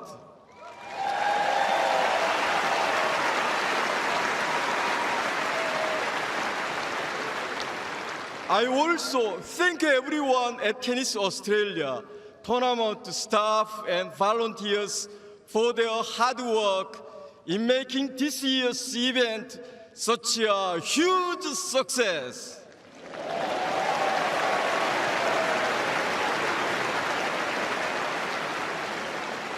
And of course, my heartfelt thanks go out to all of the passionate fans here tonight and watching at home.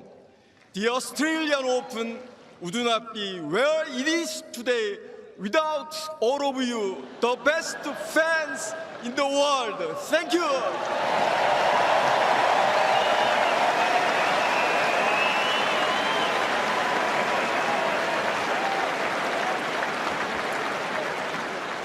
Thank you very much, Mr. Cho. Ladies and gentlemen, please now welcome to the microphone the President of Tennis Australia, Mr. Steve Healy.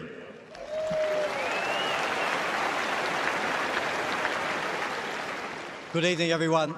What a tournament, what a night, and what a pleasure and privilege to have witnessed that final. That was extraordinary. First of all, to Premier Andrews and your government, thank you for the ongoing and fabulous support we receive for this facility. It is the finest tennis venue in the world, and thank you very much. Thank you also to our fantastic sponsors led by Kia, Jacobs Creek, Emirates, ANZ and Rolex, and all of the sponsors. We thank you very much for what you do. To Craig Tiley and the 8,500 tournament team, a wonderful job, brilliant effort. You deserve every praise heaped upon you by the players and by the fans alike. Well done, Craig.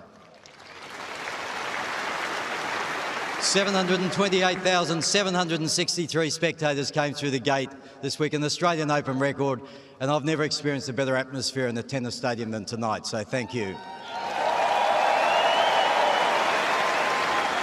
And to Roger and Rafa, you have turned on an absolute show. and you personify all of the great values of sport in fairness, good sportsmanship, respect for the sport and the great champions, including the respect you show for each other. It was a memorable night. To Rafa, we sympathise with you. It was a magnificent final. You are a champion and always will be, so well done. And to Roger Federer, your 5th Australian Open, 18th Grand Slam, the legend grows. Well done. Can I ask the umpire, James Keith, to come up and receive a gift?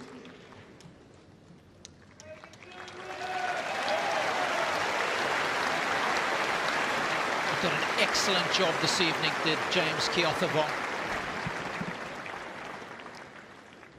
Thank you, James. Congratulations, and thank you also, Steve. So now, ladies and gentlemen, it gives me great pleasure to ask Mr. Cho to come forward again and present the cheque, and to Mr. Rod Laver to present the trophy to our runner-up. An icon of the sport who once again has wowed us over the past fortnight with his unrivalled athleticism, his passion and his skill. A 14-time Grand Slam champion, and based on what we've witnessed over this past fortnight, a contender for many years still to come. Ladies and gentlemen, our runner-up, Australian Open 2017, Rafael Nadal.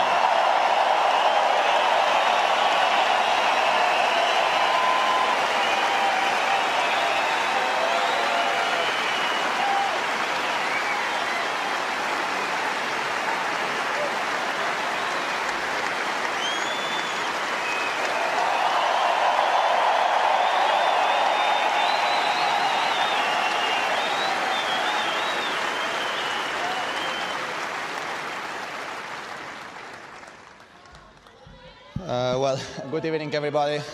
First of all, just can say congrats to Roger and all his team.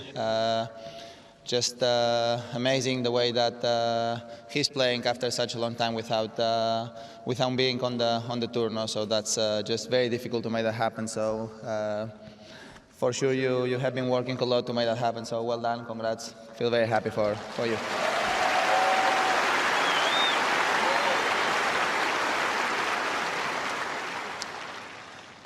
Well, for me personally, have been a great month. You know, for the first time in my career, I spent 1 full month here in Australia, starting playing in Brisbane, then playing the Fast Four in Sydney, and now being here for the last 3 weeks. You know? So just amazing month for me. I really enjoy it a lot. This beautiful country, fantastic people, supporting a lot, all the events.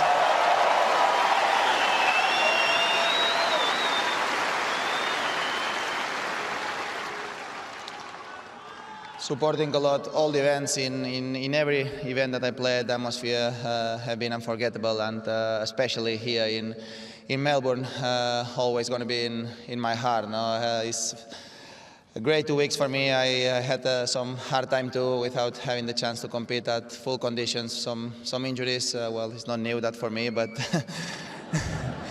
but it's still always tough when it happens. No? So I worked very hard to be where I am today. I fought a lot during the both weeks. Today, I think was a great match.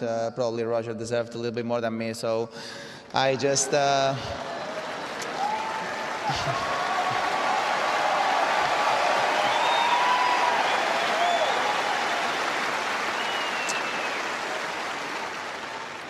gonna keep trying. No, I feel that I am back at very high level. So I gonna keep fighting during the whole season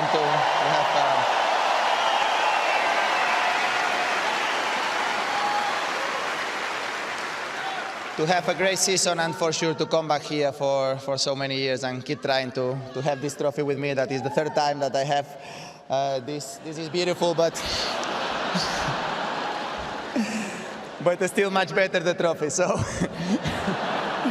I'm gonna keep trying hard to have the trophy again with me in the future. Just can say thank you very much, all my team. You know, we have been working hard, doing a lot of months to be where we are. So just thank you for all the support, family, people, everybody who made possible that I am here again. So for sure, all the sponsors who made possible this amazing event. One of the best the best events of the world of sport, without a doubt. So many thanks to all the sponsors, and especially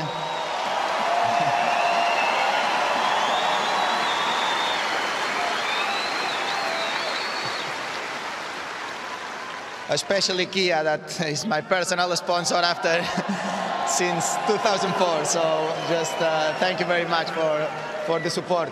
And last thing, just many thanks to all the people who make possible the event, all the organization, President Craig Tidley, who is one amazing tournament director, everybody who make possible this, probably the best organized event of the world for the players. No? So just many thanks to all Tennis Australia for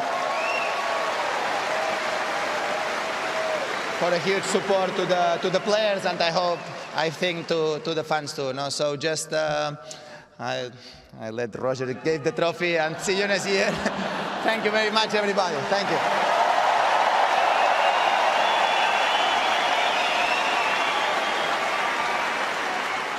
Rafa, well done. Such a gracious and humble champion. Our congratulations again to our tournament runner-up, Rafael Nadal.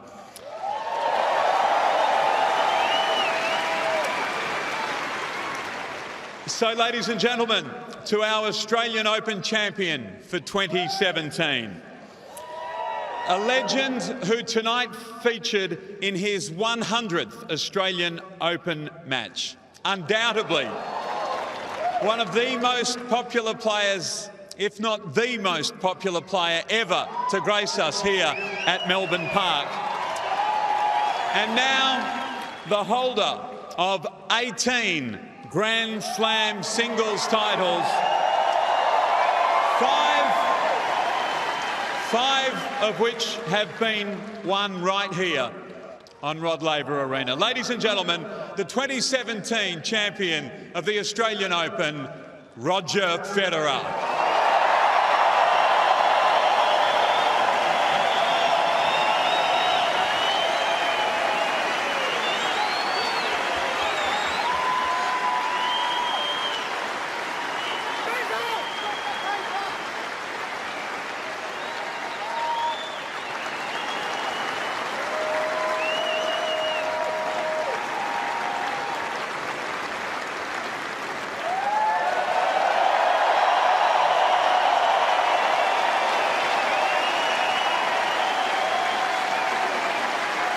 The St Norman Brooks Challenge Cup is Rogers again.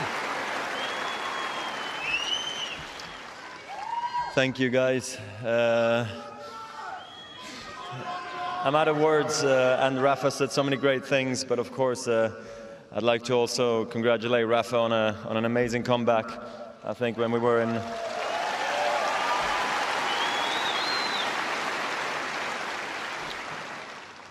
I don't think we both, either one of us, believed that we were going to be in the finals of Australia when we saw each other at your academy, you know, sort of 4 or 5 months ago. And here we stand in the finals. You know, I'm happy for you. I would have been happy to lose too, to be honest. The comeback was perfect as it was. So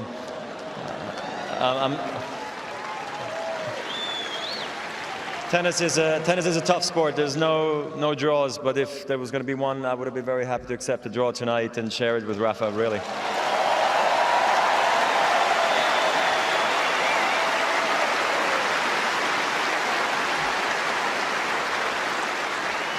I know everybody says they work very hard. I did the same. I try really not to shout about it because we got some serious legends and toughest guys in the game, like in Rafa, here tonight. So, but I'd just like to thank my team because it's been a different last 6 months. Let's be honest. I wasn't sure if I was going to make it here, but here I am, and we made it. So I'd just like to thank you guys. Thank you.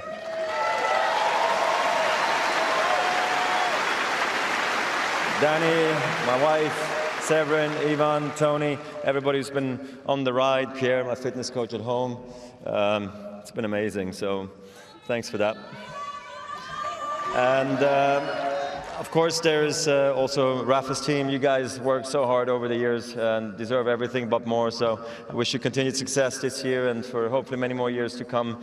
You know, stay on the tour, keep playing Rafa, please. Tennis needs you. So thanks very much for everything you do.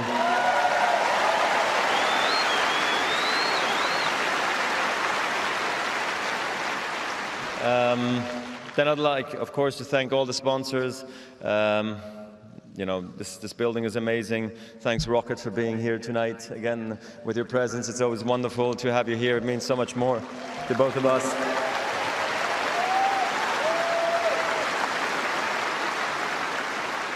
And of course, you guys fill up the seats and make it just a wonderful experience for us, the players, to fight harder and one more time and one more time. So it's because of you guys that we are standing here tonight as well, and we fought like we could, and yeah, just you guys made it super special for me always. You guys have been amazing over the years. I've been coming here for almost 20 years now, and I've always enjoyed it, and now my family does too, so thank you for that.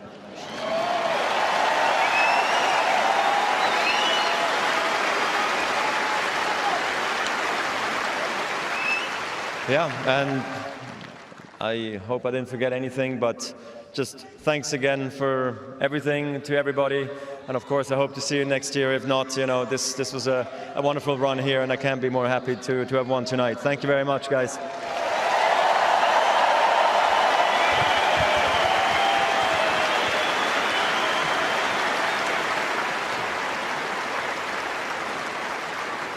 Ladies and gentlemen, I'm sure I speak for everyone in the stadium and indeed watching wherever you might be. It's a night we will never forget. Our congratulations and thanks to our runner-up, Rafael Nadal, and our congratulations to 18-time Grand Slam champion, Roger Federer.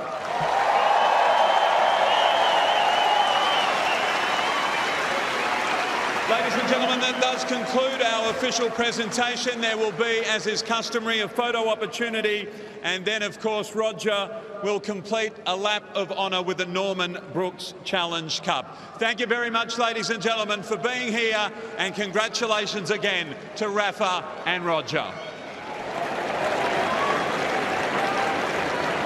Well, gentlemen, those are nice scenes right there.